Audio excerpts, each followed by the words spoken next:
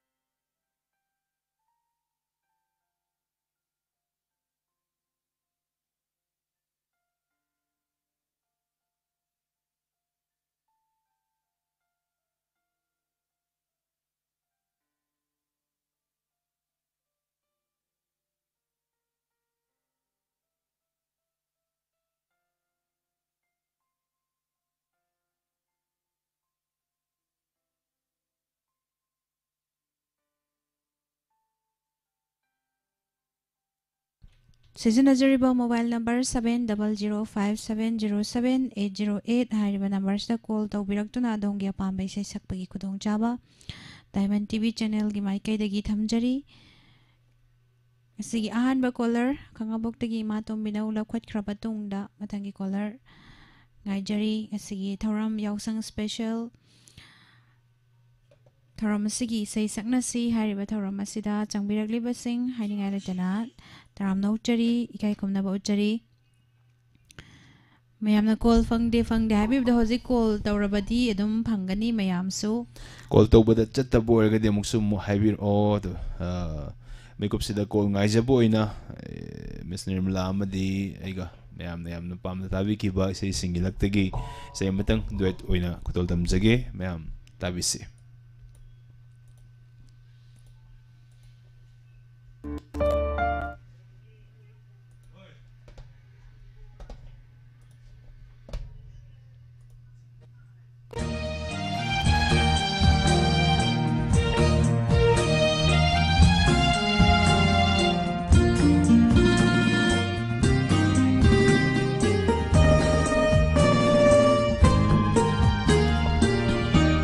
ꯑꯩꯒꯤ ꯄꯨꯟꯁꯤ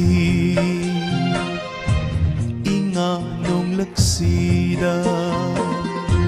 ꯊꯥꯕꯜ ꯑꯣꯏꯅ ꯉꯥꯜꯂꯔꯣ ꯅꯣꯡꯂꯤꯛꯇꯅ ꯆꯥꯝꯊꯣꯛꯈ꯭ꯔꯕ ꯊꯥꯖꯕ ꯅꯪꯅ आसागी येनिंग हुल्हनबिरो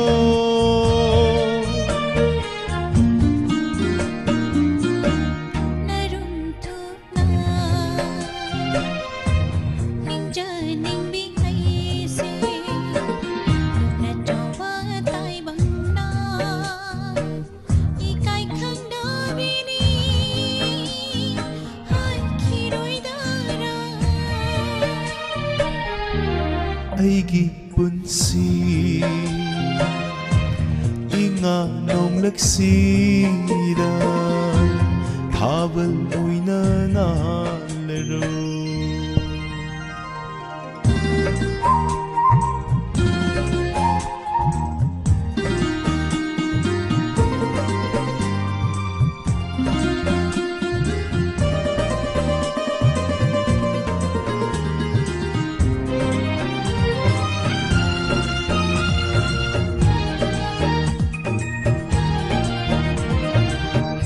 बनाइबा मतमगी खोंगसत नंगसु वाहंग कया हंगलनु हंगलिबा वाहंग अचुंबनी कुमनमकी पाउखुमना नाहकनी होंग बनाइबा मतमगी खोंगसत नंगसु वाहंग कया हंगलनु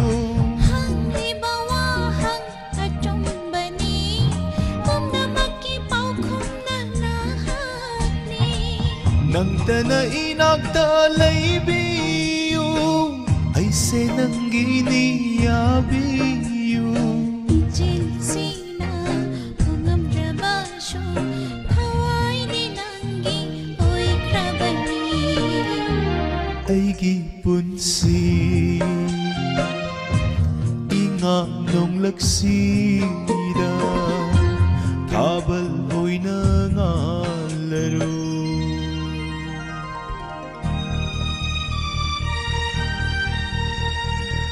Live sa televidi basing Samola Samurai Lakpam Wai Ti Manipur Ima Yes na mga Samarenda Haikruzam Sana Sabam Santi Nangarani Kolkata Yes na mga Yama Shakespeare Pwede magtaram ng Oksari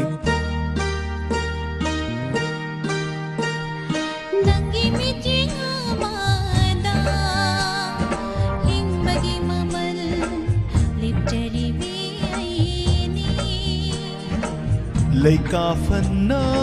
saat laro aigi pukning laikol sida Lai bakti bi ai haki lam jing mangaloi biyu ko nahakna Punsigi aroy ba mi kufaw ba Nang budi thadok laroy pamubi Aigi punsi Inga nonglaksida Thabal oina ngalaro Nongliktana chamthokraba thajaba Nangna asagi yening hulhanbiro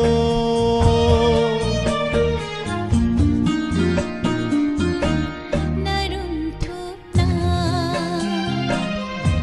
hinjaning bi kaise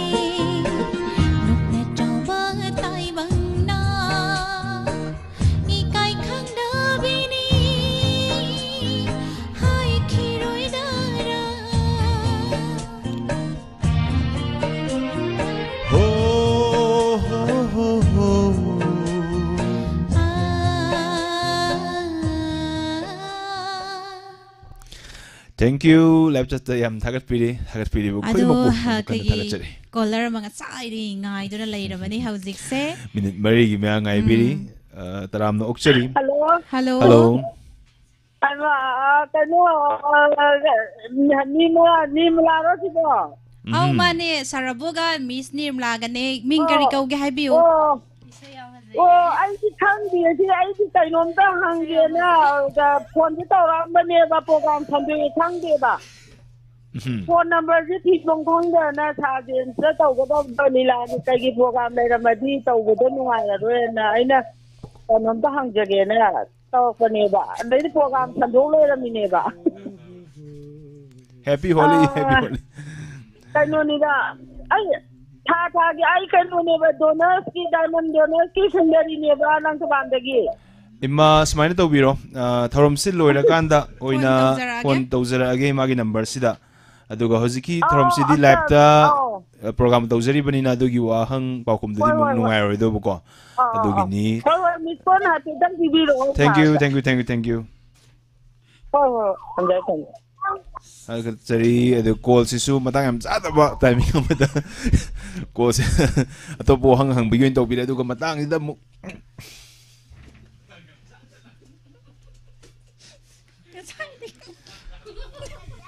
ngasi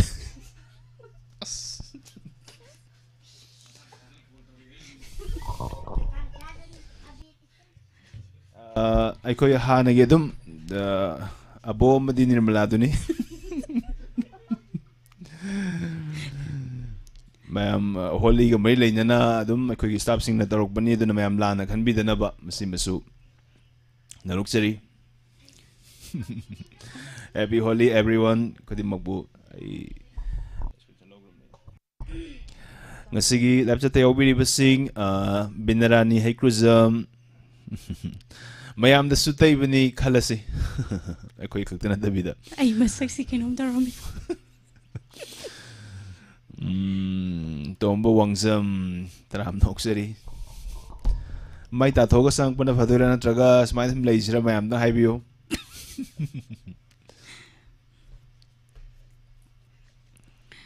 mayam masak ngamaroi yausang si yamna nungai ba machugi kumhei ni aduna maram oiraga masugi aber ohom phamda dum taina ba chatnei adagi Lemon TV su adomgi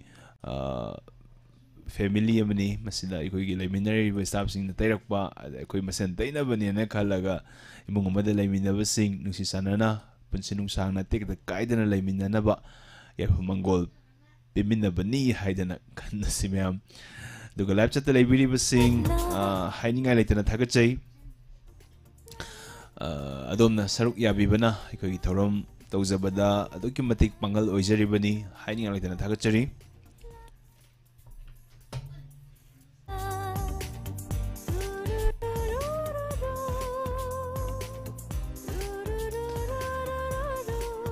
Kisukai di rasi happy sir miss thank you larik tamsi naran babu ting baizam kaino torisu miss and sir hi sang ya male sumai na to ni di khang de horen nawani thokra ganda koi ka darok ki yangu na habit de haram me bai ka darok ta no habit kan di khan le ba du bo matang yam sada ba kol ma la ngi mar sida sangen biram me asi call phang de have sing na call to birak tu nei sai saruk ya biu hai jage call phang de khoi di sai sakna sida call su phang de na complain la ki bajing do hauji call to biraga di ai nga sai ju sai madi saksa khare adu ko ngai boy nei sai amaga khodol tam jage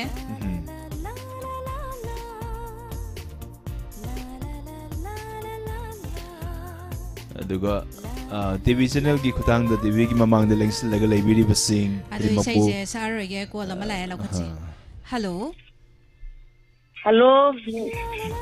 sabo madi miss nimla happy auction loi ki dore do ekoi gi saktam se ubira bro sabo miss uraga ni tangai yam male haba hoi mayam nungai da ba na hona ba da koi staff sing to biri มีใส่ใส่ดิจักจ้างเยอะคุยดิจักจ้าเลยซาจัดรีทรมสิลุยบุกซาดุยนี่อันนี้ดิสิดิใช่ชาโรยเกได้ลูกได้ลูกตัวอย่างมันก็ใหญ่ใหญ่ปั๊มบะใหญ่สิดิลอยปั๊มบะตัวเราตรงนี้อันนี้ใช่ชาวไอ้กันยกสิ่งที่จะสุดท้ายตัวนี้ดิปั๊มไม่จะตัวบิโอqueสุกายเบลย์ที่ปั๊มตัวนั้นไอ้บิลาไม่ปั๊มนี่เอาบิลสิมิสฮาวร์ก็เอาบิโรลูกสาวเด็กผู้ชายดิเลตัวอะไรก็ได้อันตัวไอ้กี่ผู้ชายเจ้อันที่มีเจ้าเก็บตาบิโอมาอย่าง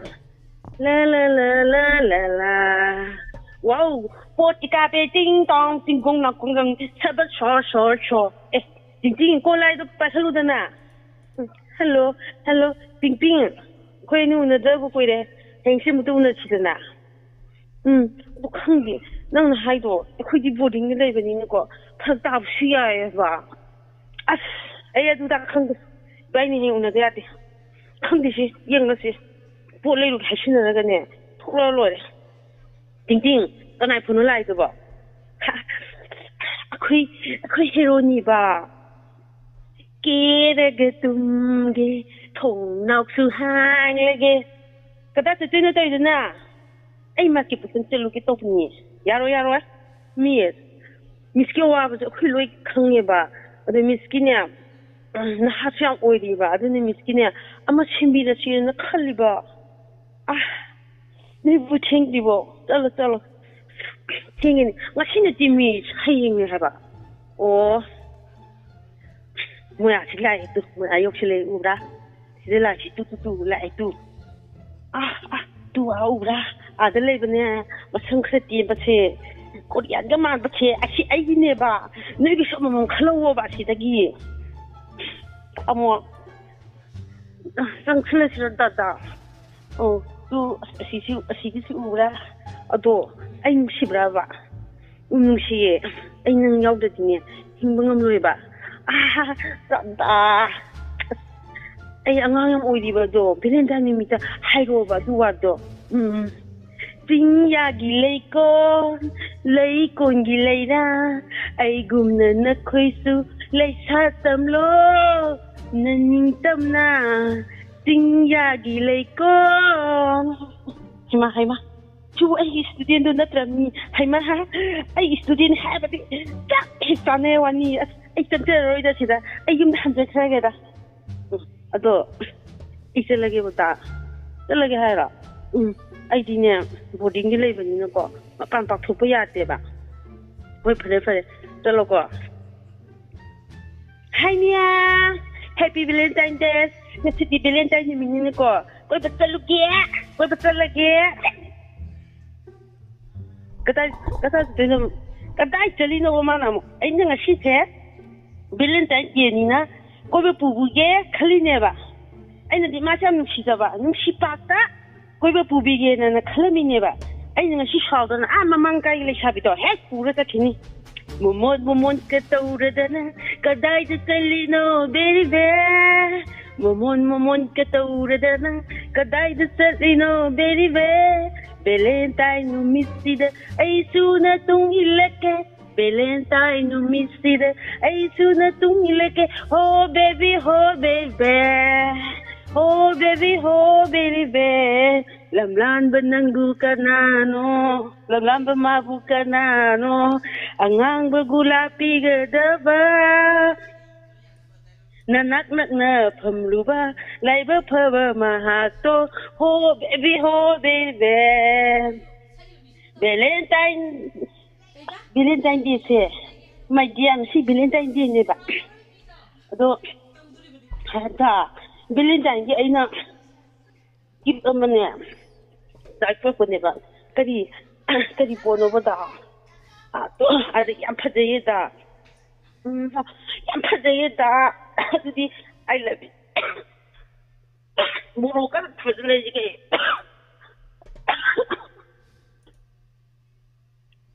khi em phải gì, khi em tự tốt sẽ bắt đầu, photo ya cắt ngay cô bà video nó đâu đi đâu cái này nó photo cả bằng video tôi đi máy xin nó bị thế da photo này bà da yoksundine dauko like many for yoksun da shin pira mubda as pocket ko hunkheta tama ta mi ko ma ji phani da se Unati ko soy de na hayen amu nang lau ko mapamtida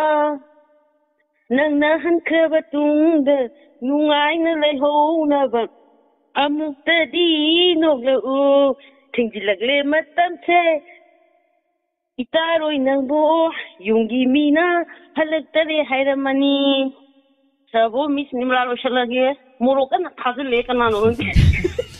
Tanjasina. Say ngay morok thaza laira ba? Oh. Yung tangna bagi. Thank you. Yamna fazaba performance pibirami isaiga. Dialogue yana ba haitare. Thakachari ado ise dasu ekoi da tari ba bersi ise da tari ne khanjarabni wakalda. Oh. Taibira bani. Miss program jo yam nungai ni khalle. Bo madi miss nimla. Mathangi kolada. Kano chance pi na ba thamjara. Thank you. Hojikta sangbirakpa sing. Wakhalgi sakpiro hai sai se. Adai dang sai caller masula e lokha chage. Hello. Hello. Taram noksari. Ai phone tawjarak lai be ai. Mo bagai kada jitagi na marpo meno. Meno. Taram noksari. Happy Holi. Happy Holi. Taram noksari karamba performance utpigadori bano. Ai na nupa na nupi yam phubai da phudana ba mantra ama mayamda tawjarke. Yam nungai da wale. As la NC ngaura ai bu karon da no ne aina lai joji bu mai gai jibu ai bu phuna phugali ba ai kin pa jibu hoi ma ai di kramai tawni tawjidi masidi aina ga kharap pik pane ai khogi tolasi jana maru amma pung bane sigi marum da ai lairage hoi kana laino aina chonda mi khana re ji udara karon sakra jano ai i karai ko karon sar ka janon he am tu no thang bu thoro ma karamai tawni ai di sidare ma ai bu karamai tawni ma di wang bani na ma di matak sang bani na kari gu mama na ai bu phuge taro ba ina chonda ma gi dang chonda chicha pa ya ga ai bu ai khara ngak sendare as kari no nang na sona kanda kari no nang tawram je sada lai ram je nang kari gi no kari hage ai ke nom tawre ko nang gi na taw boda matsi gi sai na de amo ta bi phu ho ro ge masin pi je ho phu bi ga no ai ya arabi no pi mane ai phu bi ga no ai matham sa lai ri bani matsi da di phu ro ge masin ma gi makla asang bi da ai chen jan lage khut lang de chale hadu hoi ma ai lai yadre si kamai tawni hade asmasi wa khala ma tawrage ai dialogue ama tawsala ai gi mantra ama tawrage khoi gi ise tombina takpiramba mapa I love you phobigano I love you loi na bu chongning bu ga phagre ne se ha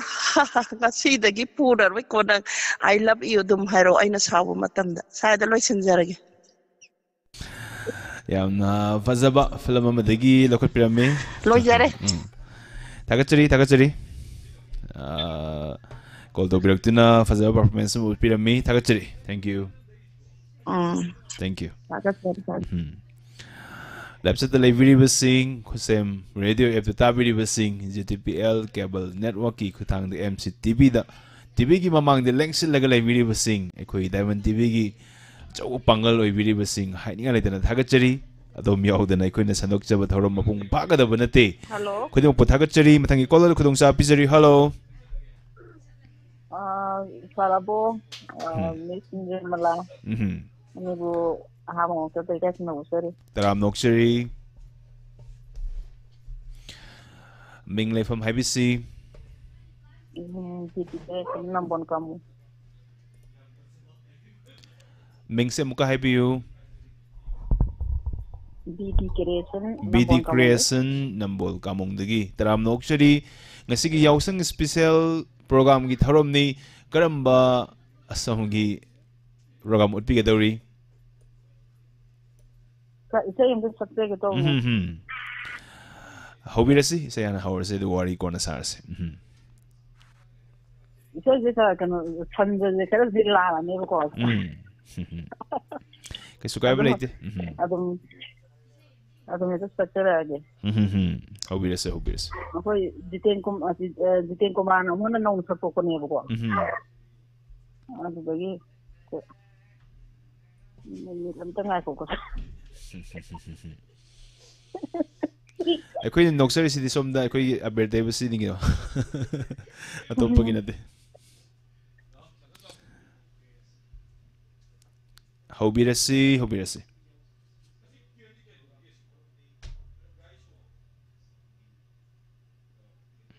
Hello Hobirasi Nang bunung siduna hinglibani ay gisamla brahmapoksina naheka hawai na lairingay kaurasige nang bunung siduna hinglibani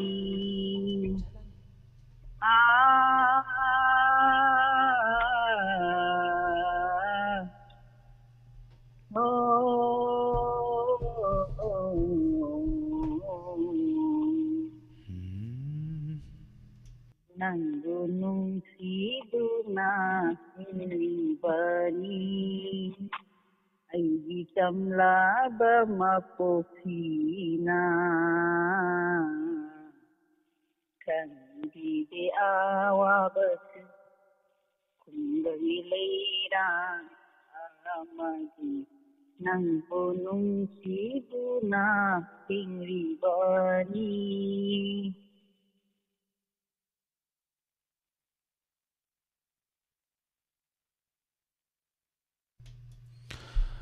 Hello Sir Pazari Makatabiyo Haizeri Sir Sandhyagi kang sinatam na Kauri boy khalui nang na aibu Pai rekhi siglagi sanggu na pautam lani harau gari na pautam lani harau gari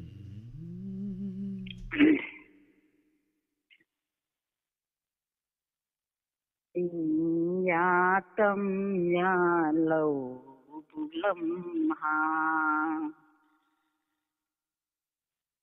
ma khoi loi na ai buaroi nangu kaidano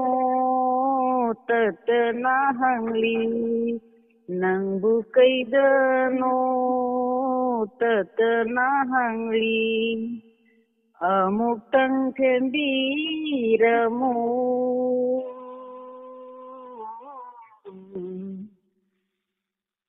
thembiramu lam gi tekla thembiramu punung siduna hinglibani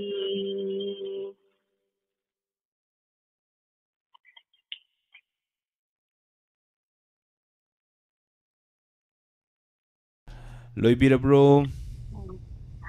Ang ako batid ang malis ko.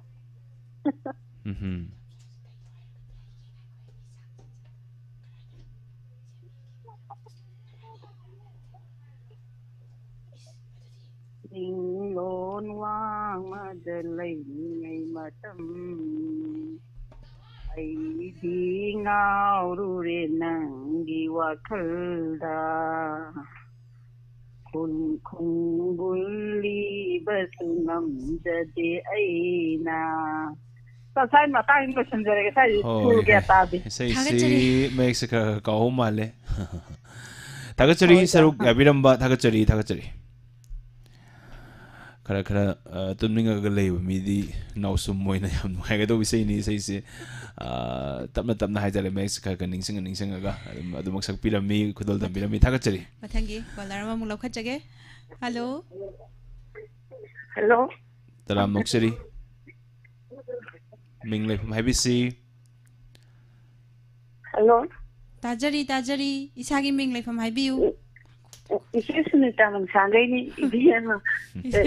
พอนุป้าอาบุคนพอดีนี่มาละอันนี้อุตรานดาวส์อันนู้น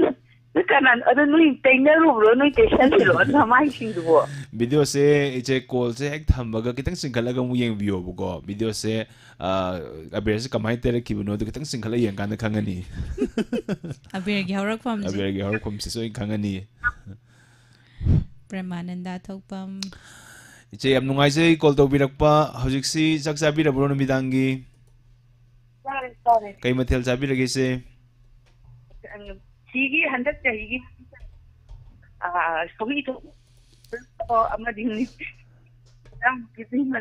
이바 번 이기니까 하우 삐 이제기 콜싱 사이 부닝이 월드에서 또 비락분에도 기땅 따바다 누가이따바 하이따레 라따우바 하이따레도 바퀴 프로블em kitang leire patpatatle 따바 싱데스 누가이라 마로에데기 코이데수 파즈나 여럭트라 하이따레 이제 아니 누가 잡아라 따바디 따잡아 아두가 그래 해도노 맥 파즈나 생데바도 오이 이게 렌지야 그단 파버 라우드 스피커 타도 비브레 이제기사 하디 아이 폰 잡노 아이 시에무라 게 호이 세 그돌 담비도이로 저가 다이로그 거의 세변 과폭 거야 뭐 예 이제 예 바둑 비레시 호비레시 서울어라 호비레시 이마 머니푸 북센 tapi 머니푸 나사 아콜시 싱보다 와이다고 이마 마타이 카시기 사히 따라 곤기 마망다 이사 파리 아토바 kaya Singang lami setuna mama lebaki damaka matai tha ki bai isha ching kangomde mama ogi kayana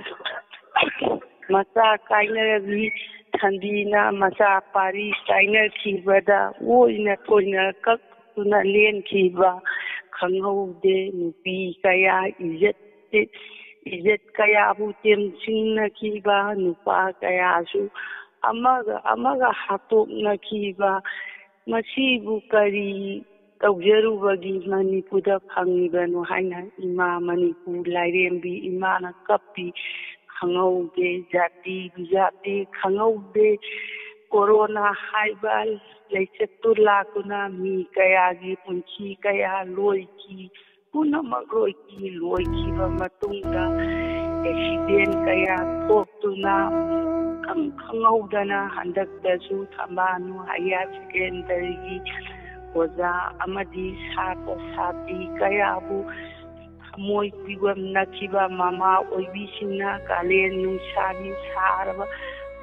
kolas matakta lemlei nga prasungduna mama na masa kaina bagi maisha kaya puduna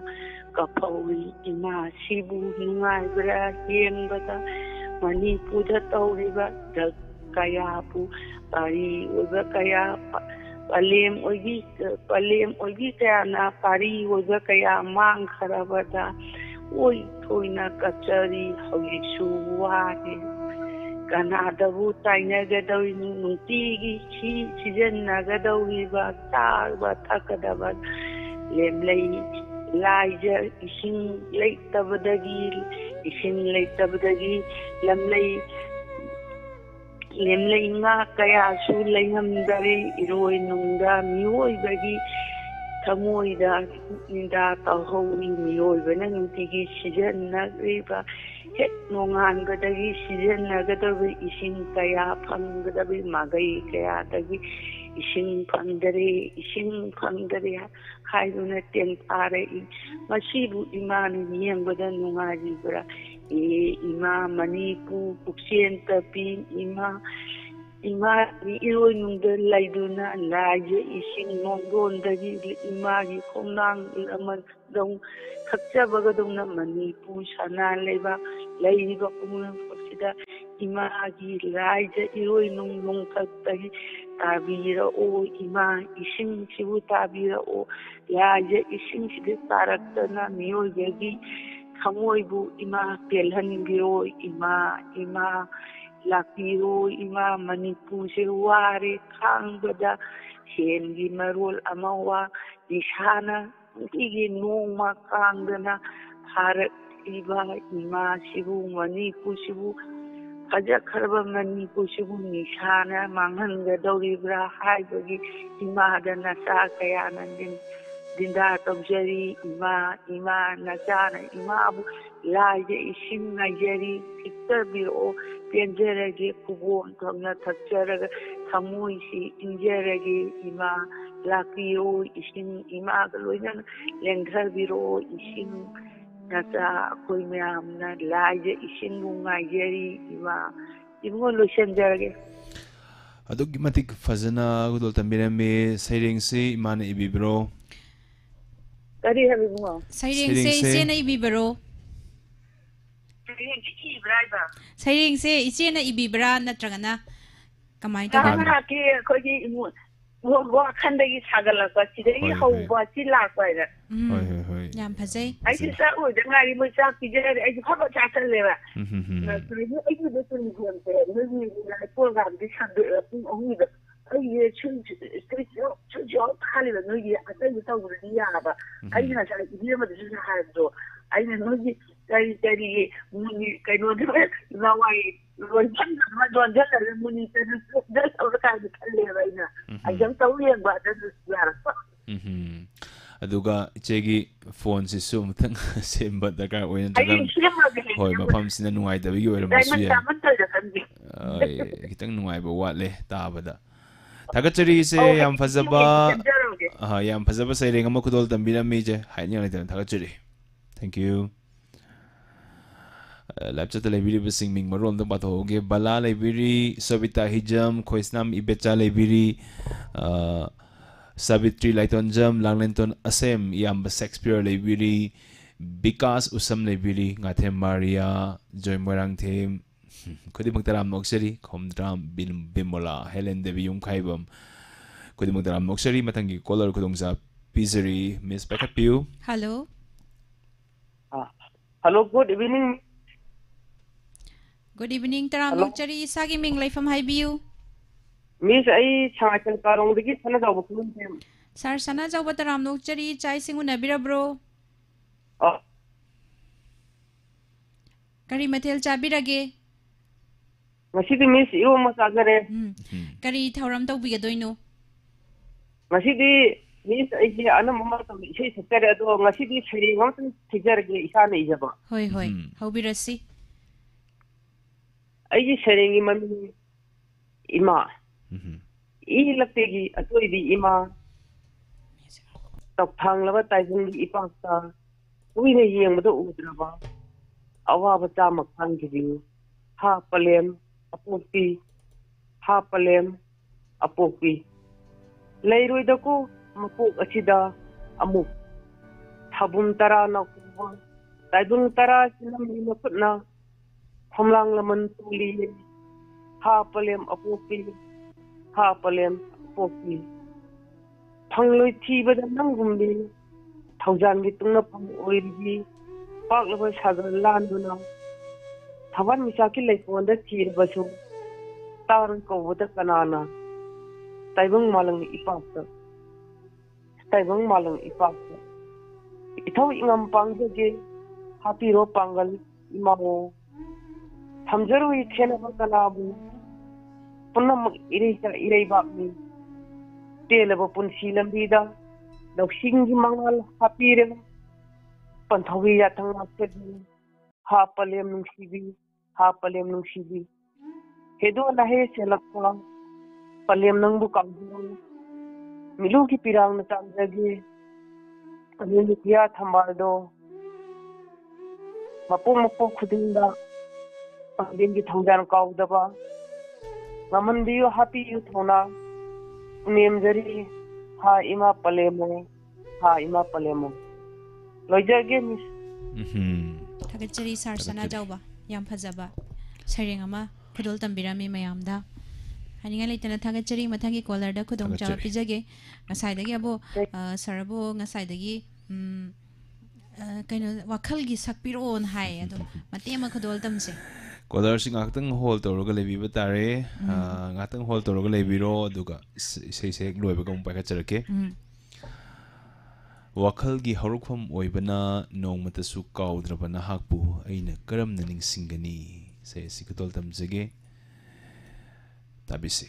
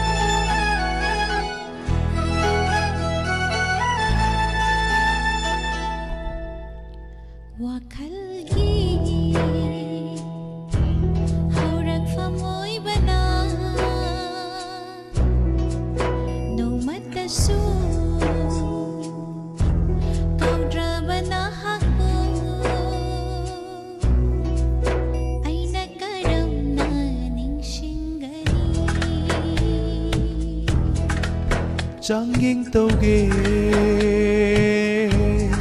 khalladuna imit ase uisilabasu nang tagi sa tangni uriba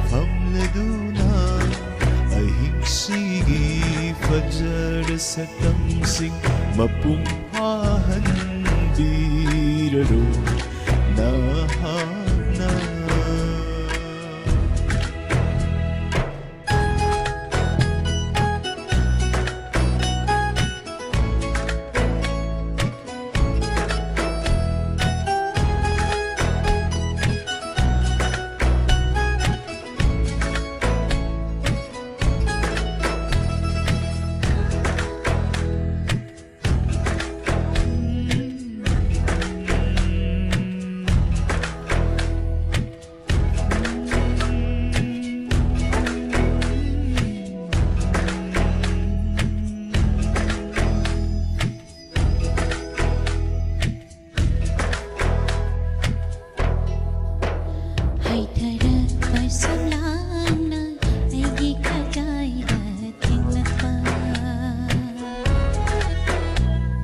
อรักประสมลางนะไอ้กิขจายเดทิ้งลักว่าก็เพลรอยเดบันังกีสักตำกีมาจูสิงไอ้กิทำมอยเดหันจินสังหารีนางอนเดลายจูระบายนะหังลีว่าหังลีสิงนะนางอนเดลายจูระบายนะหังลีว่าหังลีสิงนะ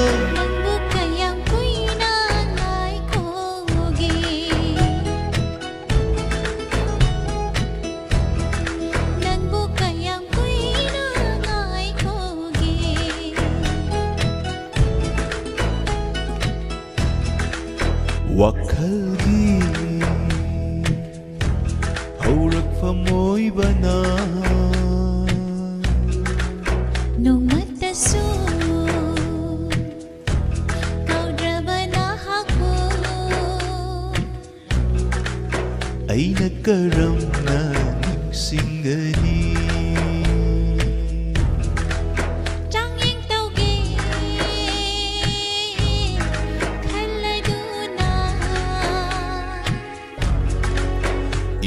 Asing Wisila basu Nagtagisag ang uriba Nagtagisag ang uriba Thank you. Takachari po naman po. Caller mo yung queen na hold or galay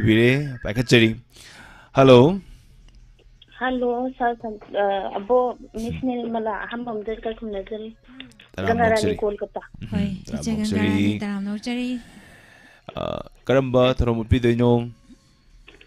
Sarai si isai budi isai adum phagi bu isai adum saksara. Hoy. Ekta hobirasi. Isai ani oidoine ba ko adum mathang adum saglage ba ten tak na. Sarai ni ko sembi. Hoy, sembi semzerage. Howrsi. Leirang na leirang mai thung do jing jage amuk dang phak nong la u leirang mai thung do jing jage amuk dang phak nong la u Ihang laba thamoy gi Ihang ilamu Nangi photo mathai napage Tai bangi Nuk na ba Kau thok tu na Khazik tang Naya higa lu Leirang Mai thung do jing jage amuk tang phak nong la u leirang ga rajo ga o jaga chati ga kai dau ngai thana roi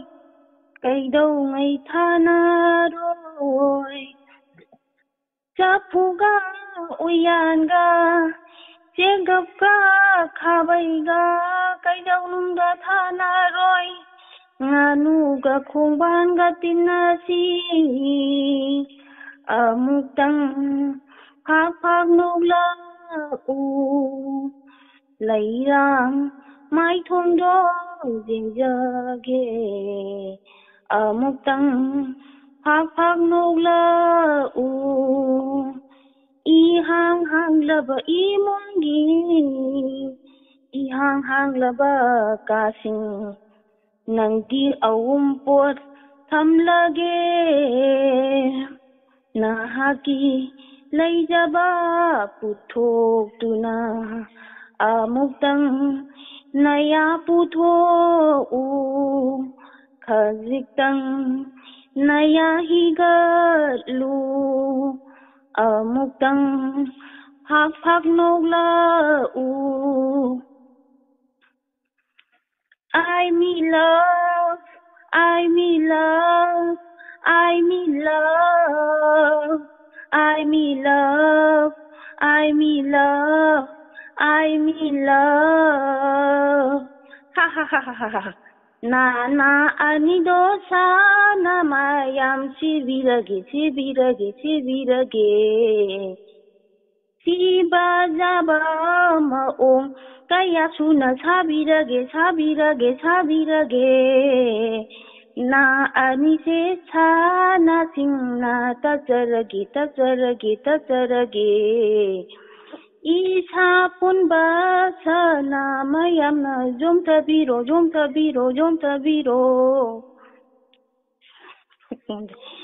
na ani dosa na mayam sibirage Siba jaba maong kaya suna sabirage Ina ani se sana singna tajarage Isa pun basana mayam na jom tabiro I love me I love me I love me I love me I love me I love me Nadayamba nari Chandrakanta kukhor Bahurani satar makhom Maktasi necklace Tektar makhong likom Lindu matha Hainak jo masing Kuji kudop kayasu Panbata jaudre nanggido Pambom phabi aite masing suna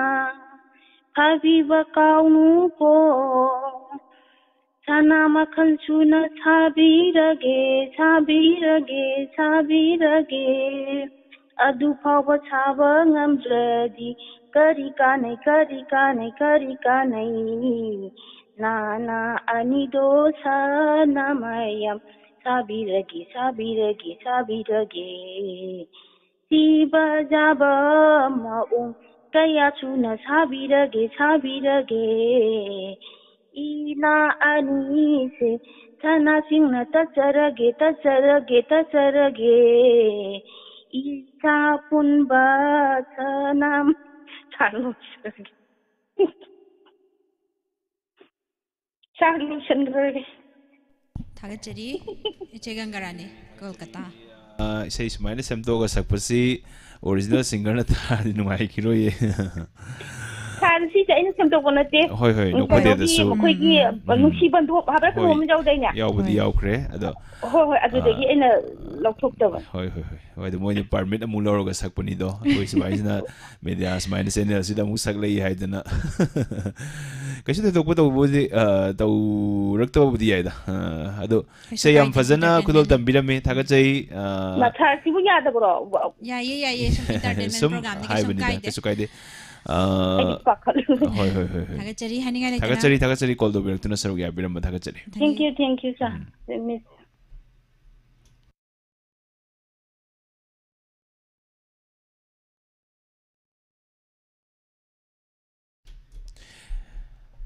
Matangi call do khutong sa pisage hello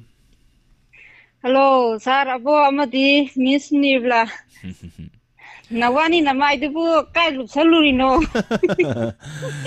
ya maung chumme hoi video si call se thambaga video se ngatang leraga amtang singkhat ayeng bio bugo du kamai toroga sanga kibano haibe du so idina u fangani Matang do karamba phone lakhi bano haibe du dum kangani call do birak pothaga chari ai thawal haw kadagi memchane mem sa taram no program seri yam nungai dong malena saru yarai ne mo thagachai karamba tharoma mam unai smaina call torok base kasi se kai tharom utpi deino ngasi di yaksang ni na kai hoi tau sige del song oina yu ngaurage monodrama oina ꯍꯧꯕꯤꯔꯣ ꯍꯧꯕꯤꯔꯁꯤ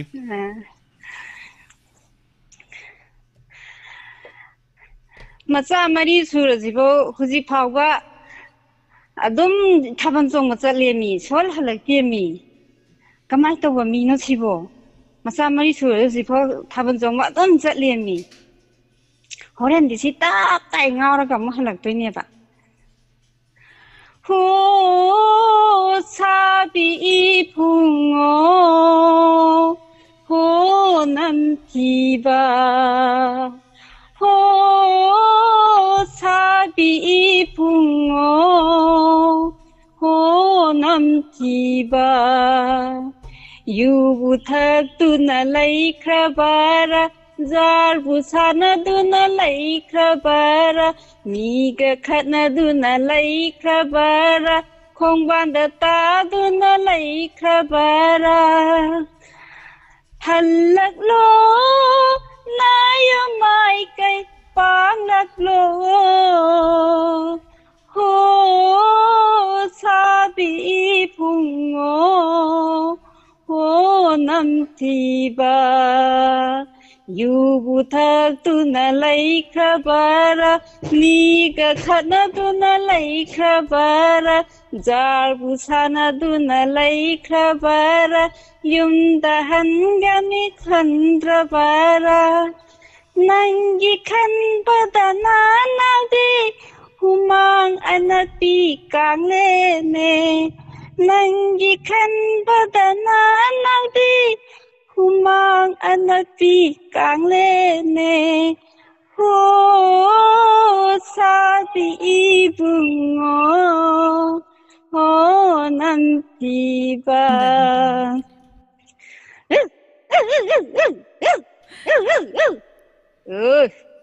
뭐죠? 뭐죠? 조항도 조항도 lại lại ini sih tahu di sini as manam jiga tahu ra isi mana sih tahu di sini sih jago bro as kaya di sana manam jiga sih sorry lo nam tuh itu sorry lo je Sauranu batsugatlano aigalo nangi samlan Sauranu batsugatlano aigalo nangi samlan Taklaroi dayu Taklaroi dayu Taklaroi dayu Taklaroi dayu Yang birakano naksilakano yang birakano naksilakano nampise kaya rakti sure nangna thaklaroi hakiba thaklaroi hakiba mina taraga phajade tapna ngangna se mina taraga phajade tapna nangangna se yungau beginu haina kigani namaido khaga ikayo ikai gada banangna ikai draga aina ikai gada banangna ikai draga aina karigi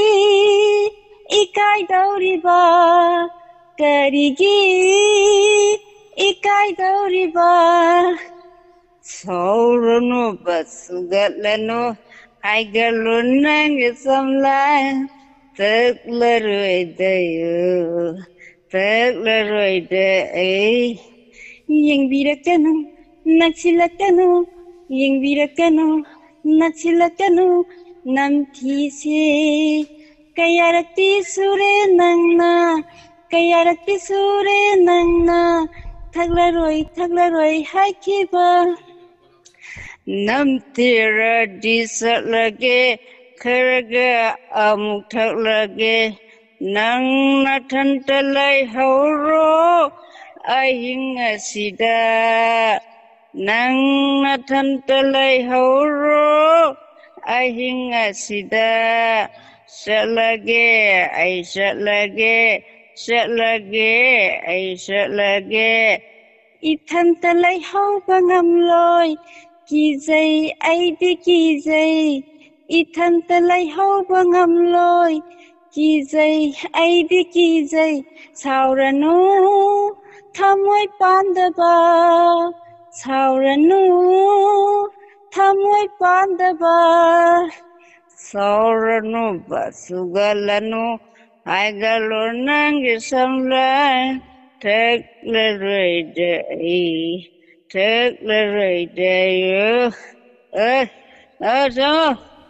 tabu turula tahu siang mana thank you lagi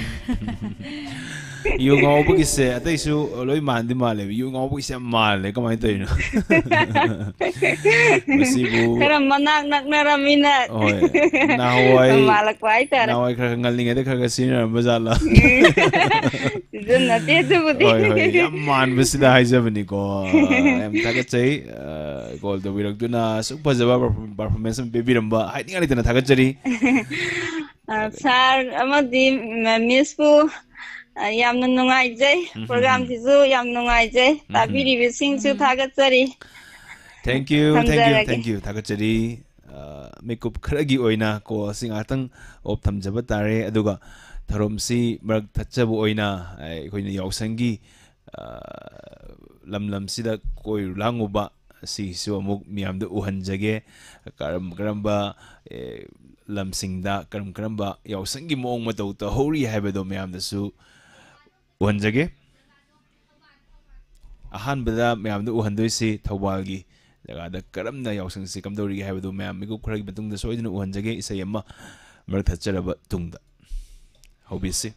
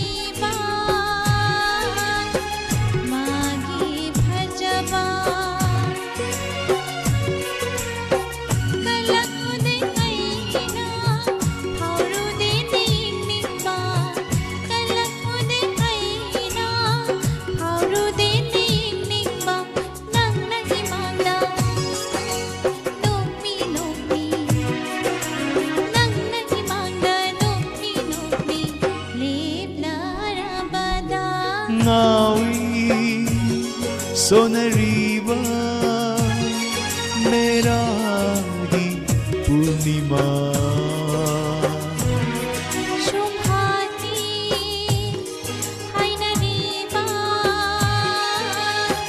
मागी भजवा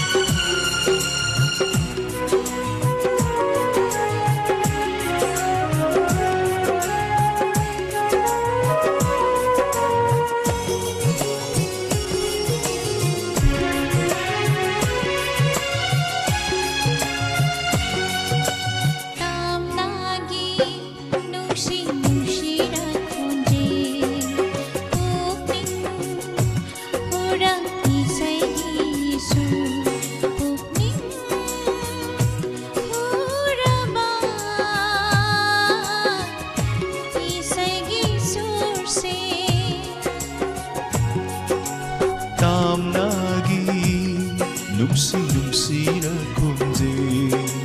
ꯄꯨꯛꯅꯤꯡ ꯍꯨꯔꯛꯏ ꯏꯁꯩꯒꯤꯁꯨ ꯄꯨꯛꯅꯤꯡ ꯍꯨꯔꯕ 이세기 술세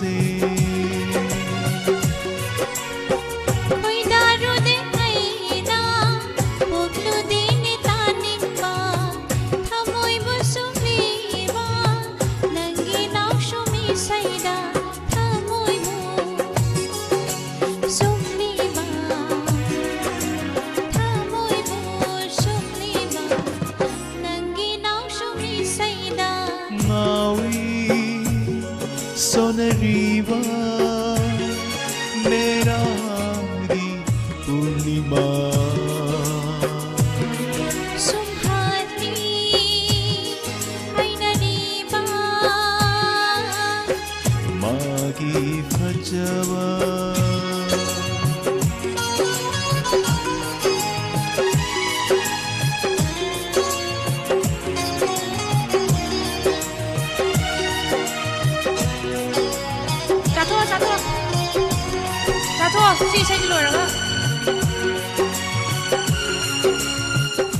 Good morning, sir.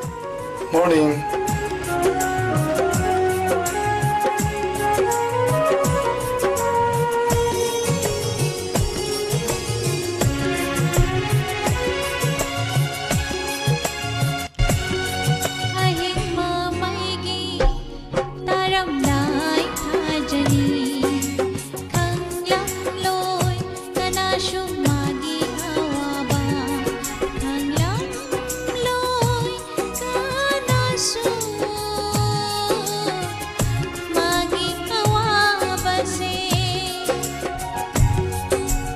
마음이기 따름달 파지기 강남로이 까나수마기 아와와 강남로 까나수 마기 아와버세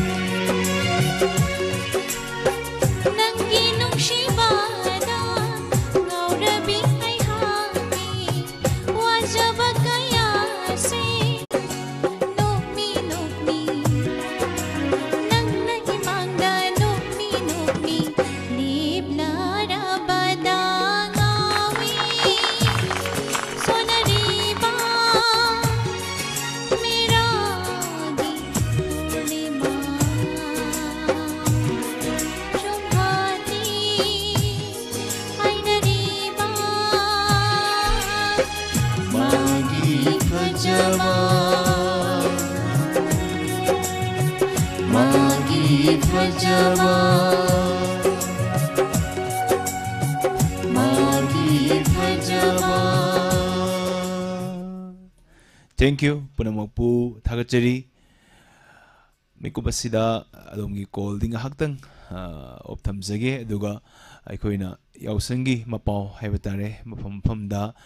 yausang sikamda hori haidana adugi mapau du miyamda kudol tamjage ahanbada miyamna ubidoisi thawal maikaida yausang sikamda hori haibado miyam puna yengminasi aduga tharom sek thaba loibaga anobu host amana muk taramna okdaga miyam buleram doini miyam se hojik leibiri basang sidagi hankalaga leibiramo miyam amota laptop duna leibiramo mayambu aigi oinadi kainana baya thangni jage mayamdagi khurumjari mayam bunang poro oina thagachari thank you yengminase hojik yengminase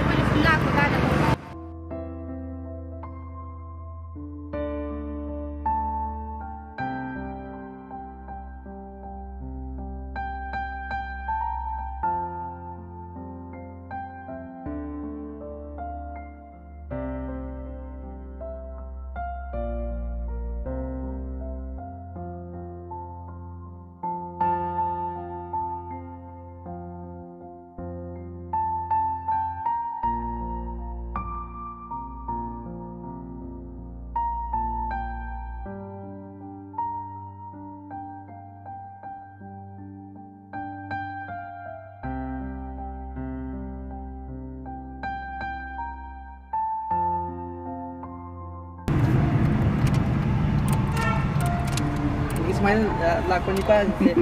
koi me lai jing se media ni Noi yaw ra tam ni ko TV da hore hai okay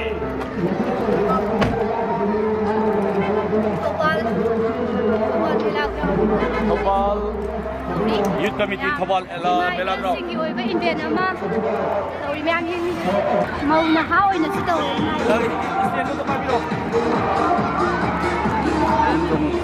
Bueno, kita hujung sana sini Thobal Meladro ki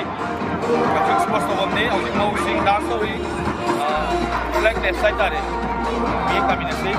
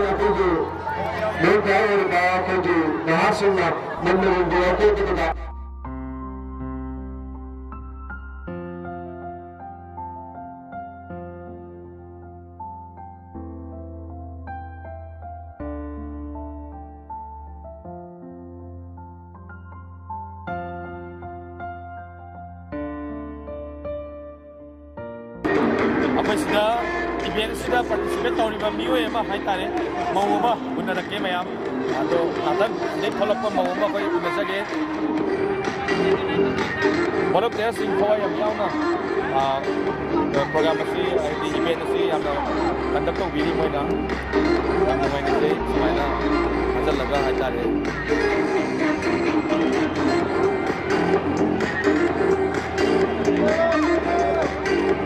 School ki, aku ki Brilliant Academy ki students inju matak tahu je, macam sport talk tu bagi hai tare,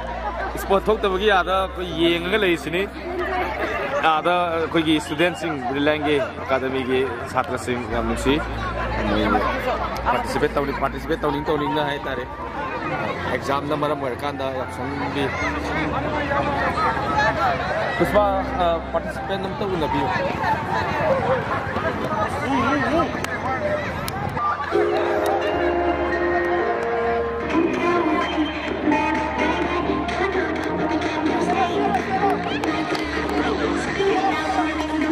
अभी ground में चल रहे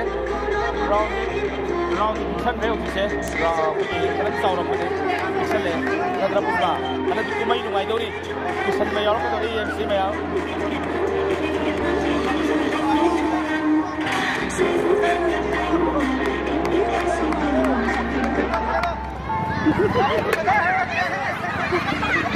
volunteersing chokri singani chokri sing baju hai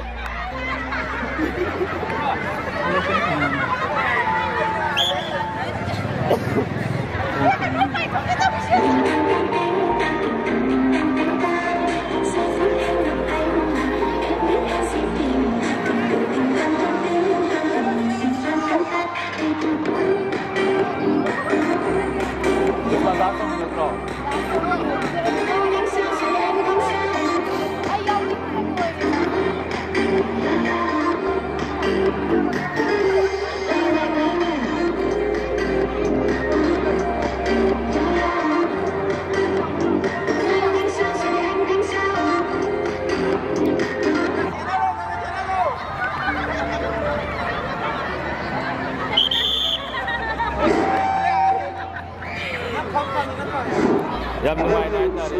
yam numai na. Betul betul tahu itu kan.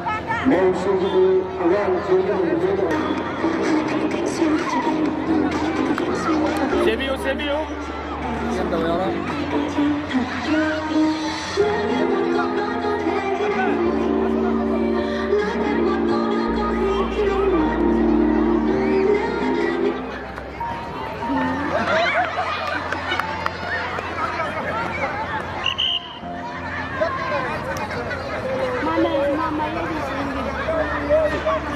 Сильно берет.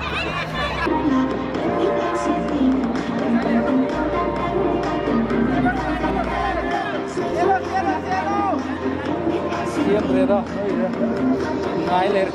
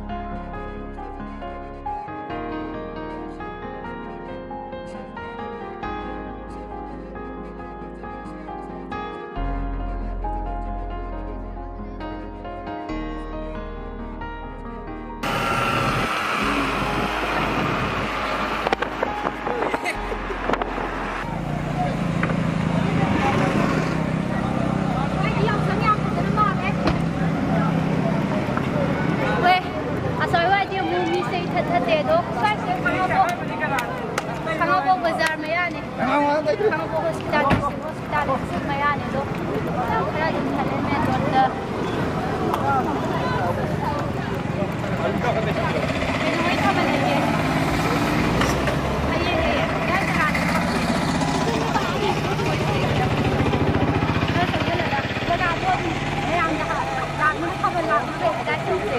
jaga da thai bi ha bo ai de Đây đi hậu này. si toi ko ya Khổ rồi ba. khabar bai bi na ba mi se ri jat da lai ro lai Con đâu rồi? Con đâu rồi? la pi ba ko di mo welcome tau ra ne ko aduna ma ya khabar jo la ki lo kha bo wang lai kai hai ba jaga si da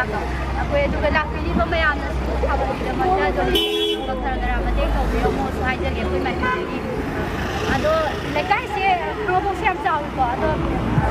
na ba da ha na do ma mang do na khabar je lai kai ni bra na jaga na punjan bra ho sidan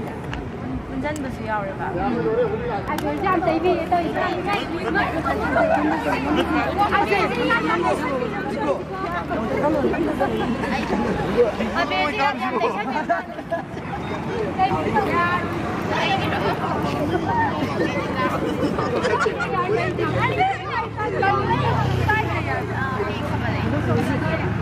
ado khabar pai ko mi se sa sa leite ba riza dai ta ba nga ta gi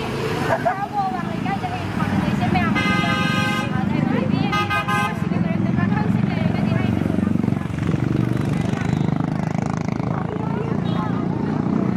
sir dai bi ka bi so dai dai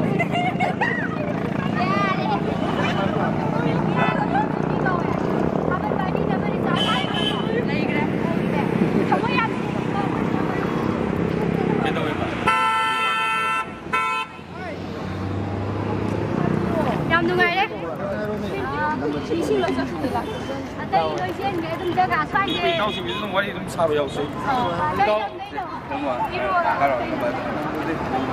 yang tak ada lagi lah. Tunggu ngay. Yang kadang dokter yang jaga dia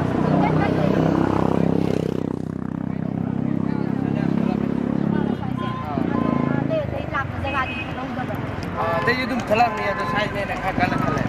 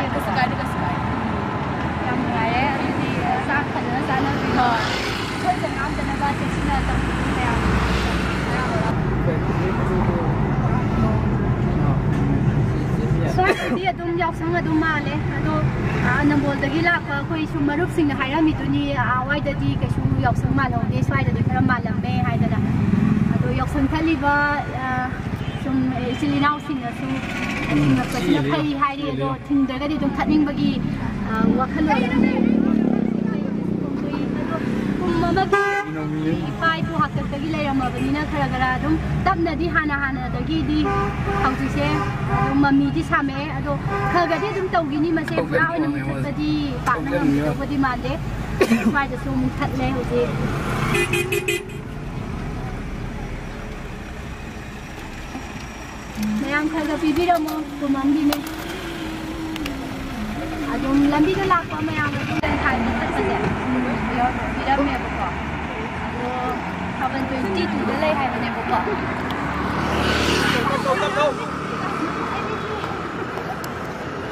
thaban tum thi da mayam se thaban pai na ba ni ja ta loi lai na ro ba ja ba kom lai na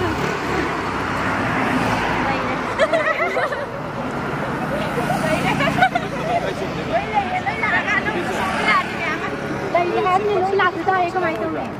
tôi thôi ăn ngay ông rồi đi ra tới đây là có thằng bên tay đi làm cả xin bên chung bên lạc cái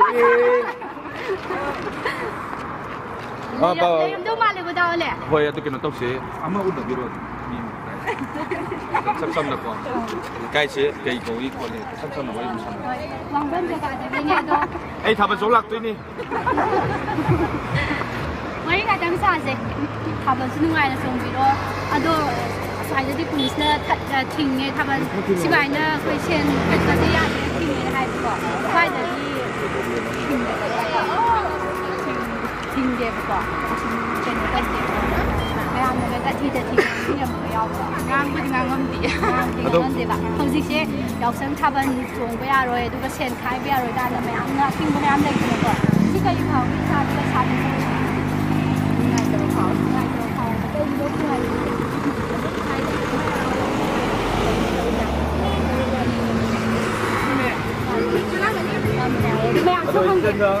ai yaw sang chen thật có thi se sa da tai khao ke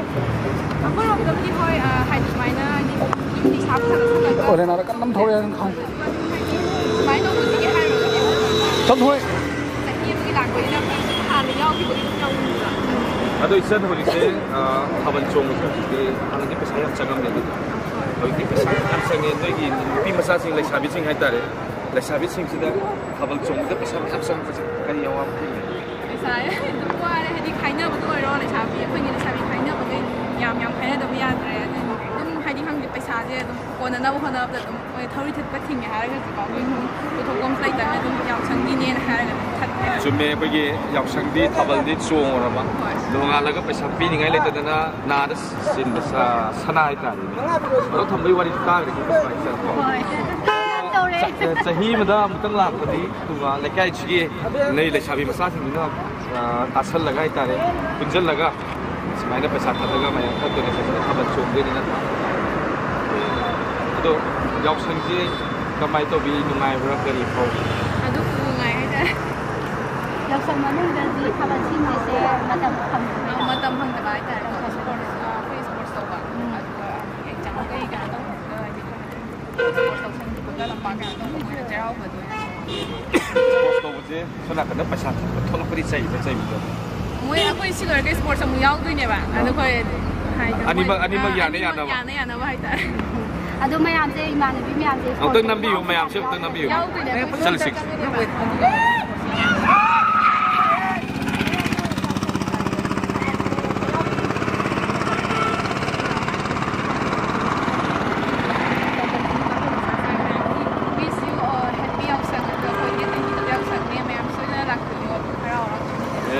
Giàu xuống mấy lần em sẽ không có làm nữa. Hay đi say chơi. Thằng con chúng nó làm nhiều rồi, thằng mẹ cũng rất là sắp bây giờ. Pakam kut tapai view hai tare. Thằng bên cái tare. Yang nung ai tu di yang sang kaban, ada semua biro. Oziu sida yok sang thali sina wangban gi isal sing ni isal sing se thabal sahi magi lakwa thabal Kai lam dai oi biro na. Itau bi kan thabal se paisa mayam sang mana mar mar kana Aduh sing mai ni si hang la kan di yok sang ni ban se dai kadai wai yang kadai wai yang kan ok yok sang ni kai na. Cái nút nó cái này là ngoài. Một cái trong hai một cái đi luôn không qua đâu vậy không anh dám ngay ấy dòng người hắn được cái gì nhưng mà thì dòng ngay thì anh mình là bằng thuốc gì hả Aduh semai ni je me an set halam na si dia tum harau rau pi di ra. Pi. Aku ada pi. Ada tara pi. Yang kita wih kangen. Thank you. Ay channel lo tuh. Channel dia apa itu pasti. Saya yang mengajar.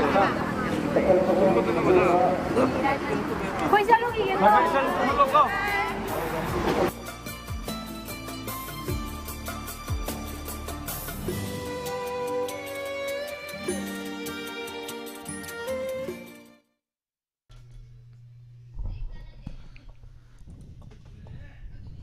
Tagachari mayam punna ngasigi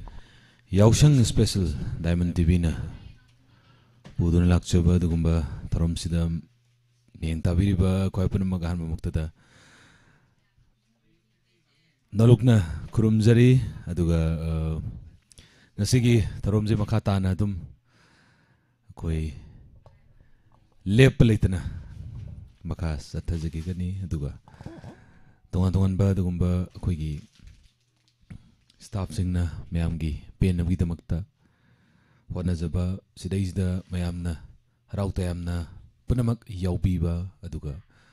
hena hena pajahanna bagi damakta mayam punna lengdan laibiba sigi damakta ahan mamakta da olen sapam mamade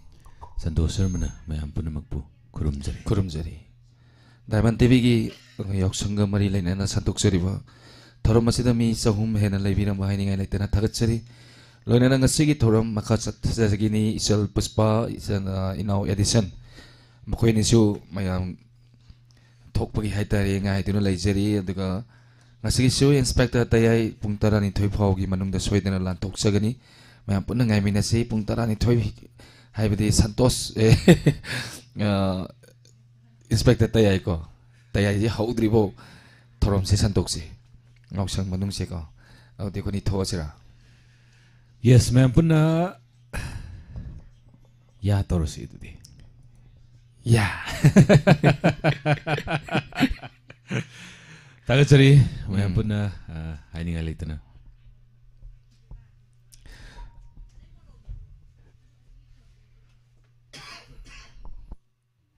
Santos itu di kolak ok bahor si kol hang asi. Call hangasi mayam da thamjariba number 7005-707-808 hariba number sida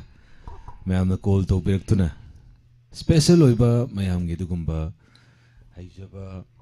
isai dialogue any akoina tawningba adum kudol tambira u ahan ba call la khutchari hello Hello, Taram Nokcheri. Minga madi lefam hai view. Hello, I program bang sama kuya thong degi. Taram Nokcheri domsa kari mathal sabi lagi. Hello. Tazari. Nakan da fall ama thambi bro. Oh, like. Swai to gre. Hai birasi. Tazari. Makata bisi. Hello. Mama kari utpi gani. Ay siya. Isay kabok am to sakit buwa. Kabok salak ya. Yatra. Yani. Kabok din nung IT full. Hoy. Kudol tambi. Ako'y tiyam chawbagi ko. Konjenta mana aduga Bijenta Kumargi iba ko. Sintang yung stamina. Yes. Kudol tambi si. Ay nasiraga ay buning singduna tabiganune lay amatarsu. Ay nasiraga ay buning singduna sagpirakanune awaba isay sabiganune pura amatarsu ang nasiraga ay buning singduna kari tauramle aina matikapa ay nasiraga ꯑꯩꯕꯨ ꯅꯤꯡꯁꯤꯡꯗꯨꯅ ꯊꯥꯕꯤꯒꯅꯨꯅꯦ ꯂꯩ ꯑꯃꯇꯁꯨ ꯁꯥꯕꯤꯒꯅꯨꯅꯦ ꯐꯨꯔꯥ ꯑꯃꯇꯁꯨ ꯀꯔꯤ ꯇꯧꯔꯝꯂꯦ ꯑꯩꯅ ꯃꯇꯤꯛ ꯆꯥꯕ ꯑꯩꯅ ꯁꯤꯔꯒ ꯑꯩꯕꯨ ꯅꯤꯡꯁꯤꯡꯗꯨꯅ ꯏꯉꯥꯒꯤ ꯅꯣꯡ ꯇꯥꯖꯁꯅꯨ ꯇꯥꯅꯤꯡꯕ ꯂꯝꯒꯤ ꯆꯦꯛꯂꯥ ꯈꯣꯡꯖꯁꯅꯨ ꯈꯣꯡꯕ ꯂꯩꯇ꯭ꯔꯕꯅꯤꯅꯦ ꯇꯥꯔꯨꯗꯧꯕ ꯃꯔꯨꯝꯅꯤ ꯈꯟꯅ ꯍꯧꯃꯤꯟꯅꯈꯤꯕ ꯅꯤꯡꯁꯤꯡꯕꯤꯔꯛꯂꯕ ꯀꯔꯤꯒꯨꯝꯕ ꯋꯥꯔꯧꯖꯔꯣꯏ ꯀꯔꯤꯁꯨ ꯀꯥꯎꯕꯤꯈ꯭ꯔꯁꯨ ꯑꯩꯅ ꯁꯤꯔꯒ ꯑꯩꯕꯨ ꯅꯤꯡꯁꯤꯡꯗꯨꯅ ꯊꯥꯕꯤꯒꯅꯨꯅꯦ ꯂꯩ ꯑꯃꯇꯁꯨ ꯁꯥꯕꯤꯒꯅꯨꯅꯦ ꯐꯨꯔꯥ ꯑꯃꯇꯁꯨ ꯀꯔꯤ ꯇꯧꯔꯝꯂꯦ ꯑꯩꯅ ꯃꯇꯤꯛ ꯆꯥꯕ ꯑꯩꯅ ꯁꯤꯔꯒ ꯑꯩꯕꯨ ꯅꯤꯡꯁꯤꯡꯗꯨꯅ ꯑꯩꯅ ꯁꯤꯔꯒ ꯑꯩꯕꯨ ꯅꯤꯡꯁꯤꯡꯗꯨꯅ ꯊꯦꯡꯛ ꯌꯨ 이bunga ꯂꯣꯏꯁꯤꯟꯖꯔꯦ ꯊꯥꯒꯠꯆꯔꯤ ꯏꯃꯥ ꯍꯥꯏꯅꯤꯡꯉꯥꯏ ꯂꯩꯇꯅ ꯏꯁꯩꯁꯦ ꯌꯥꯝ ꯅꯨꯡꯁꯤꯌꯦꯅ ꯂꯥꯏꯚ ꯆꯦꯠꯇ ꯂꯩꯕꯤꯔꯤꯕ ꯏꯆꯤꯟ ꯏꯅꯥꯎ ꯈꯨꯗꯤꯡꯃꯛꯅ ꯁꯣꯟꯅꯔꯤ ꯏꯃꯥꯒꯤ ꯃꯃꯥ ꯌꯥꯝ ꯅꯨꯡꯁꯤ ꯏꯁꯩꯁꯦ ꯅ ꯍꯥꯏꯕꯤꯔꯤ ꯚꯣꯀꯦꯜꯁꯨ ꯌꯥꯝ ꯐꯖꯩ ꯃꯃꯥꯁꯦ ꯍꯥꯏꯅ ꯍꯥꯏꯕꯤꯔꯛꯏ ꯊꯥꯒꯠꯆꯔꯤ ꯃꯃꯥ ꯍꯥꯏꯅꯤꯡꯉꯥꯏ ꯂꯩꯇꯅ ꯉꯁꯤꯒꯤ ꯊꯧꯔꯝꯁꯤꯗ ꯊꯦꯡꯛ ꯌꯨ ꯌꯥꯎꯁꯪꯒꯤ ꯁ꯭ꯄꯦꯁꯦꯜ ꯑꯣꯏꯅ ꯊꯝꯖꯔꯤꯕ ꯗꯥꯏꯃꯟ ꯇꯤꯚꯤꯅ ꯄꯨꯗꯨꯅ ꯂꯥꯛꯆꯔꯤꯕ ꯑꯗꯨꯒꯨꯝꯕ ꯊꯧꯔꯝꯁꯤꯗ ꯁꯔꯨꯛ ꯌꯥꯕꯤꯔꯛꯄ ꯃꯊꯪꯒꯤ ꯀꯣꯂꯔꯗ ꯈꯨꯗꯣꯡꯆꯥꯕ ꯄꯤꯖꯒꯦ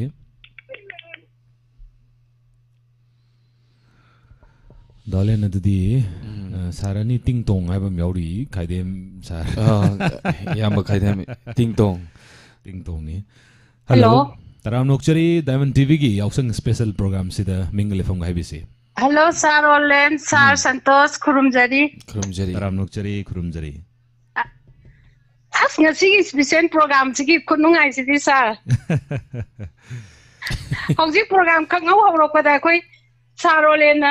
ꯃꯟꯗꯤꯂꯥ ꯈꯪꯈꯤꯡ ꯈꯤꯡꯉꯛꯄꯗ ꯑꯩꯈꯣꯏ ꯁꯥꯔ ꯁꯟꯇꯣꯁꯅ ꯀꯟꯌꯦꯡ ꯌꯦꯡꯕꯗꯣ ꯑꯁ ꯀꯌꯥꯝ ꯅꯣꯡꯅꯤꯡꯉꯤ ꯃꯤꯠ ꯍꯨꯅ ꯌꯦꯡꯉꯛꯏꯔ ꯀꯃꯥꯏꯅ ꯇꯧꯖꯥꯠꯅꯣ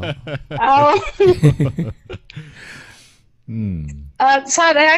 ꯀꯛꯆꯤꯡ ꯄꯥꯖꯤ ꯂꯩꯀꯥꯏ ꯃꯅꯥꯔꯩ ꯄꯔꯦꯡꯗꯒꯤ ꯑꯩꯒꯤ ꯃꯤꯡ ꯑꯦꯝ ꯗꯩꯅꯗꯦꯕꯤ ꯀꯧꯖꯩ ꯁꯥꯔ ꯉꯁꯤꯁꯦ ꯀꯛꯆꯤꯡꯗ ꯂꯥꯛꯆꯔꯝꯃꯤ ꯑꯩꯈꯣꯏ ꯗꯥꯏꯃꯟ ꯇꯤꯚꯤꯒꯤ ꯁ꯭ꯇꯥꯐ ꯄꯨꯟꯅꯗꯤ ꯅꯠꯇ꯭ꯔꯦ ꯁ꯭ꯇꯥꯐ ꯂꯥꯛꯆꯔꯝꯃꯤ ꯑꯩꯈꯣꯏ ꯃꯔꯤ ꯂꯥꯛꯆꯔꯝꯃꯤ ꯑꯗꯨꯒ ꯀꯔꯤ ꯂꯩꯀꯥꯏ ꯍꯥꯏꯕ ꯉꯁꯥꯏ ꯑꯣ ꯁꯥꯔ ꯑꯩ ꯀꯨꯝꯁꯤꯗꯤ ꯌꯥꯎꯁꯪꯁꯤ ꯑꯩ ꯌꯨꯝꯗ ꯌꯥꯎꯖꯗ꯭ꯔꯦ ꯑꯣꯀꯦ ꯍꯧꯖꯤꯛ ꯍꯧꯖꯤꯛ ꯑꯩꯁꯤ ꯀꯩꯅꯣꯗ ꯂꯩꯕ ꯃꯨꯝꯕꯥꯏꯗ ꯑꯩ ꯏꯆꯦꯒꯤ ꯌꯨꯝꯗ ꯑꯣꯀꯦ ꯑꯩ ꯈꯣꯡ ꯅꯥꯕ ꯑꯗꯨꯒꯤ ꯌꯦꯡꯊꯣꯛꯀꯦꯅ ꯂꯥꯛꯑꯝꯕ ꯍꯣꯏ ꯍꯌꯦꯡ ꯑꯦꯄ꯭ꯔꯤꯜ ꯍꯧꯕꯗ ꯑꯣꯏꯅ ꯂꯥꯛꯆꯔꯒꯦ ꯌꯥꯎꯁꯪꯒ ꯃꯔꯤ ꯂꯩꯅꯅ ꯈꯣꯡ ꯅꯥꯕꯒ ꯂꯣꯏꯅ ꯐꯕꯤꯔꯣ ꯑꯗꯨꯒ ꯑꯗꯨꯅꯤ ꯌꯦꯡꯊꯣꯛꯄꯤꯔꯣ ꯐꯖꯔꯒꯦ ꯁꯥꯔ ꯀꯔꯤ ꯎꯠꯄꯤꯗꯣꯏꯅꯣ ꯃꯟꯗꯤꯂꯥ ꯑꯗꯨꯝ ꯊꯦꯡꯍꯜꯂꯛꯀꯗꯣꯏꯅꯣ ꯁꯥꯔ ꯁꯤ ꯄ꯭ꯔꯣꯒ꯭ꯔꯥꯝ ꯑꯇꯩꯗꯤ ꯍꯩꯖꯗꯕꯅꯤꯅ ꯏꯁꯩ ꯃꯇꯦꯛ ꯑꯃꯈꯛꯇꯪ ꯁꯛꯆꯒꯦꯅ ꯇꯧꯕ ꯍꯣꯏ ꯃꯇꯦꯛꯅ ꯌꯥꯔꯣꯏ ꯃꯄꯨꯝ ꯁꯛꯁꯤ ꯃꯄꯨꯝ ꯁꯛꯆꯜꯂꯛꯑꯒꯦ ꯁꯥꯔ ꯑꯩꯅ ꯐꯥꯖꯕ ꯑꯃ ꯍꯣꯏ ꯍꯧꯕꯤꯁꯤ ꯍꯧꯖꯔꯒꯦ ꯈꯨꯗꯣꯜ ꯇꯝꯕꯤꯌꯨ ꯁꯔꯠꯀꯤ ꯔꯤꯇꯨ ꯃꯄꯨꯡꯌꯥꯏ ai mingna satli mira tha ingna lagi hiyang kai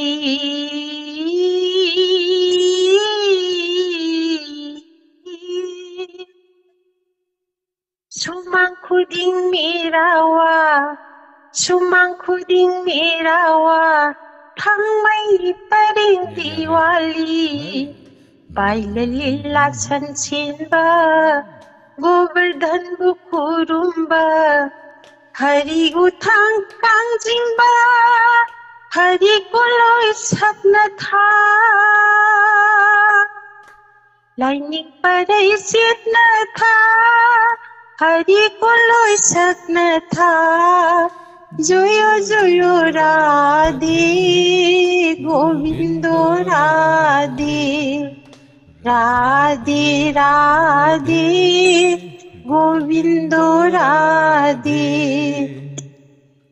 भक्त पुंबतिल्लभ गोविंद गिरसनी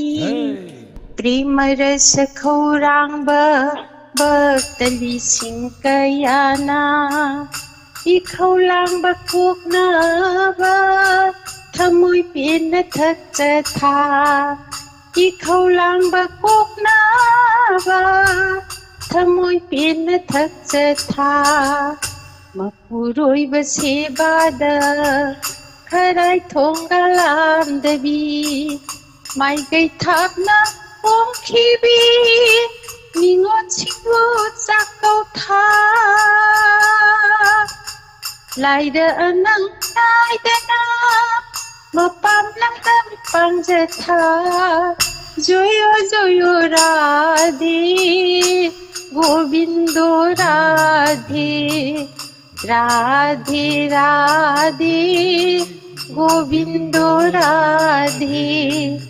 राधे राधे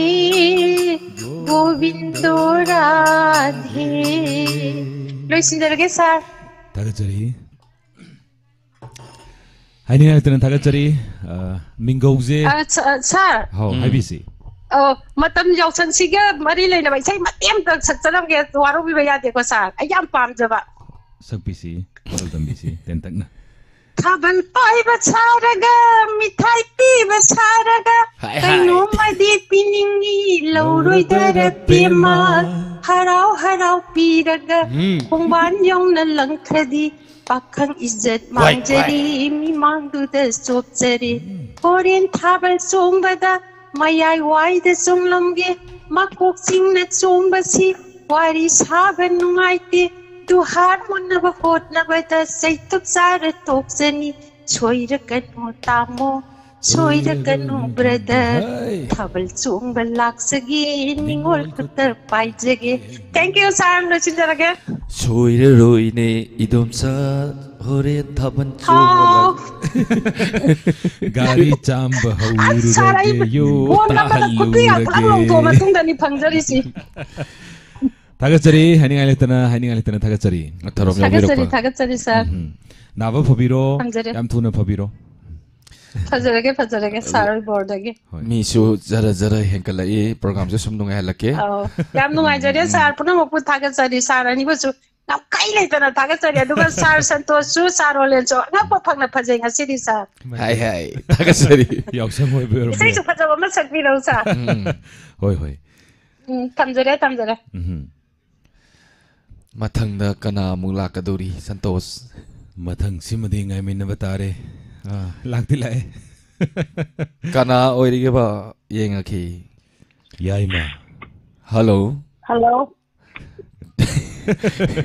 याइमा कौथोरे यावसंग स्पेशल प्रोग्राम नि मिंग अमदि लेफम हाइबियु आई तो नो नो अंतंग हाइबियु कसिंग मा ममा करी मथल साबी रगे ममा लाउड थाबिब्रा थाई थाई लाउड स्पीकर दंग मुथत पीसी दुगा याम खोंजेल दो याम फजना ताना मथेल जी केनो करी ने जागे के काउई मथेल जी काउग्रेबा चक खरगना चक अदो खरी हाउदी हाउगी बनत्रो हवाई थाप हवाई थराक चारे ओके अदुदी यावसंग मागी अखोई इसलनी इराक खन सागलै कसिंग ग्रावा योरमे कक्सिंग जे कक्सिंग मय लेकाई योरमी अदगी सोनमकन साइड की सुमांग लेकाई मते खरा अदुगा अमुक अतै अतै दि योरक्त्रे aduga wairi rom side ta khara change keno ji keno isa santos na ngang du kasing la kani har dai na ngai loi de abe ta ye da ngai lei buni ne du kam na na tin sa cham adu nakad dei dai ra ni haji aku isalani irang kan sagat le adu ni sai ne malaga abu ga bani de matau yam mana thole ye do da bani na sit na la thole du na kam toino kha dai yadra yam terak tabi isal sing adagi koi sanga i yaw sang malam na chara bro sak se khara khara di chare kitang kitang chare yam di sa sandre thorom tau do ni na oh mama ji sei salage se hai bu se hai da bunde sakpiro ta na sei de sakta ko hanakta nahagi se salage nai khaira si hai bai ta ba khangde yaksang ni nungai bagi salak tui ni hobirasi dai sa de le me na hai bai ta ba ya mo tha biu salage ko hoi hobirasi तुम बचा खंगना बजाए उजुना सलैरे नीचे बनंगे थांदो निकु खुदिंगा थु हंगे खाननी नंतगा बसिबो नुचिरा कोवरा तुम बसाब खंगना उजुलत लैरे नुंची बनंगे था संदो नुंची बनंगे था संदो ला ला ला ला ला ला ला ला उन हौद्रवदा मत मंगो हल्ली माओ माई वाखल आना हौदबा मिकु अमतंवारी उन्ना हौदबा मिकु अमतनंगा लांग मैनोन मसिबो शिरागी मागुला तुम बसाब खंडना उड़ना चलेगे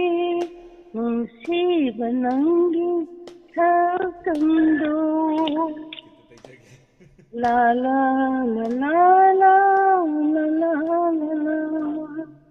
येला रबदानंगा tinjawamda salibani aiki samuina Unjaribani aiki wakhanna wata leiraroi aiki punsida udonata leire nangi munchi sakamdo masibo nungshiba kaubara तुम कुंदना उजलत लेरे मुंशीब नंगी छसंदो मुंशीब नंगी छसंदो निको खुदिंगा तो हंगी हननी वारी नंतगा मसिबो नुचिवा ओवरा तुम बसाब खंडना उड़लत लैरे मुंशीब नंगी थाकंदो मुंशीब नंगी थाकंदो लोये संतोष ba isai sai ngai da khoi si uram dang wan de hot yang ta yem yu but malab ji hori hani sai da sakpada ko ware na ye mu thangal amni sai de isalani sanga lo sem to me hojik se ta yeng bi yu ke do ba life ta the mura ni ye ꯃꯑꯣꯡ ꯆꯥꯕꯗꯗꯤ ꯁꯥꯔꯣꯏꯗꯕꯅꯦ ꯄꯣꯊꯥꯒꯗꯧꯅꯤ ꯅꯠꯇꯦ ꯑꯩꯈꯣꯏꯒꯤ ꯃꯥꯏꯁꯦ ꯃꯥꯏꯊꯣꯡꯁꯦ ꯏꯆꯜꯂꯅꯤꯅ ꯏꯔꯥꯡ ꯁꯥꯒꯠꯂꯝꯕ ꯑꯩꯈꯣꯏꯒꯤ ꯃꯥꯏꯊꯣꯡꯁꯦ ꯑꯝꯇꯪ ꯌꯦꯡꯕꯤꯌꯨ ꯏꯁꯩꯗꯣ ꯁꯛꯄ ꯂꯣꯏꯔꯒ ꯇꯥꯕ ꯂꯣꯏꯔꯒ 이사이 안 파제이 아두가 호호 파레 타겟자리 마야म 라사도 레이 마야म 주 타겟자리 하이바이트버 숨나기 농아이도 빡쳤었거니고 미 잠리 수락가도레 뽑로이 노이레 마이지 미꿉 쿠딩 랍톡한닝데 사나닝이 와리 kainoga masibu nungsiba kaubara ting tumba chaba khandana amudu salodana adudi phajabamta leire nungsibi nangi shaktamdo da olengi shaktamdo oh no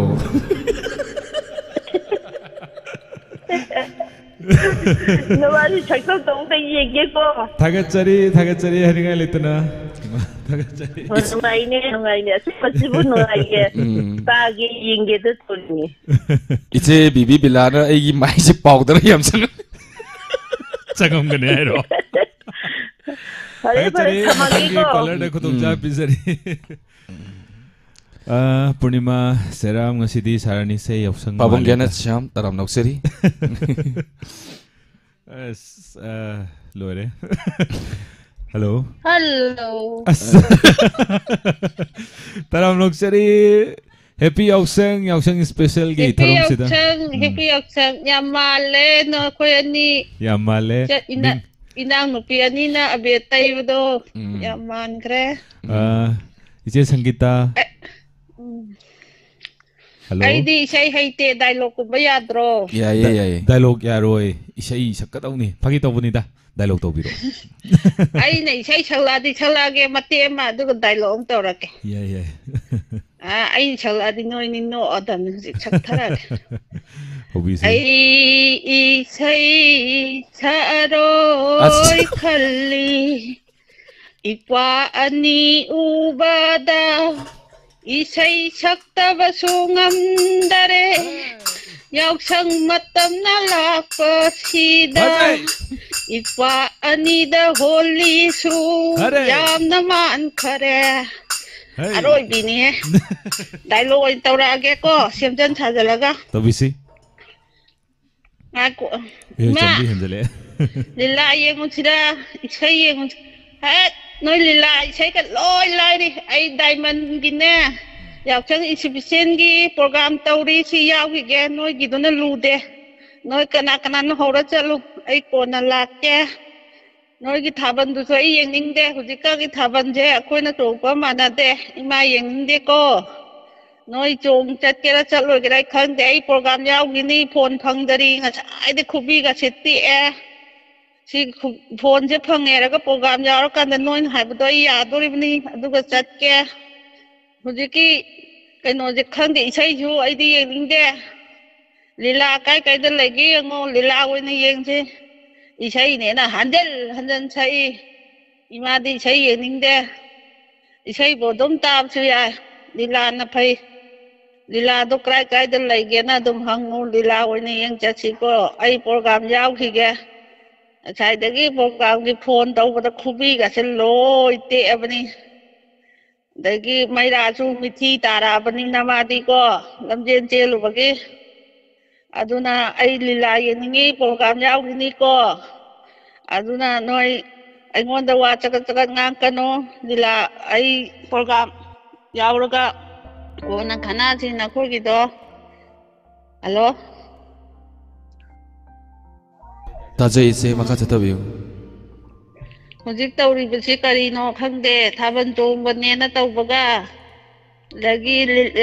lambi da pisa thalle hai chu amuk thalle hai amuk thatte hai chibai na mu phai hai phade hai ꯒ꯭ꯌꯥꯟ ꯑꯝꯇ ꯇꯥꯗꯦ ꯍꯧꯖꯤꯛꯀꯥꯟꯁꯦ ꯈꯔꯝꯅ ꯊꯤꯡꯉꯤ ꯍꯥꯏ ꯈꯔꯝꯅ ꯊꯤꯡꯗꯦ ꯍꯥꯏ ꯌꯥꯎꯁꯪꯁꯤꯁꯨ ꯍꯌꯦꯡꯗꯤ ꯂꯣꯏꯈꯤꯗꯣꯔꯦ ꯃꯤꯒꯤꯗꯤ ꯅꯣꯡꯈꯛ ꯇꯧꯋꯦ ꯑꯩꯈꯣꯏꯗꯤ ꯌꯥꯝ ꯀꯨꯏꯅ ꯇꯧꯋꯦ ꯑꯗꯨꯅ ꯅꯣꯏꯒꯤ ꯄ꯭ꯔꯣꯒꯥꯝꯗꯣ ꯅꯣꯏ ꯆꯠꯂꯝꯃꯣ ꯑꯩ ꯀꯣꯟꯅ ꯂꯥꯛꯀꯦ ꯑꯩ ꯐꯣꯟ ꯐꯪꯉ ꯃꯇꯨꯡꯗ ꯂꯥꯛꯀꯦ ꯑꯗꯨ ꯂꯤꯂꯥꯗꯨ ꯀꯥꯏ ꯀꯥꯏꯗꯅꯣ ꯌꯦꯡꯉꯣ ꯂꯤꯂꯥ ꯌꯦꯡꯁꯤ ꯁꯥꯔ ꯍꯣꯏꯒꯤꯁꯨ ꯑꯩ ꯑꯋꯥꯡ ꯁꯦꯛꯃꯥꯏ ꯂꯩꯌꯦ ꯑꯋꯥꯡ ꯁꯦꯛꯃꯥꯏꯗ ꯂꯤꯂꯥ ꯌꯦꯡ ꯆꯠꯀꯦ ꯇꯧꯅꯤ ꯂꯩꯇꯕ ꯑꯃ ꯌꯥꯎꯅ ꯆꯠꯇꯔꯦ ꯁꯥꯔ ꯍꯣꯏ ꯂꯤꯂꯥꯗꯣ ꯑꯅꯥꯄꯗ ꯂꯩꯔꯝꯗ ꯉꯔꯥꯡꯕꯨꯗꯤ ꯌꯦꯡꯉꯦ ꯑꯩꯈꯣꯏ ꯂꯝꯄꯥꯛꯇ ꯑꯔꯣꯏꯒꯤ ꯇꯧꯋꯦꯕ ꯈꯪꯗꯦꯗ ꯄ꯭ꯔꯣꯒꯥꯝꯁꯦ ꯍꯦꯛꯇ ꯌꯥꯎꯅꯤꯡꯉꯥꯏꯌꯦ ꯍꯦꯛꯇ ꯑꯗꯨꯅ ꯉꯥꯏꯍꯥꯛꯀꯤ ꯋꯥꯈꯜꯗ ꯊꯣꯛꯄꯗꯣ ꯇꯧꯔꯛꯄꯅꯤ ꯏꯆꯦꯗꯤ ꯏꯁꯩꯗꯤ ꯍꯩꯇꯦꯍꯦ ꯊꯥꯒꯠꯆꯔꯤ ꯏꯆꯦ ꯑꯗꯨꯒꯤ ꯃꯇꯦꯛ ꯑꯃ ꯁꯛꯂꯛꯄꯅꯤꯗ ꯏꯄꯥ ꯑꯅꯤꯗꯨꯒ ꯄꯨꯟꯁꯤꯜꯂꯒ ꯃꯇꯦꯛ ꯑꯃꯒ ꯁꯛꯆꯜꯂꯝꯒꯦ ꯌꯦꯅꯤꯡ ꯍꯨꯜꯂꯛꯂꯦ ꯒꯥꯡꯃꯩꯒꯤ ꯊꯃꯣꯏꯁꯦ ꯑꯩ ꯇꯃꯦꯡꯂꯣꯡꯗ ꯆꯠꯅꯤꯡꯉꯦ ꯁꯥꯏ ꯂꯣꯏꯁꯤꯜꯂꯒꯦ ꯁꯥꯔꯅ ꯇꯥꯔꯗꯤ ꯏꯁꯩꯒ ꯂꯣꯏ ꯆꯥꯏꯈ꯭ꯔꯅꯤ ꯊꯥꯒꯠꯆꯔꯤ ꯏꯆꯦ ꯊꯥꯒꯠꯆꯔꯤ ꯅꯣꯏꯅꯤꯅ ꯈꯇꯪ ꯆꯥꯔꯤꯕ ꯏꯟꯖꯥꯡꯗꯨꯕꯨ ꯀꯔꯤꯅꯣ ꯏꯟꯖꯥꯡꯁꯦ ꯑꯍꯥꯎꯕ ꯆꯥꯔꯦ ꯌꯥꯎꯁꯪ ꯃꯅꯨꯡꯅꯤꯅ ꯅꯣꯏ ꯑꯩꯈꯣꯏꯔꯣꯝꯗꯗꯤ ꯂꯥꯛꯄꯤꯗꯦꯅꯦ ꯀꯛꯆꯤꯡ ꯂꯣꯝꯗ ꯑꯣꯏꯅ ꯀꯣꯏꯔꯕ ꯑꯅꯛꯄꯔꯣꯝꯗ ꯉꯔꯥꯡꯁꯦ ꯊꯧꯕꯥꯜ ꯕꯥꯕꯨ ꯕꯖꯥꯔꯐꯥꯎ ꯍꯥꯏꯒꯠꯂꯛꯑꯝꯃꯤ ꯍꯌꯦꯡ ꯌꯦꯡꯒꯦ ꯏꯆꯦ ꯍꯌꯦꯡ ꯌꯦꯡꯒꯦ ꯑꯗꯨꯒ ꯍꯌꯦꯡ ꯂꯥꯛꯀꯦꯗꯤ ꯅꯨꯡꯊꯤꯟꯗ ꯂꯥꯛꯑꯣ ꯆꯥꯛ ꯊꯣꯡꯕꯤ ꯇꯧꯗꯣꯔꯤꯌꯦ ꯑꯩꯈꯣꯏꯒꯤ ꯂꯝꯄꯥꯛꯇ ꯏꯆꯦ ꯌꯥꯎꯗꯣꯔꯤꯕꯅꯦ ꯑꯣꯀꯦ ꯌꯦꯡꯉꯁꯤ ꯏꯆꯦ ꯍꯥꯏꯅꯤꯡꯉꯥꯏ ꯂꯩꯇꯅ ꯊꯥꯒꯠꯆꯔꯤ ꯂꯥꯛꯇꯥꯔꯒꯗꯤ ꯍꯥꯏꯕꯅꯤ ꯑꯩꯈꯣꯏ ꯍꯣꯏ ꯏꯆꯦ ꯆꯍꯤ ꯈꯨꯗꯤꯡꯒꯤ ꯆꯥꯛ ꯊꯣꯡꯕꯤ ꯇꯧꯋꯦꯕ ꯑꯗꯨꯅ ꯍꯌꯦꯡ ꯌꯥꯎꯗꯣꯏꯕ ꯉꯁꯤꯗꯤ ꯃꯩꯔꯥ ꯂꯝꯖꯦꯟꯕꯨꯗꯤ ꯂꯣꯏꯈ꯭ꯔꯦ ꯏꯆꯦꯗꯤ ꯃꯅꯤꯡꯗ ꯊꯤꯕꯗꯒꯤ ꯐꯥꯁ ꯇꯥꯔꯛꯑꯦ ꯄꯥꯔꯇꯤꯁꯤꯄꯦꯠ ꯇꯧꯔꯤꯗꯣ ꯌꯥꯝ ꯊꯥꯕꯜ ꯃꯔꯨ ꯃꯇꯦꯛꯁꯨ ꯑꯣꯏꯔꯤꯕꯅꯤ ꯑꯃꯨꯛ ꯆꯣꯡꯗꯅ ꯌꯥꯎꯔꯝꯃꯦ ꯆꯪꯉꯛꯑꯦ ꯊꯥꯕꯜ ꯊꯝꯃꯦ ꯂꯥꯛꯀꯗꯣꯏꯅꯦ ꯊꯝꯃꯦ ꯄ꯭ꯔꯣꯒꯥꯝ ꯂꯣꯏꯔꯒ ꯀꯗꯥꯏ ꯊꯥꯕꯜ ꯂꯩ ꯍꯧꯖꯤꯛ ꯃꯌꯥꯝ ꯍꯥꯏꯕꯤꯔꯛꯑꯣ ꯂꯥꯛꯄꯁꯨ ꯌꯥꯏ ꯁꯨꯡꯁꯣꯏ ꯂꯥꯛꯇ꯭ꯔꯒꯅ ꯂꯥꯛꯇ꯭ꯔꯦ ꯑꯗꯨꯅꯤ ꯂꯥꯛꯀꯗꯣꯏꯅꯦ ꯗꯥꯏꯃꯟꯒꯤ ꯁ꯭ꯄꯦꯁꯦꯜ ꯄ꯭ꯔꯣꯒꯥꯝꯒꯤ ꯂꯥꯏꯐ ꯆꯦꯠꯇ ꯑꯣꯏꯅ ꯂꯣꯏ ꯂꯩꯔꯦꯒꯅ ꯍꯥꯏꯕꯤꯔꯛꯏ ꯁꯤꯒꯤ ꯁꯤꯜꯍꯩꯕꯤ ꯎꯗꯕ ꯀꯨꯏꯔꯦ ꯑꯩ ꯎꯗꯕ ꯀꯨꯏꯔꯦ ꯍꯥꯏꯕꯤꯔꯛꯄ ꯑꯗꯣ ꯊꯣꯛꯂꯛꯑꯦ ꯌꯥ ꯇꯧꯔꯦ ꯍꯜꯂꯣ ꯇꯔꯥꯝ ꯅꯣꯛꯆꯔꯤ ꯃꯤꯡ ꯂꯩꯐꯝꯒ ꯍꯥꯏꯕꯤꯁꯤ ꯑꯩ ꯏꯟꯗꯣꯝꯆꯥ ꯔꯠꯅꯥ ꯀꯛꯆꯤꯡꯗꯒꯤ ꯈꯣꯟꯖꯦꯜ ꯇꯥꯗꯕ ꯀꯨꯏꯔꯦ ꯏꯟꯗꯣꯝꯆꯥ ꯀꯔꯤ ꯃꯊꯦꯜ ꯆꯥꯕꯤꯔꯒꯦ ꯉꯁꯤꯕꯨ ꯈꯥꯃꯦꯟ ꯁꯤꯟꯕꯅꯦ ꯌꯣꯡꯆꯥꯛꯅꯦ ꯑꯂꯨꯅꯦ ꯍꯋꯥꯏ ꯊꯔꯥꯛꯅꯦ ꯀꯥꯡꯁꯣꯏ ꯑꯗꯒꯤ ꯁꯣꯏꯕꯨꯝꯒ ꯑꯂꯨꯒ ꯑꯃ ꯉꯧꯔꯦ ꯏꯍꯦ ꯑꯗꯨꯗꯤ ꯍꯪꯕ ꯑꯩꯈꯣꯏꯒꯤ ꯏꯔꯥꯜ ꯇꯥꯔꯦꯅꯦ ꯗꯥꯎꯂꯦꯟ ꯃꯥꯅꯤ ꯇꯥꯔꯤꯅꯤ ꯀꯔꯤ ꯎꯠꯄꯤꯗꯣꯏꯅꯣ ꯏꯟꯗꯣꯝꯆꯥ ꯏꯁꯩ ꯁꯛꯄꯤꯒꯗ꯭ꯔꯥ ꯏꯁꯩ ꯑꯣꯏꯅ ꯁꯛꯂꯛꯀꯦ ꯑꯍꯥꯟꯕꯗ ꯍꯣꯂꯤ ꯃꯇꯦꯛ ꯑꯃ ꯇꯧꯔꯛꯀꯦ ꯍꯧꯕꯤꯁꯤ नवरे डायमंड टीवी आशे आवेदना पुमांगे नवरे डायमंड टीवी आशे संतोष की मायकई ओलेंगी मायकई मायकई लेपना रे नौ रे डायमंड टीवी आशे ꯌꯥꯝ ꯐꯖꯩꯌꯦꯕ ꯉꯁꯤꯗꯤ ꯑꯕꯦꯔꯅ ꯉꯥꯡꯉꯗꯅ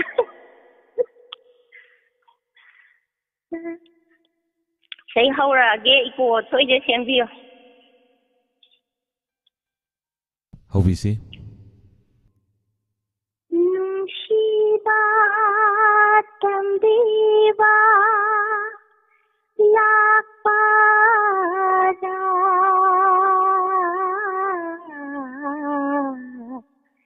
कायनाबा मैशा लांगनाबा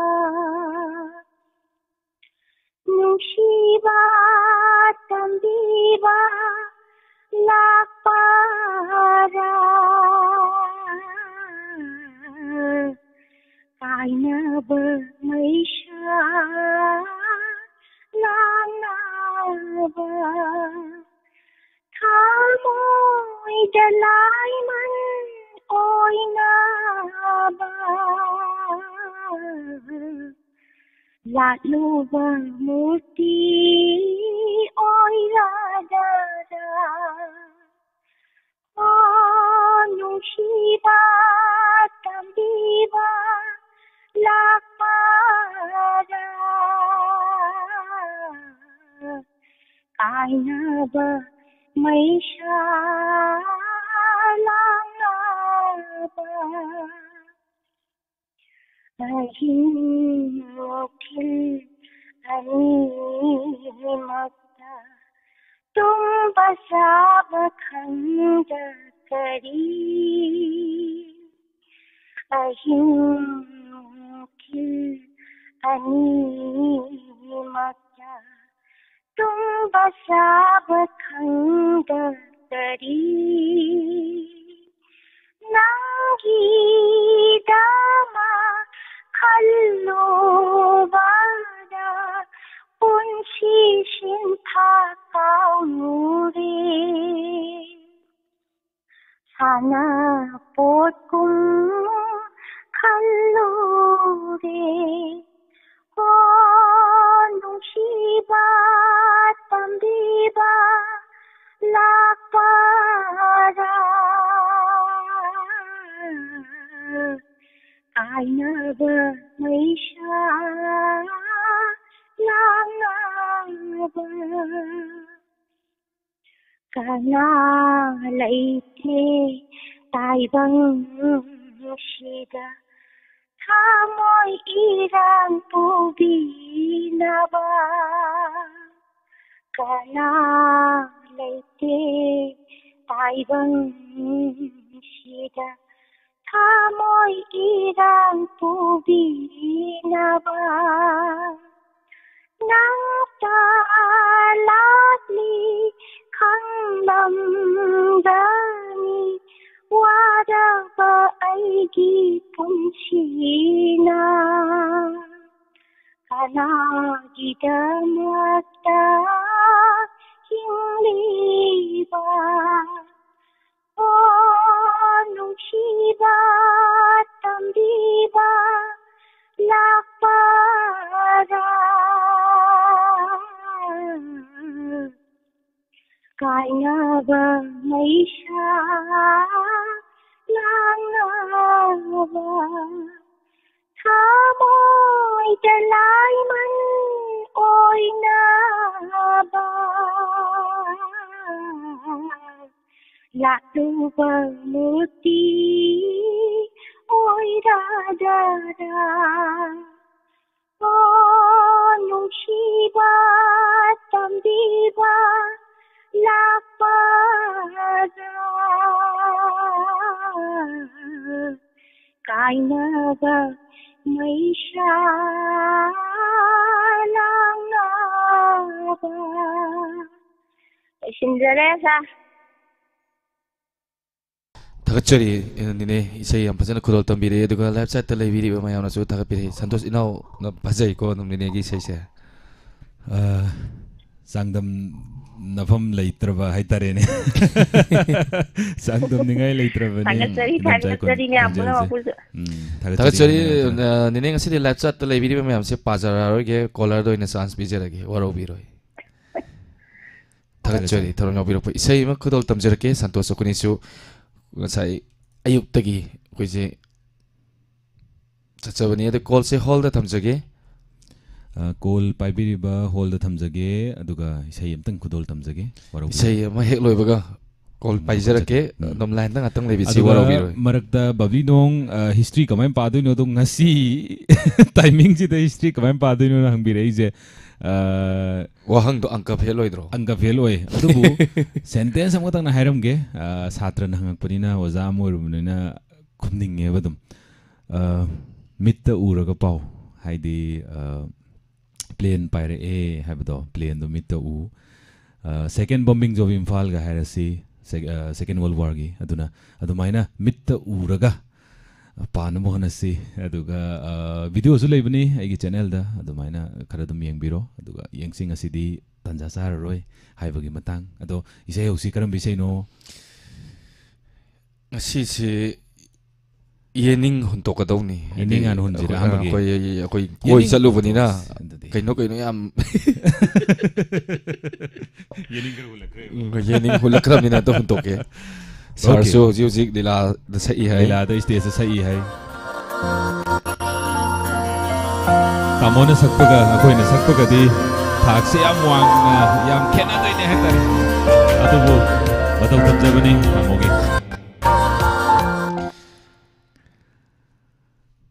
तामोगी मतौ तमजरगा सकसदोइने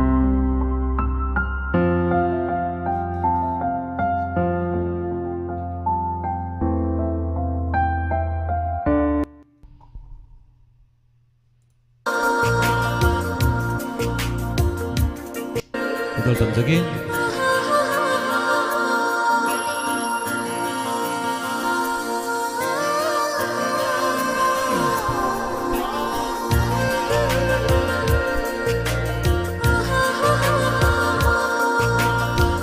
ये निंगु लगले अइगी थामोइसे नंगी नुंसी सक्तम उरुबादा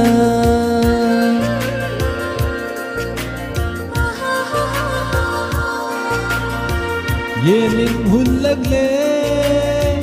अइगी थामोइसे नंगी नुंसी सक्तम उरुबादा तप्ता बंगम लत्तरे अइगी पुकनिंग से फाथा बंगम लत्तरे अइगी वाखल से नंगी सक्तम ना या काय हल्लरे नंगी सक्तम ना या काय हल्लरे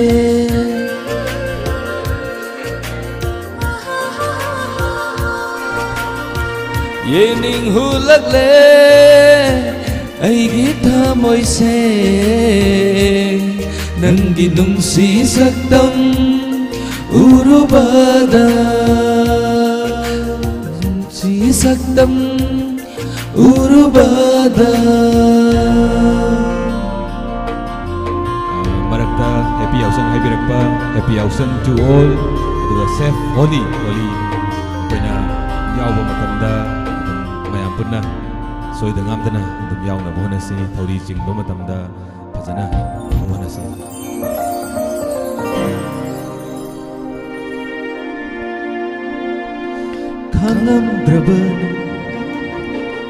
खांगमद्रबा नुंसीबा खंगहल्ले नन्ना उरुबा येंगलुबदा नंगी सुम्हत्पा सक्तम अइगिता ओइनिंगबना खंबलबा सुहैरंगले अइगिता ओइनिंगबना खंबलबा सुहैरंगले खांगमद्रबा नुंसीबा खंगहल्ले नन्ना उरुबा येंगलुबदा नंगी सुम्हत्पा सक्तम अइगिता ओइनिंगबना खंबलबा सुहैरंगले मिकुप अमतसु काउबा नमदरे मिकुप अमतसु काउबा नमदरे नंगु संदो हाय हाय हाय हाय हाय ये निंगु लगले मोइसे नंगी नुंसी सक्तम उरुबादा नंगी नुंसी सक्तम उरुबादा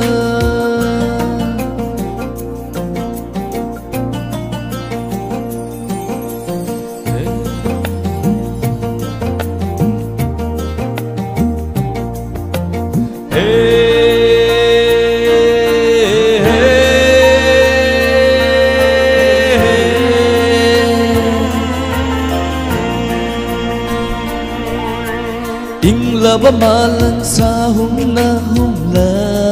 pada Nung si irik na chotlale ay gihatsang se Nanggiyatan amabu pangnaman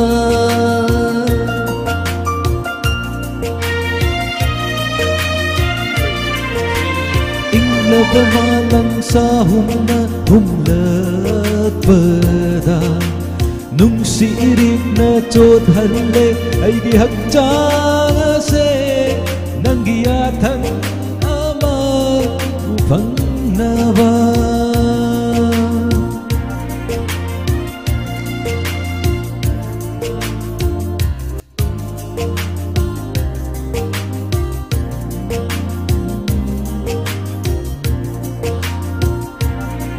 Thamoy kisi thok tu na pirage kainoda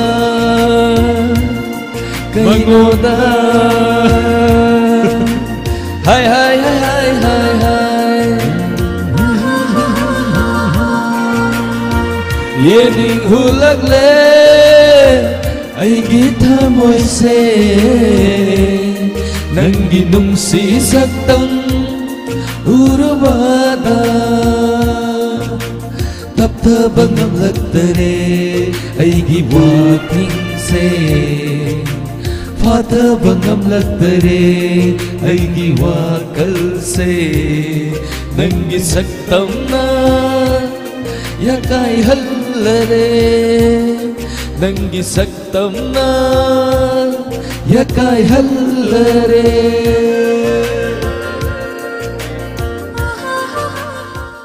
Tagachari sargi matau tamagai seisi lantok sabani soiba lan kiba yaursu mayam ngakpigani mayam naga tharom masida nungsividuna se Nandini Madam Nandini sidasu lakpiram matamda kaya tare wari mayam su sanabasu phangokde adubu support yam tawbiba akoigi Diamond TV channel da support yam tawbiba aduga akoigi staff singbu yam nungsibiba aduga tamobudi adum hanadagi mayamgi seva tawduna leire aduga akoigi kaisu khangjadraba kaisu hijadraba akoigi chinau leiriba staff kaina tawbu matamda penbiduna adum mating adum pangbirakpa haujiksu isai haita adum sakchaba matamda lupa lising amagi kapirakpa mating haningali tan thagachari khurumjari iche lamdam tamna aduga yausang Delhi dabu diloibiramani adubu iche hoina senabirini iche je hojik force adum leibibanina adu hena baba iche gi punsida aduga nadiyek tabu ibiu haiduna haijage akoni na ngasi samai tawise ngarang iche ai ugre si mo yam tagi bani se Nandini so thank you very much caller mga saidi pai dun lejere ko amtang packet sagi hello menga madi life ham hai biu yam koi na pahanjare waro biroi kasinga indom sa bhanu le taram nokchari Kamsa santoso otta olena ki yam phajare yam yam mala yam phajare ni malanga tuswani na tayam badu hoi malhan biram me moina malhan biri koi bu no kari tawbi doino kari utpi doino ngasi sei matiam tan sakara ke kudol tam bisi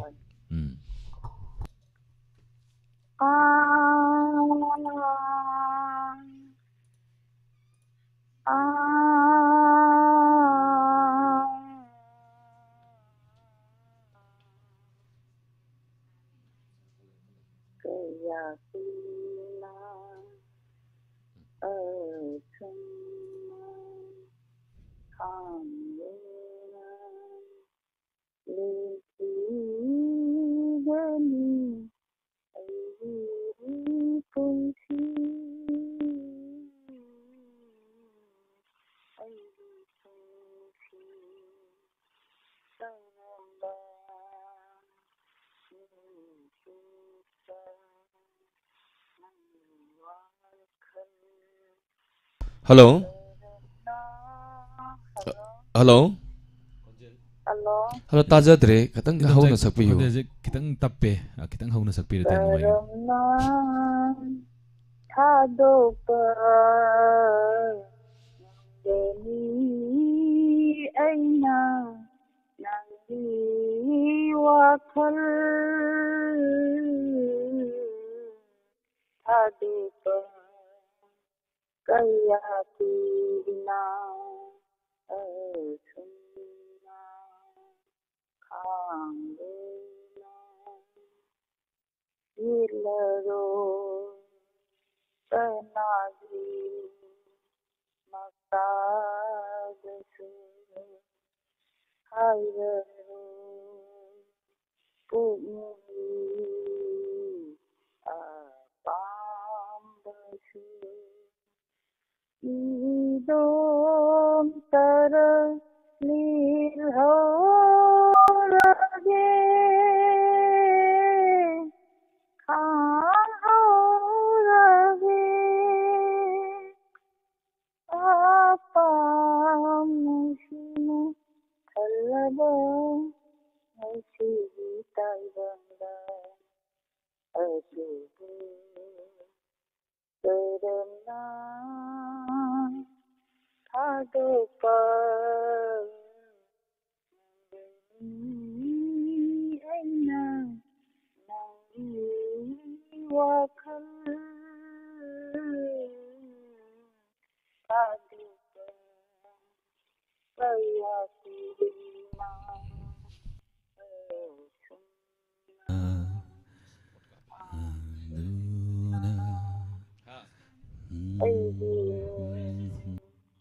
Kandina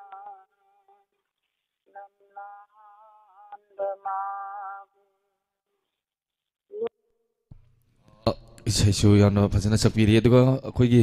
atang flight ma thamjage warabiroi hoji phone ama la ame 74 na loiba number do hek hangba call to biro akhoi je pung 12 makhai khatang henbo tapung 12 bogi manungda Inspector Tay la thuksa kada bana mara moira kanda mayam gi damakta leiri bane duna Inspector Tay ai kai be ade aduga mathang simadi ahal singi ima hebel singda dedicate tawjage daga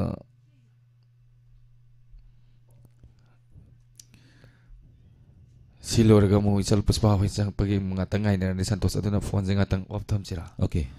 hoi mayam warobiroi isai ahal laman singda dedicate tawi isai ama ani kodol tamjaramge aduga santos akhoni mayam dagi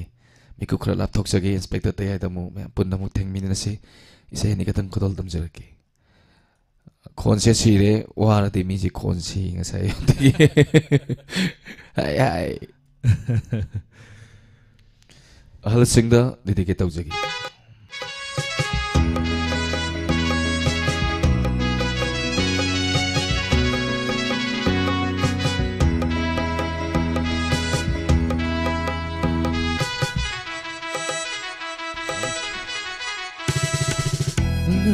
Ngasidi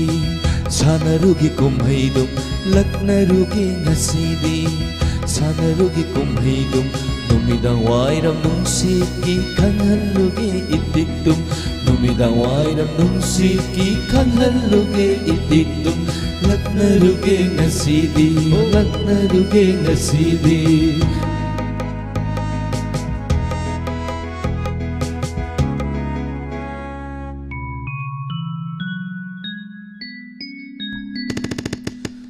Halup saba salup sing tangkan luke nayum na Halup saba salup sing tangkan luke nayum na Upul toy na sayduna upul toy na sayduna langkat luke kunyada Upul toy na sayduna upul toy na sayduna langkat luke kunyada Lakna luke ngasidi sana luke kumhaidum Lakna luke ngasidi Sanarugi kumhaidum numidang wairam nungsiki kanghaluge itikdum numidang wairam nungsiki kanghaluge itikdum laknarugi ngasidi ho laknarugi ngasidi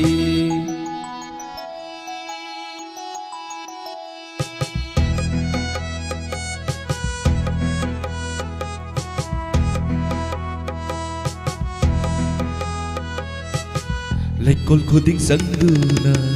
leirang sarong nikluge khoi mu chayon taluge irang pami chairuge duna leirang sarong nikluge khoi mu sayon taluge irang pami chairuge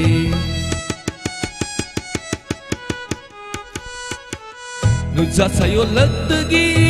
na chom leirang huruge nuja sayo lagdagi nuja leirang huruge oina pai basanabul oina pai basanabul iai da butau hange oina pai basanabul oina pai basanabul iai da butau hange laknaruge ngasidi sanaruge kumhaidum laknaruge ngasidi sanaruge kumhaidum numidang wairam nungsit ki khanghaluge itikdum numidang wairam nungsit ki khanghaluge itikdum laknaruge ngasidi sanaruge kumhaidum numidang wai takachari video se kuni tarom tauringai matam sida May suloy rakban nai. Waraw biroy. Say ano ba kudol tama masi Santos ko. Aduga lo sila si. Aduga sige matang da isal isal hay tare. Amo jik fairen ta di lan thorak kre adubu ketok kesin gi jik ngatang mu inaw Santos tagi mo.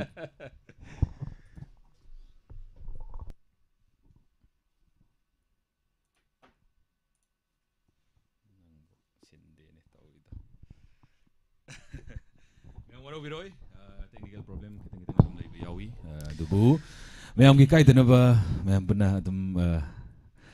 hona minaba nungsi chanana lemina ba haibasina kwai dagi maru oi bani aduna isena ni lupa lesing ama jomo kabi ikai sile ai hantak isai sakto ikai sile jenandini haninga thank you very much ise haninga letana takachari ado hojik se Santos na ketok kesin gi se salakatori ketok kesin gi se ma mayam da kudol tamjage iche khandre simadi sijina kaino da didike tawjari ayo Santos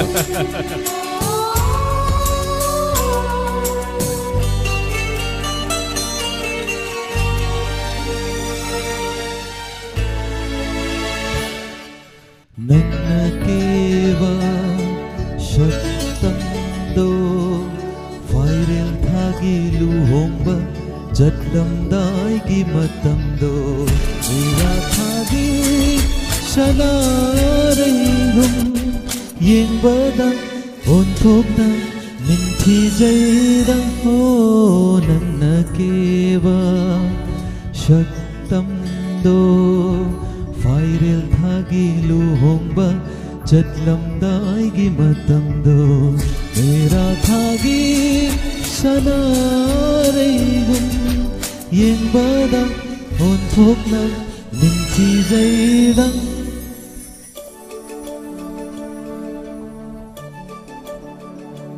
mahita ita tajabani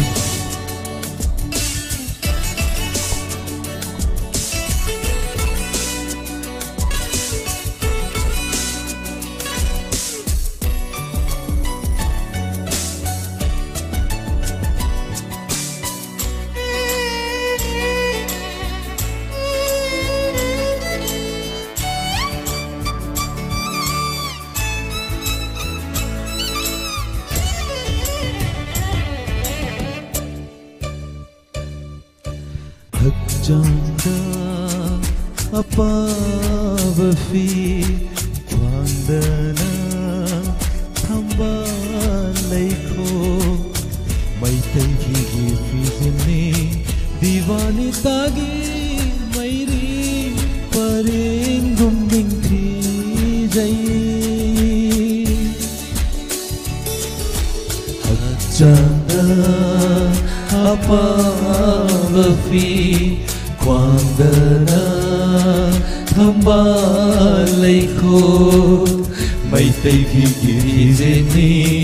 Diwani tagi maini parengum ningthi jai On thok na su pak jaida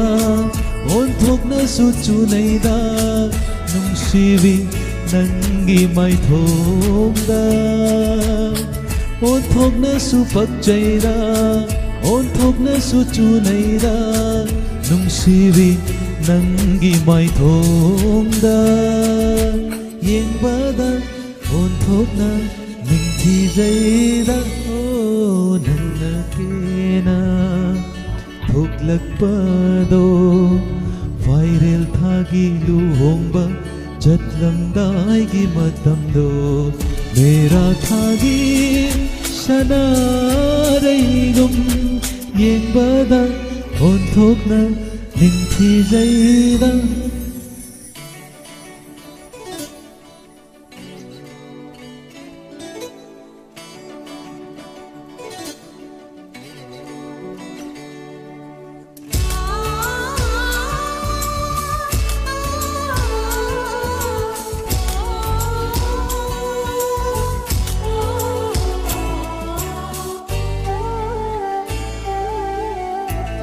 Nuzan naurem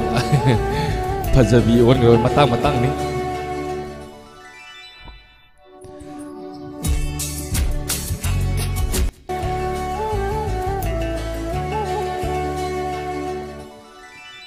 Mitta kajal nada nahi natta nalik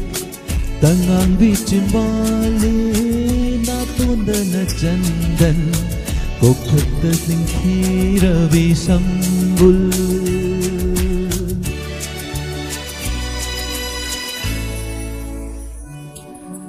nada nahi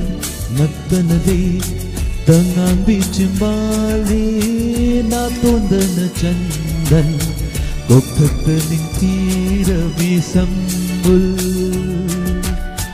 Sambul kita thelai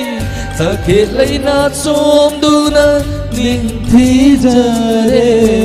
amuka hena ningthi jare amuka hena nungsivi nange mai thongduna nungsivi nange mai thongduna yeng bada on thokna ningthi jaida ho nanna kena thoklakpado viral thagi lu hongba chatlamdai gi matamdo mera thagi sanareigum yeng bada on thokna ningthi jaida ho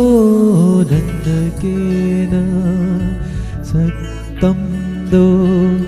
viral thagi lu hongba chatlamdai gi matamdo mera thagi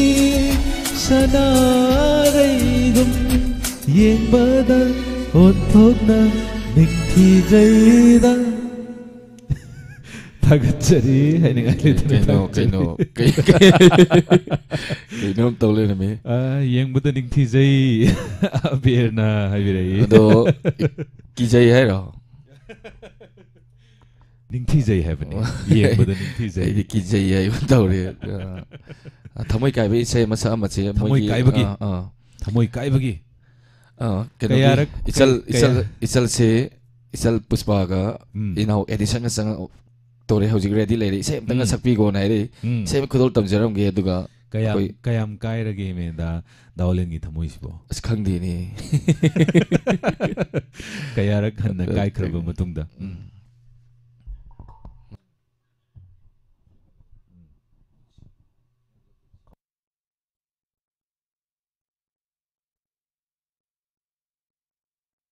isai ahum sa ena waro biroi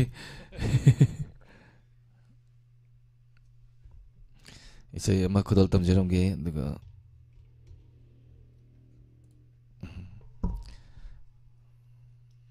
Thagachari live chat lengdana leibiriba Sinau Singh, Ima Singh, Inomja Singh, Idaima Singh Maru pangsing khudingmak haningal tana thagachari ngasigi yausanggi special oina thamjariba thorom sida mayamna mapung phan bibani isai khudol amuk tamjage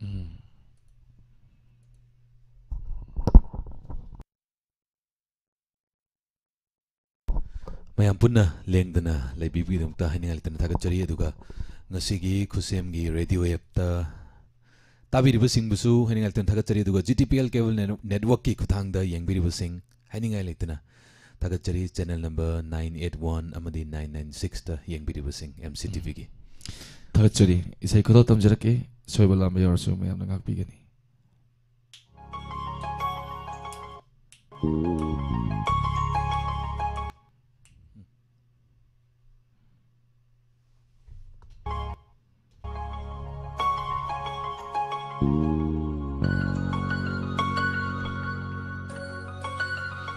Yang pasabi sa ini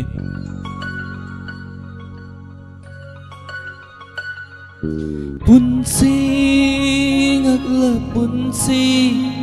nanggi ithar iraina wari kaya puri Punsing agla punsing nanggi ithar iraina wari kaya puri awanungai kaya awanungai thodo awanungai kaya awanungai thodo punsi ngakla punsi nanggi ithak iraina wari kaya puri wari kaya puduna chali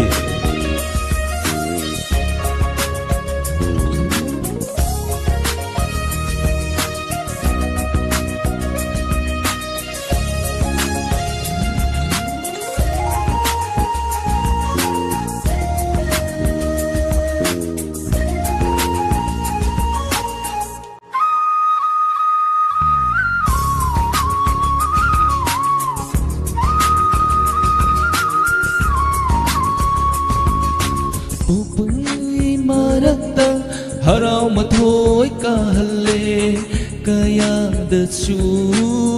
nungai hallaba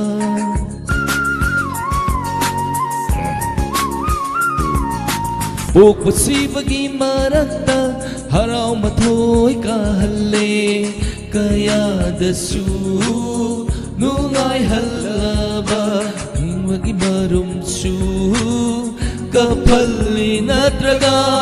Nopagi marunda kapalaini punsi ngagla punsi nanggi ithak iraina wari kaya puri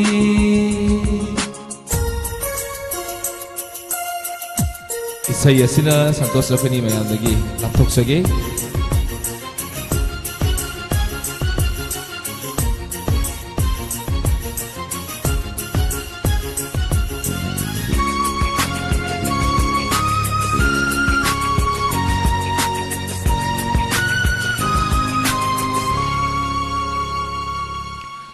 Pirangi haurakfam mitluni awabagi haurakfam thamoini Pirangi haurakfam mitluni awabagi haurakfam thamoini haina riba mioi mapo awanungai kubaku namni aina riba mioi mapo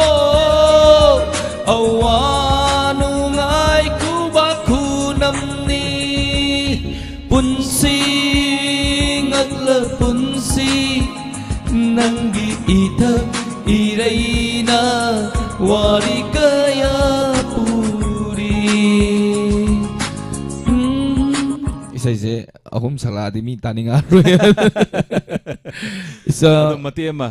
ngasai ju mati ama isai di sakrabani adubu mamang da sakpirame adubu mati eksim tanga samge aduga akoigi Pusparani amadi inau edition ngai boina Isal mo yan isu siyempre ka na sari doon ni dialogue nungay ba kuki nokning ba bim adagi tabatol gira nga sa ito bim nokul sodev tabatol yay ma tabatol yauri kay ku sar ka dori hoji edition na kay ku nakappa doon ay nungay piro hoji nungay piyo har ka dori edition na mayam ready layo aduga nungay ba itari ate mungkin ni kan loy seli isay matiam katang santos tagi taminasi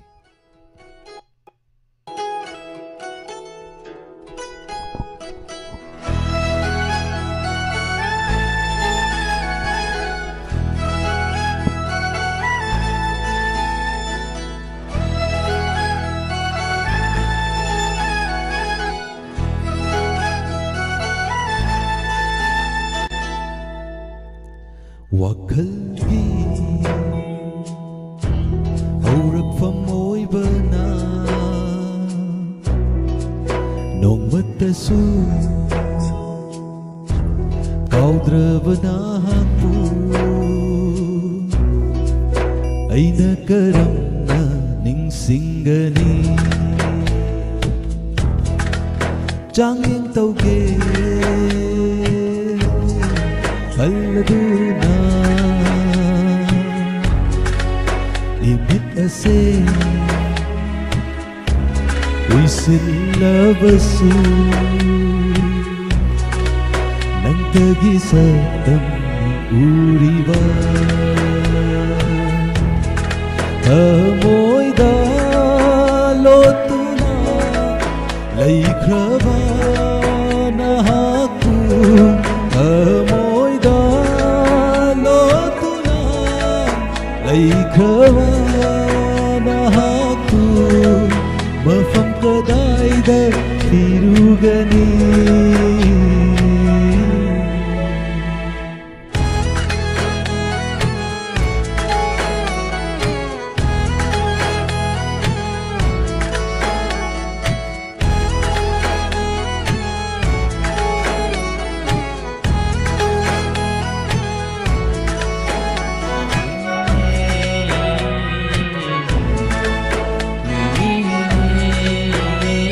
Cari ini tu channel.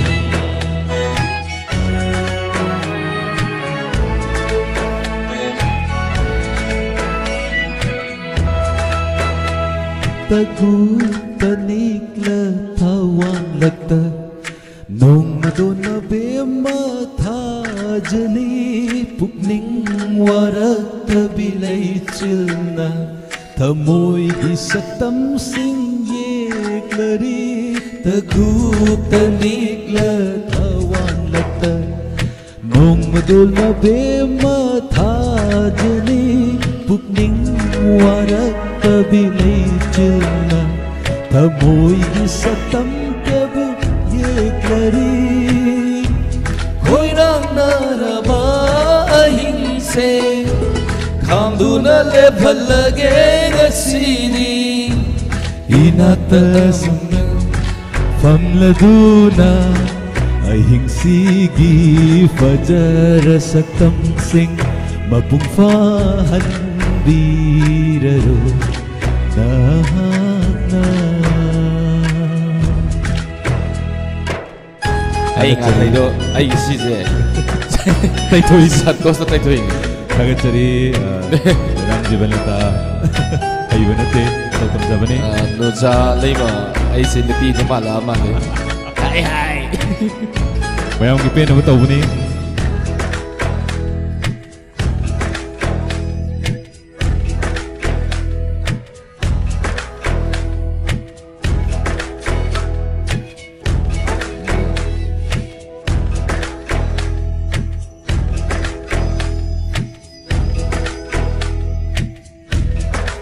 Mioy Chambriga Tarahunda Hai thara to shamlang na ꯑꯩꯒꯤ ꯈꯖꯥꯏꯗ ꯊꯦꯡꯂꯛꯄ ꯍꯥꯏꯊꯔꯛꯄ ꯁꯝꯂꯥꯡꯅ ꯑꯩꯒꯤ ꯈꯖꯥꯏꯗ ꯊꯦꯡꯂꯛꯄ ꯀꯣꯛꯂꯔꯣꯏꯗꯕ ꯅꯪꯒꯤ ꯁꯛꯇꯝꯒꯤ ꯃꯆꯨꯁꯤꯡ ꯑꯩꯒꯤ ꯊꯃꯣꯏꯗ ꯍꯟꯖꯤꯟ ꯍꯟꯖꯤꯟ ꯍꯟꯈꯔꯦ ꯅꯉꯣꯟꯗ ꯂꯥꯏꯆꯨꯔꯕ ꯑꯩꯅ ꯍꯪꯂꯤ ꯋꯥꯍꯪꯂꯤꯁꯤꯡꯅ ꯅꯉꯣꯟꯗ ꯂꯥꯏꯆꯨꯔꯕ ꯑꯩꯅ ꯍꯪꯂꯤ ꯋꯥꯍꯪꯂꯤꯁꯤꯡꯅ ꯅꯪꯕꯨ ꯀꯌꯥꯝ ꯀꯨꯏꯅ ꯉꯥꯏꯈꯣꯒꯦ ꯀꯌꯥꯝ ꯀꯨꯏ ꯉꯥꯏꯗꯣꯏꯅꯣꯃꯦ ꯃꯇꯝ ꯈꯔ ꯅꯪꯕꯨ ꯀꯌꯥꯝ ꯀꯨꯏꯅ ꯉꯥꯏꯈꯣꯒꯦ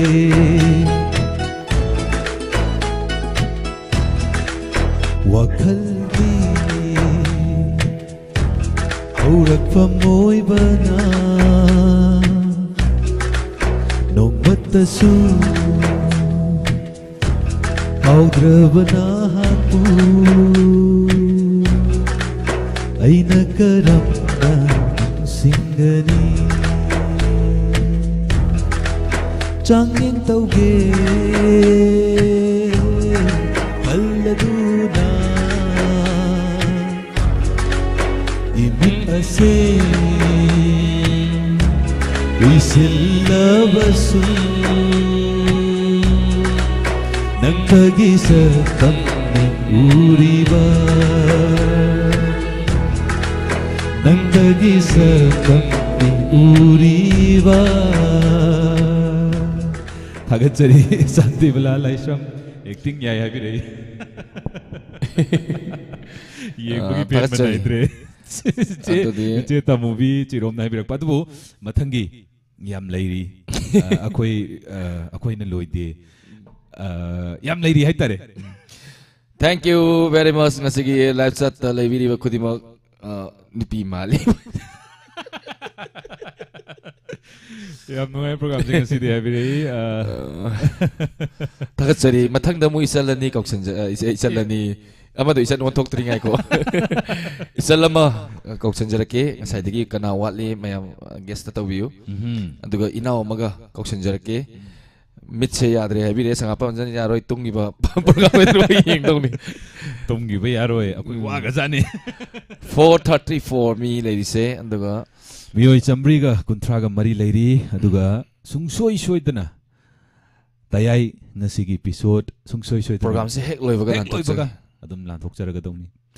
하지케니 매야 뿌나마뿌 메이크업 크라당 laptop사게 이반이 같은 laptop도 이제 라키니 까나까나노 크라 예미네라시 까나까나노 해보도 하지키 왜나디 뿌나마뿌 얼렌 사파 마마디 산토 셔머나 매야 뿌나마뿌 구름자리 해피 홀리 아두가 매야 뿌나 섹션나 홀리 야위바 다가저리 매한 분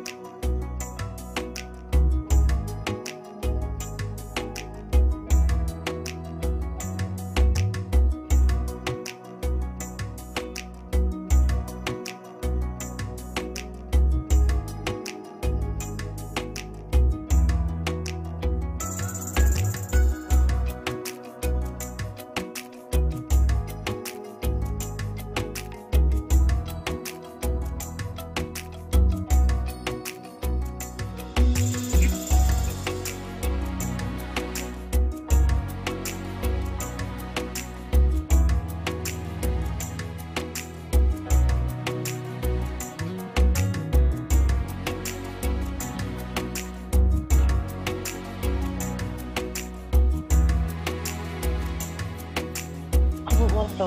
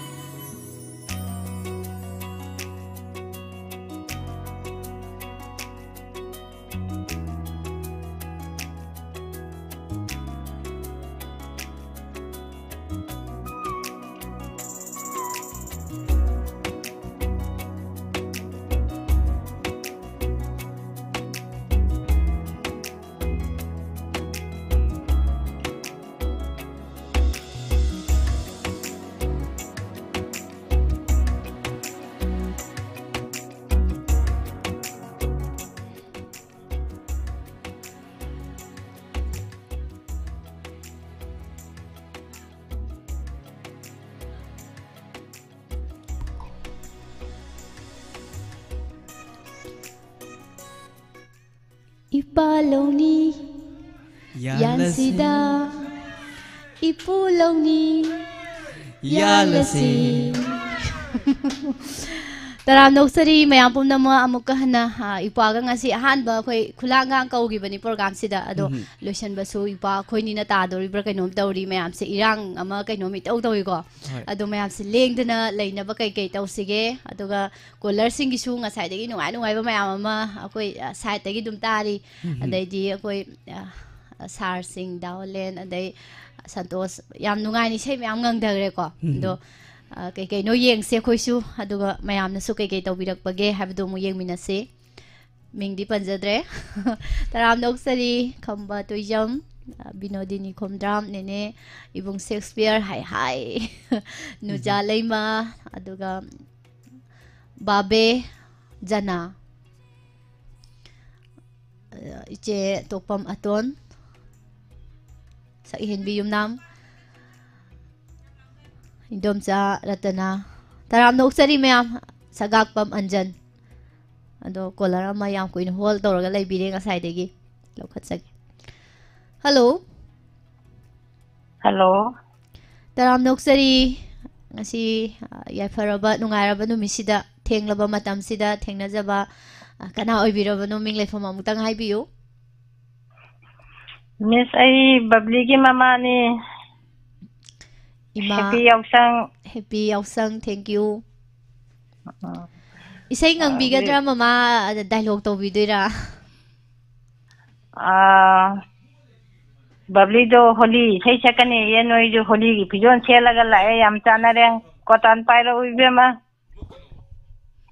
Hoy hoy mama gotan hojara age. Edition akoy gotan king bird se. Khara King sigo. King si. Holi ho raji ma kanu jadi lekai jadi holi chatta yadrabani na Diamond TV da waina holi hekta lage na hai chanupi na. Hoi mayam da sudum laujabado mayam yausang se thokpa koi balang pa phangjadaba khoi di Diamond TV da pullase na haijabado. Hoi mane mama gi isai. Hala ge. Hello. Hello. Howzalagi miss? Adudi ay susondagi tinba horage ko. Always. Tinjalage.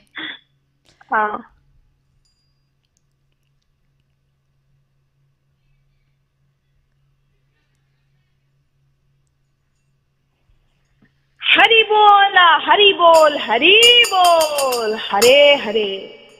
Thamna thambau thamba let thadup samu gumning tamna koi ta le koi chen chen ka pe pe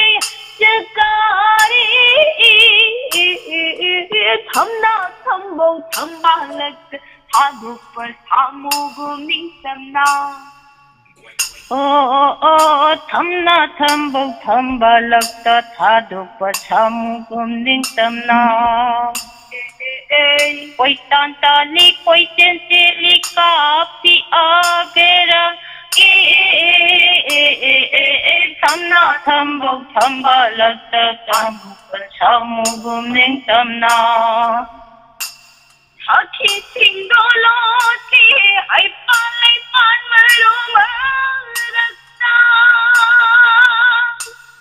Haki sindolo di hai palai pan maluma rakta koi na thi lon na Krishna Krishna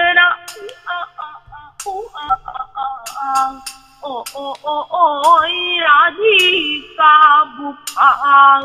Jagade Thamna Thambau Thamba Lekte Thadupa Thamuguning Tamna Thadupiyu Aibu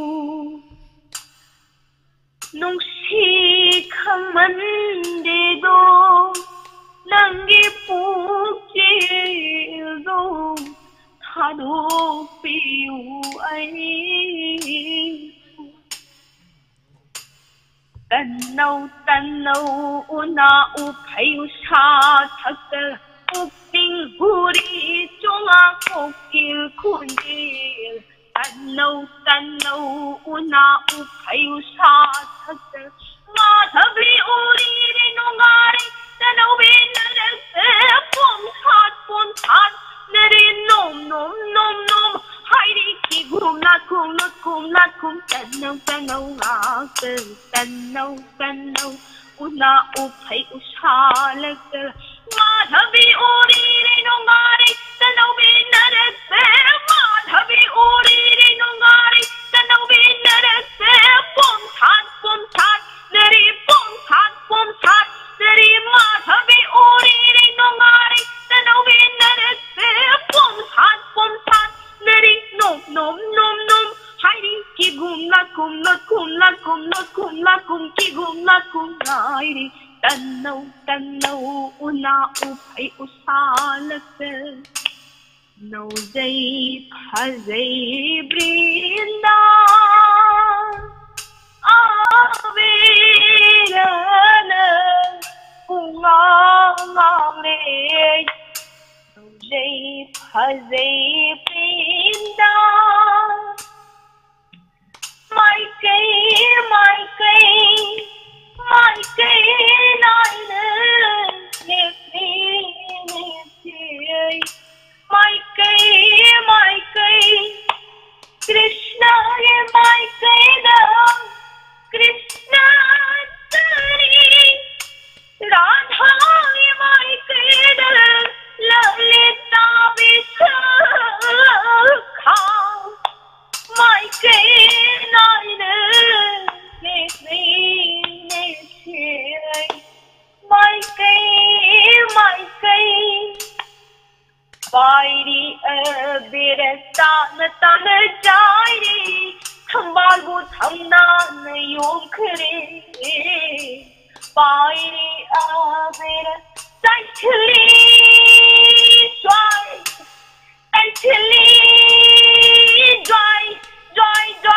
Khang dai chli khang uyenge Bairi ta na jairi Thamna na thambau bu yomkhre Bairi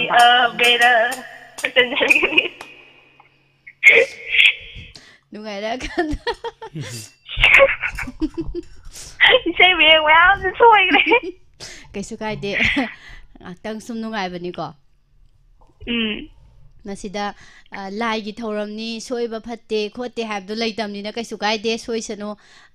mayam ngahak nungai raga loire bako Yam nungai re babli gi saida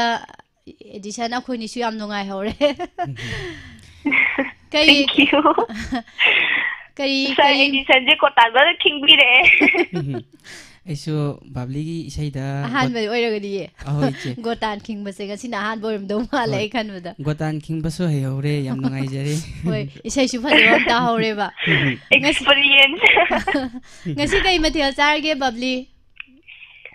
miss thaibong thongba chaiye ado mama su isai di matem yauram bane ado swaida thu nokhrabra kainom tawgre hoi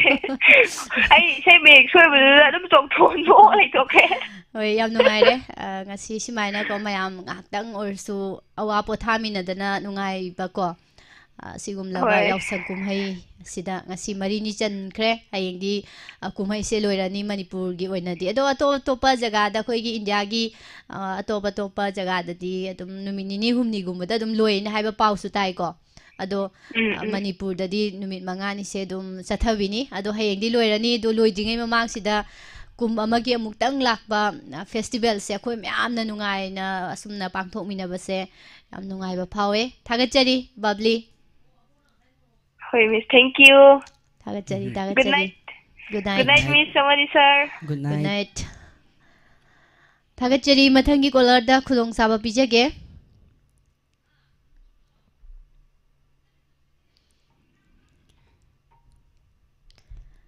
Mama Bimola. Thagachari. Khalidazia Susimti oinam. Ngasi di Diamond TV channel se yausang ni manba mandaba aduga pakba koina Diamond TV da mayam ama yumda chathokpa ngamdana lairiba aduga ahan matam oisalamnina karai da di chathokni edition ko do yausangi haurakpa mama oigumlaba mayam ama sina makhoisu naha oringai matamda yausang kumhai si auraini adubu hojikti koi matamna puraktana hana leirambadudagi henjandra mayam tawrokpasigumba se mama hoigumlaba sahi yamlaba mayamna di yengbada su wabadu oirini haidi waba mayam yawi chawkhalakpai matungina uhaidaba tahoidaba yam tawsanare aduna sigumba se yengningdadana wadana leiba mayam se simaina ngaktang pothamina si haidana thaworam se sinjarini ado mayamna masida enjoy tawbiba yam nuaijai mathangi caller ama mulokhasiko Hello. Hello. Sorry, sagi ming pamantang khangjagi. Ai singamai wangu bego tilekai degi amara sanglakpam. Ahan maktada inau edition namadi ichan Pusparani bo kongno no kurumjari. Taram nokjari. Ibung busu taram nokjari. Ado ibung gidi mayam da kari khudol tambiduino. Aisi isai ariba matam amada maming yam sakiwa lamai film dagi isai makak kudol tamge na khanjari karamba isai oiduino ibo manglan khuding adudi isai se mate ama oina aina hawdokcharaage yai mate khaji katani ko hobo pareng du katani nang tuidi du ibung na dum samdabiro yai manglan khuding ure nangi nungsibi saktamdo makhadi ibung dagi manglan khuding ure Nangi nungsibe saktamdo nungsi paukong chanduna momono paminokna na minokna manglan kude ure nangi nungsibe saktamdo thamon nangbudi nungsijai wakal nangbudi khanjarui thamon nangbudi nungsijai wakana nangbudi nungsijarui laklo inakta janabi punsigi wari sarasi sarasi manglan kudi ure nangi nungsibi chatamdo lamlan di oire ngai nangna taiwangi ipa asida lamlan di oire ngai nangna taiwangi ipa asida mikup kudingi sunduna thamoy wana ngaijari manglan khudi ure nangi nungsibi satamdo nungsi pau kong canduna momono paminok na minok na manglan khudi uri nangi nungsibi chatamdo. Thank you. Sailo sanjage. Ikodiam sale. Isay yam phajana ngangthokpire ibung ado ibung kainomta hangjahoge. Hoi habiyo. Yausang koiba chatpase hojikti pakhang macha singche iubu udreba. Ibung hoigumbagi chahi lenga se mayam punjan dra dum koiba langbase sum koiba langbadi ama magi natabako. Sum mayam party sum nungai bagi koiba langbase yam ui ado ibung khoidi dum chatpidabra yumdagi mapan thopidabra hadaksibo. Ai ka hena thoksadre haitare. Ya ubada yamna nungaitaba thodu wa thoksu yam uzai haitare. Hoi. Masagi party do pulurabani na haidorakpadadi battery do chapsaluraga tholokpadadi lambi dadi phagare haitare. Hoi. Adugumba mayam do udai sarukpadi na yumdagi ka hena mapan thoktre. Thagachari mapan thoktana langudragasu ngasi Diamond TV gi sigum laba platform sida haitare ko mayam smaina thengnadana ngahaktang oirasu awa pothaminari. Aroibada mayamda message amatang haibatare mateng khatang ai hapsarange haibadi akoigi thaban jongbiriba ichal icha sing haitare ni hoi si akoigi multimedia da mayam ure koina chalraga yengudraga so haitare setnariba dress ki matang se yaragadi yumda family na control tawraga thadokpiyu haibasi matang ai Diamond TV gi thongda message amatang pijage. Hoi phije chaksa hainari bani mayamgi mityeng pham wahai amagi horak pham haibase. Hoi yam nungai jai ibunggi message yamna fajaba amasu thambirame saisu yam fajaba ma lanthokpirame hana na thagachari ibungbu. Thank you. Thagachari mathangi caller da khudong saba pijage. Edition tamla ga hai se thapla ga hai badu ma oiram do male kainogi akoi thajabagi wangmada film gi isai se kudol tambiramo na hare ado loisilakpada yengsiko duga mayam kudimak taramna uksari mathangi caller amuk lokhachage. Hello. Good evening, ma'am. Good evening. Hi.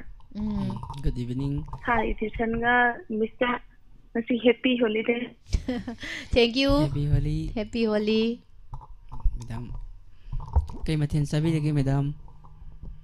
Nasi ki Canada re kangso yamaga tegi singjuanga tawa chare. Mingam tang khangjagi madam. Sampang elang mun dekai tegi elang moro bitani sa. ꯌꯥꯝ ꯅꯨꯡꯉꯥꯏꯖꯩ ꯊꯧꯔꯝ ꯁꯔꯨꯛ ꯌꯥꯕꯤꯔꯛꯄ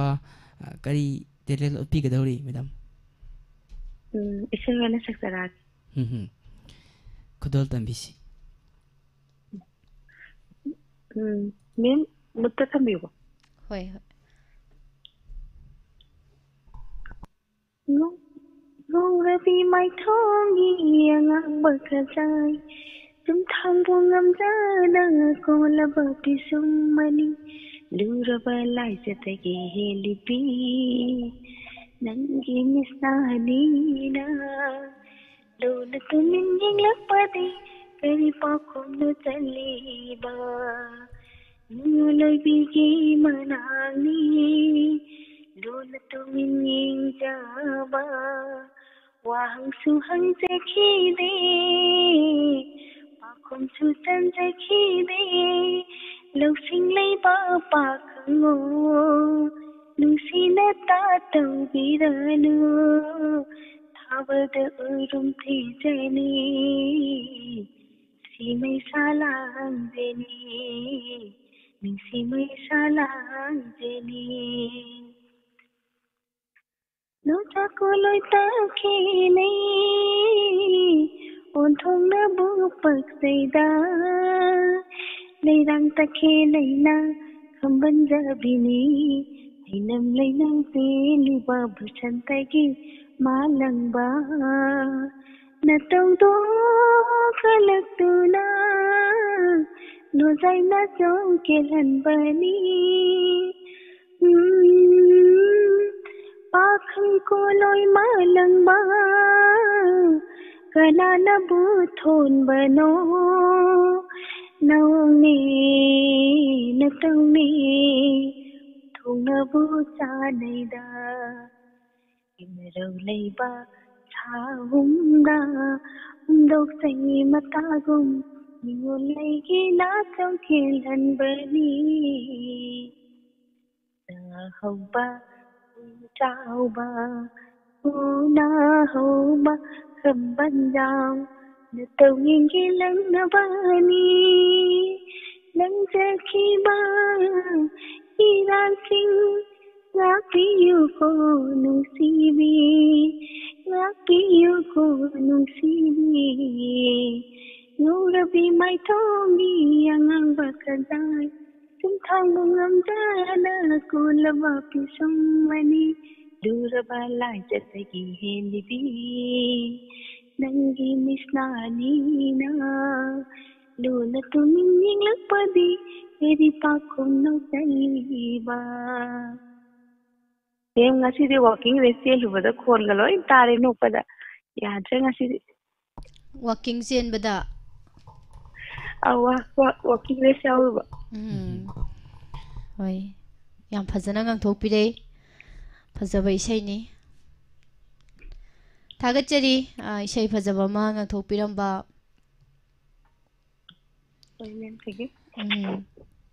ꯊꯥꯒꯠꯆꯔꯤ ꯊꯧꯔꯝ ꯁꯔꯨꯛ ꯌꯥꯕꯤꯔꯝꯕ life ꯆꯥꯠꯇ ꯂꯩꯔꯤꯕꯁꯤꯡꯅꯁꯨ ꯌꯥꯝ ꯊꯥꯒꯠꯄꯤꯔꯛꯏ hello Hello, Tajari, audition. Conductor Rajasthani Shakespeare. Iyamba kari kudol tambigadawri ngasigi tharam asida. Haujarage. Sei.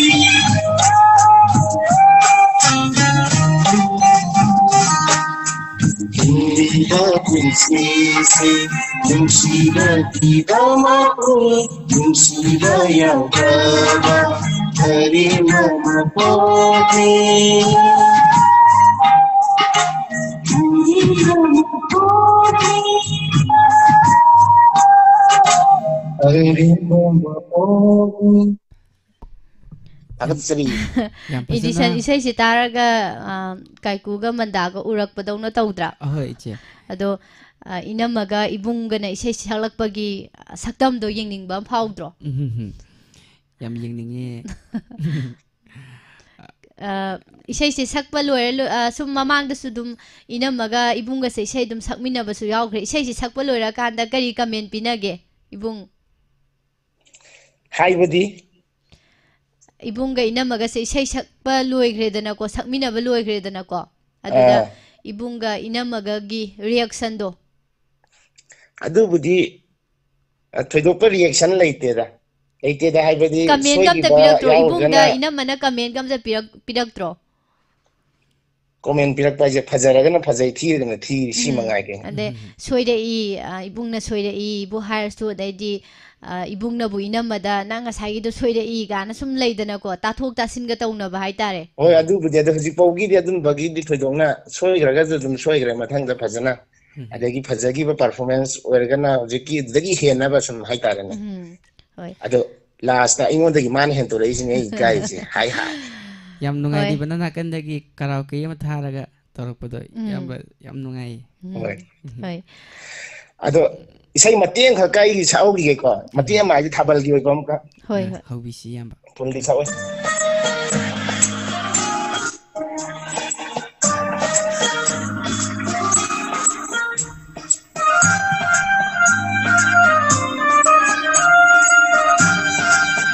कोई चट संग दम साइ दम नि असि को Kusa say I'm so mad,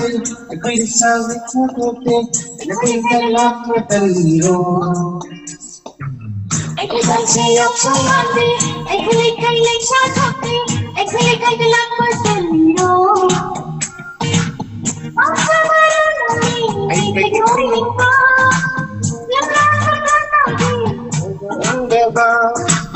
no,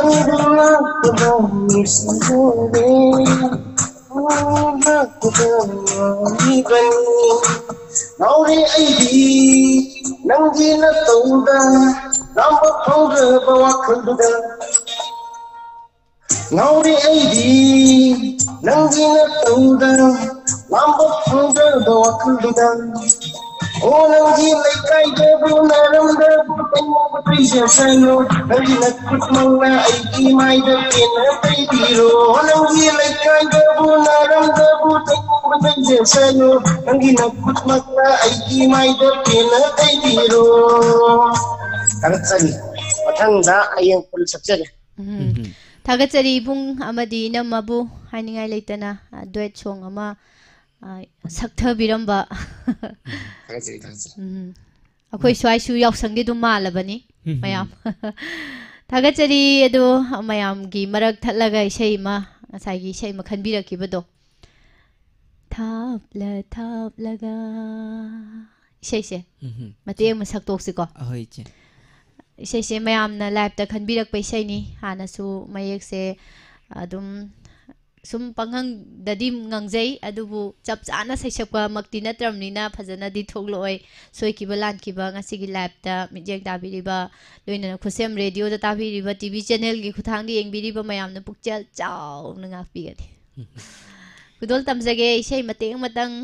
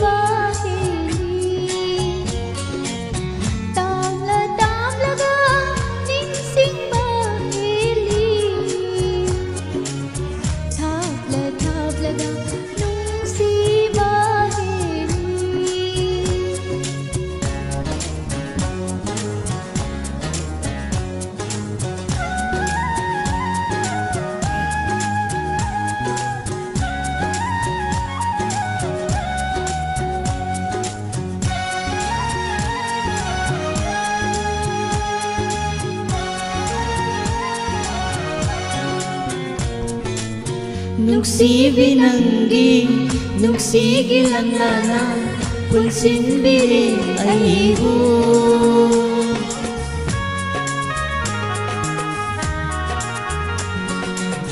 Nuksibi nangi, nuksigi lanana, pulsinbiri aibu.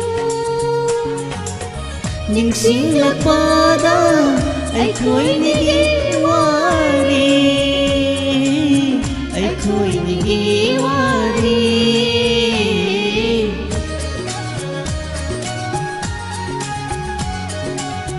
Uri nanggi nung sibi sa tam Kalikaw bagam nanakta asun Tabla nung siba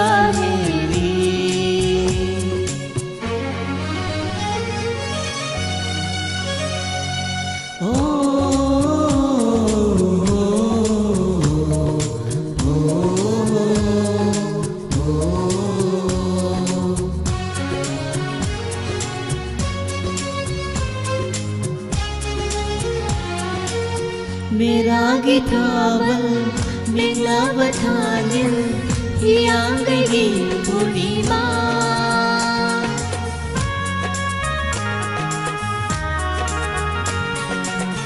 मेरा गिटावल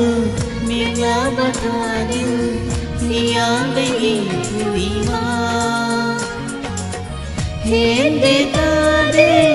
nahaki satamna nahaki satamna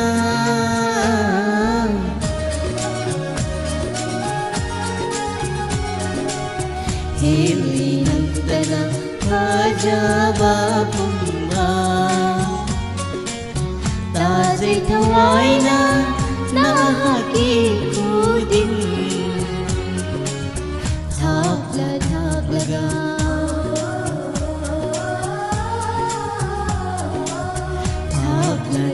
laga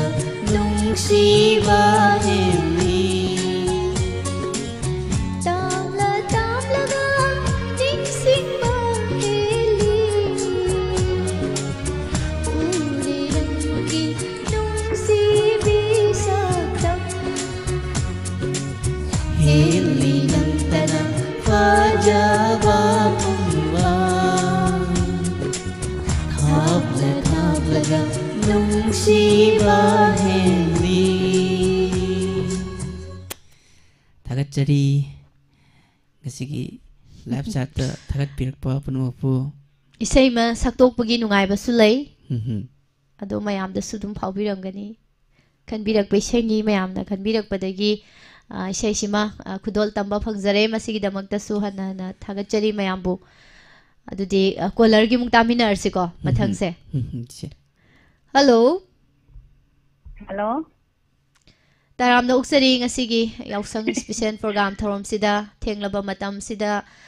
saruk yabiriba mingleifam amuktang haibiyo. Bamon ka budagi thokso meri nei bema. Akhoi gina mama da olen gina pabung. Olen gina pabung. Kay mathin sabi de kay no diamond jina tawrai jibo nung ai ba ngata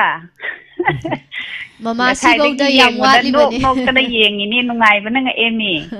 sibauda yam watli koina tawjage khanbadi mayam leijai adubu mapham matamna timing na yadabadagi tawba ngamdaba mayam amasu leiri ado mayam di bordagi ꯑꯩꯈꯣꯏ diamond ꯇꯤꯚꯤꯁꯤꯗ ꯆꯪꯉꯛꯄ ꯃꯤꯁꯤꯡ ꯑꯗꯒꯤꯗꯤ ꯁ꯭ꯇꯥꯐꯁꯨ ꯃꯉꯥꯏꯔꯦ ꯀꯣꯂꯔꯁꯨ ꯃꯉꯥꯏꯔꯦ ꯑꯔꯥꯏꯕ ꯑꯝꯇ ꯅꯠꯇꯦꯀꯣ ꯊꯥꯒꯠꯆꯔꯤ ꯃꯃꯥ ꯌꯦꯡꯕꯗ ꯇꯥꯕꯗ ꯂꯣꯏ ꯅꯨꯡꯉꯥꯏ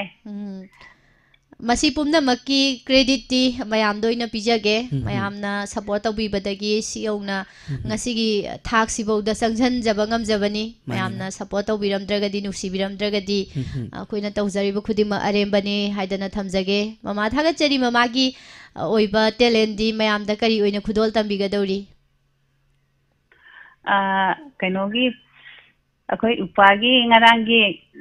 episode dagi nahangi episode dagi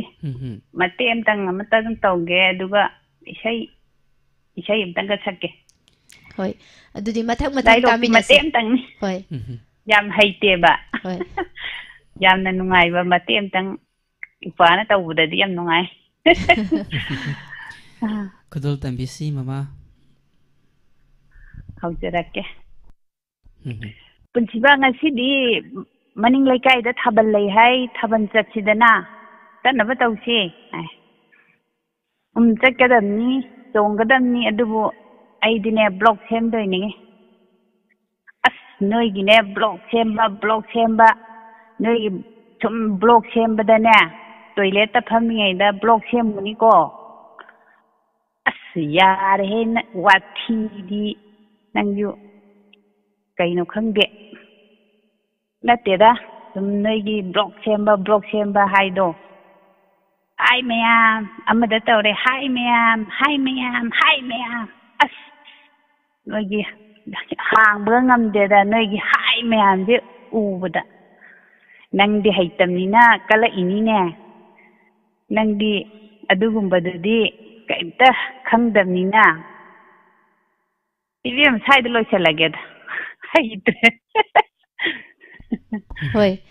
ꯑꯗꯨꯗꯤ ꯑꯗꯨꯒ ꯏꯁꯩ ꯑꯝꯇꯪꯒ ꯁꯛꯀꯦꯀꯣ ꯍꯣꯏ ꯏꯁꯩ ꯏꯁꯩ ꯑꯝꯇꯪ ꯉꯪꯊꯣꯛꯑꯝꯃꯒ ꯅꯨꯡꯉꯥꯏꯅ ꯑꯃꯨꯛ ꯌꯦꯡꯒꯦ ꯍꯣꯏ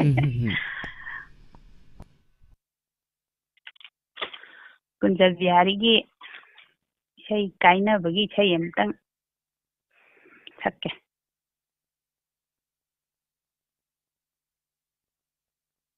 ꯃꯌꯥꯝ ꯇꯥꯕꯤꯔꯤꯕ ꯃꯌꯥꯝꯅ ꯑꯁꯣꯏꯕ ꯃꯌꯥꯝ ꯌꯥꯎꯔꯁꯨ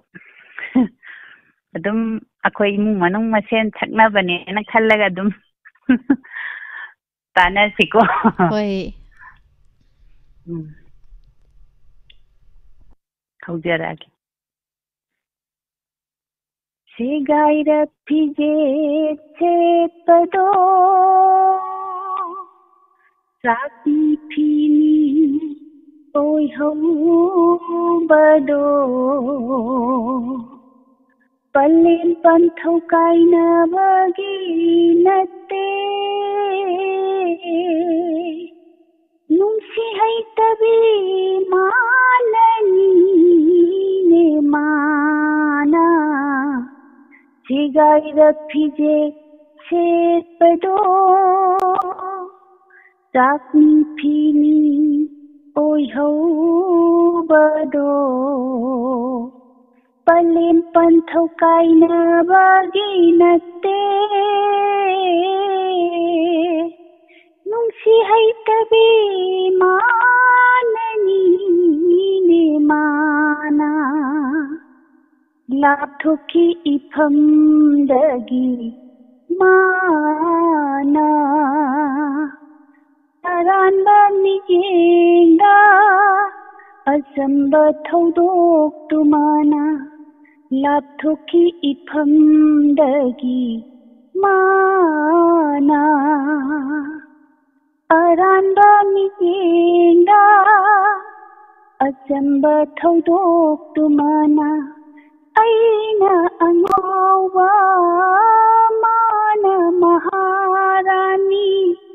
पेंदबा सुलैते साउजबा सुंगमजदे ऐना अंगौबा माना महारानी पेंदबा सुलैते साउजबा सुंगमजदे थमोइदा थमोइदा सिगाइरा फिजे सेपदो जाकनी फीनी ओय हो बदो पलेन पंथौ काइना बागी नते नुंसीहैतबी माननी ने माना नुंसीबै चैना खोलना पंथुमी खलगे तिरंगा कुंदोदी खन्न हुक्लगे नुंसीबै चैना खोलना पंथुमी खलगे तिरंगा कुंदोनी खन्न हुक्लगे मितांगबगी चैसु सिनरमले मरुभूमिगे लैंगोय मथक्ता लैंगोय मथक्ता सिगाइरा फिजे सेपदो जाकनी फीनी ओय हो बदो पलेन पंथौ काइना बागी नते नुंसीहैतबी माननी ने माना इबेमा लोइजरे इबुंगो ꯀꯌꯥꯗ ꯅꯨꯡꯁꯤꯔꯕ ꯈꯣꯟꯖꯦꯜ 이모 에디션가 ꯀꯩꯅꯣ ꯇꯧꯕꯗꯒꯤꯗꯤ ꯊꯧꯔꯝ ꯌꯥꯎꯔꯛꯄꯗꯒꯤꯗꯤ ꯑꯩꯗꯤ ꯉꯁꯤꯅ ꯑꯍꯥꯟꯕ ꯐꯪꯖꯕꯅꯤ ꯆꯤꯛꯂꯕ ꯍꯤꯡꯒꯤ ꯃꯇꯝꯁꯤꯗ ꯏꯁꯩ ꯁꯛꯏꯕ ꯅꯨꯄꯤꯁꯤ ꯀꯅꯥꯕꯨ ꯑꯣꯏꯔꯤꯒꯕ ꯏꯃꯥ ꯏꯕꯦꯝꯃ ꯑꯩꯈꯣꯏꯒꯤ ꯗꯥꯏꯃꯟꯒꯤ ꯗꯣꯅꯔ ꯃꯤꯠꯇ soidana yahondaba yadre seisakpi asi kanano haibadu maming isalogi mai bema aisune tiri bani ngasai Diamond listener numitaju isai amta sakjage na ne mingje panjalle adugane adum lappanina gari macada akhoi thaura lakjadana thengena gari kenoda la haudraba akhoi khara yam la haudraba ichem ga khoi ni khakla e adaida thengjalappaduda adum halle yumda yobada pung 9 tare yamna ngai jai mama comment ta su ujai ngasi han bathenga jabudi oire adu yamna ngai jai sei yam phajana khudol tambirami swai lawi mi sei si tabada kai haina thagat tuino thagat phom khangdre thagat laroi gi sina phare sina samme bogo thagat phom khangdre duna thagat laroi ge adum thamoi da dum lairasanu matang sabam da hairage thagat wahai se phajaman gre hainingai leitre haibadana wat horani aduna kaidawatai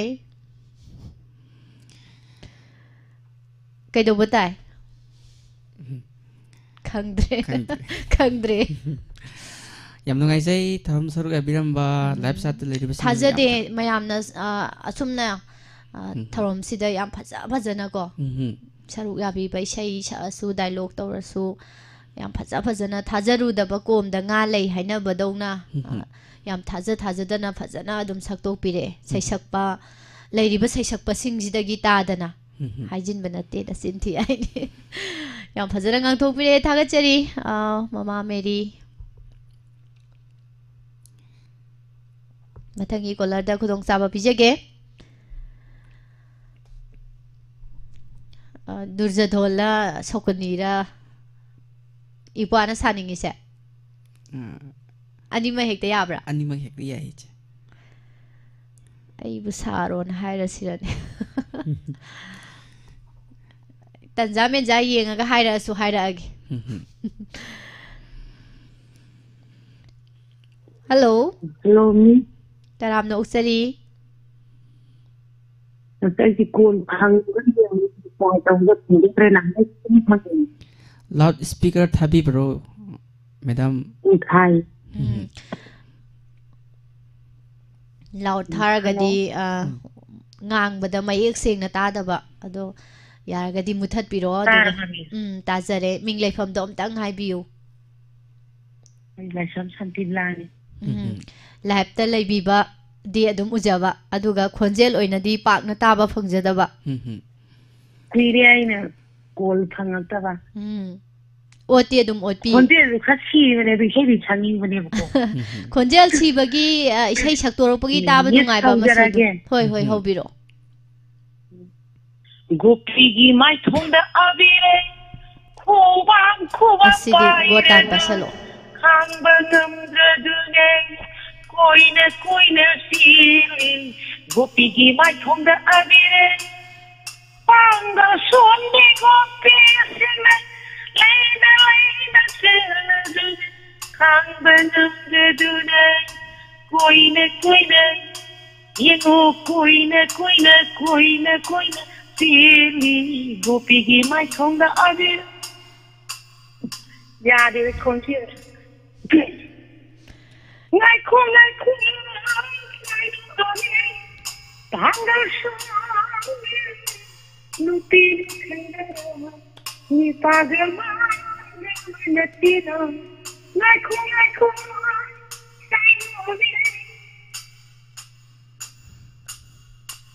ni saben oje khonje dinga yam phajara kanda loi thokre khonjel di kai sum tau de ta ba dum nungai line si sudum tat khre thagachari mayam ado akoi gi madam Nandini kari wahaina karamba wahaina nasa singna haijagadabno khangde Madam na nungsibi basigi laman mapoksi magidi singbangam gadaba mande haiwa wafam sidang oina thamjage thawram se yam nungaina ꯃꯌꯥꯝꯅ ꯄꯥꯡꯊꯣꯛꯄꯤꯔꯤꯉꯩ ꯃꯊꯛꯁꯤꯗ ꯃꯦꯗꯥꯝꯅꯁꯨ ꯌꯥꯝꯅ ꯅꯨꯡꯁꯤꯕꯤꯕꯒꯤ ꯑꯩꯈꯣꯏꯕꯨ ꯑꯋꯥꯡꯕ ꯊꯥꯛꯇ ꯊꯥꯡꯒꯠꯄꯤꯕꯗꯧꯅ ꯈꯟꯖꯩ ꯊꯥꯒꯠꯆꯔꯤ ꯃꯊꯪꯒꯤ colour ꯈꯨꯗꯣꯡꯆꯥꯕ ꯄꯤꯖꯔꯤ ꯃꯊꯪꯒꯤ ꯀꯣꯂꯔꯗ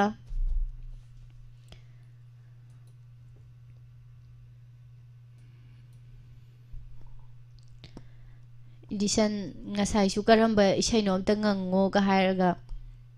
ꯊꯃꯣꯏ ꯑꯅꯤꯒꯤ ꯄꯨꯟꯐꯝꯅꯤ ꯇꯧꯔꯦ ꯍꯧꯖꯤꯛꯁꯨ ꯏꯁꯩ ꯑꯝꯇ ꯉꯪꯉꯣ ꯀꯣꯂꯔꯁꯦ ꯉꯥꯏꯅ ꯍꯥꯏꯒꯦꯅ ꯈꯟꯕꯅꯦ ꯑꯗꯣ ꯅꯨꯄꯤꯒꯤ ꯈꯜꯂꯛꯀꯗ꯭ꯔꯅ ꯁꯨꯝ ꯄꯥꯈꯠꯂꯦ ꯅꯨꯄꯥꯒꯤ ꯑꯣꯏꯅ ꯁꯛꯆꯔꯛꯀꯦ ꯅꯨꯄꯥꯒꯤ ꯏꯁꯩ ꯑꯣꯏꯅ ꯁꯛꯂꯛꯑꯒꯦꯕ ꯍꯣꯏ ꯑꯗꯨꯗꯤ ꯑꯗꯨꯃꯥꯏꯅ ꯈꯔ ꯍꯥꯏꯔꯛꯑꯣ ꯏꯁꯩ ꯍꯩꯇꯕꯅꯤꯅꯕ ꯄꯪꯁꯛꯇ ꯁꯛꯄꯗꯤ ꯌꯥꯕ ꯑꯗꯣ ꯑꯩꯅ ꯍꯩꯇ꯭ꯔꯤꯉꯩ ꯃꯊꯛꯁꯤꯗ ꯌꯥꯝ ꯐꯖꯕ ꯏꯁꯩ ꯅꯨꯄꯤꯅꯒ ꯁꯛꯈꯤꯕ ꯑꯃ ꯏꯄꯥꯅꯒ ꯉꯁꯥꯏꯁꯨ ꯑꯃꯨꯛ ꯁꯛꯇꯣꯔꯦ ꯍꯧꯖꯤꯛꯁꯨ ꯑꯃꯨꯛ ꯁꯛꯆꯜꯂꯛꯑꯒꯗꯤ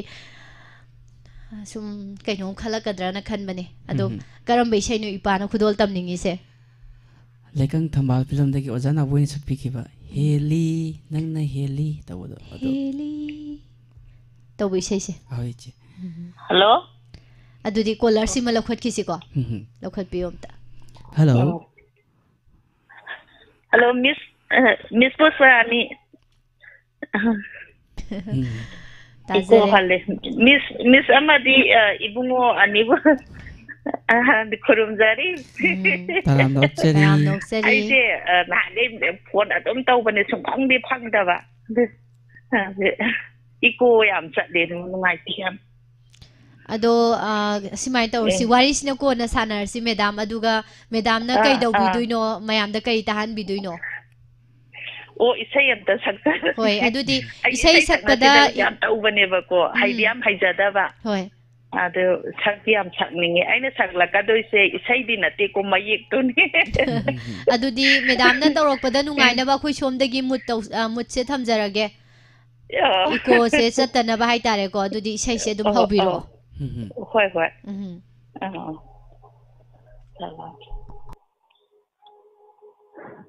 ꯍꯦ ꯏꯃꯥ ꯃꯅꯤꯄꯨꯔ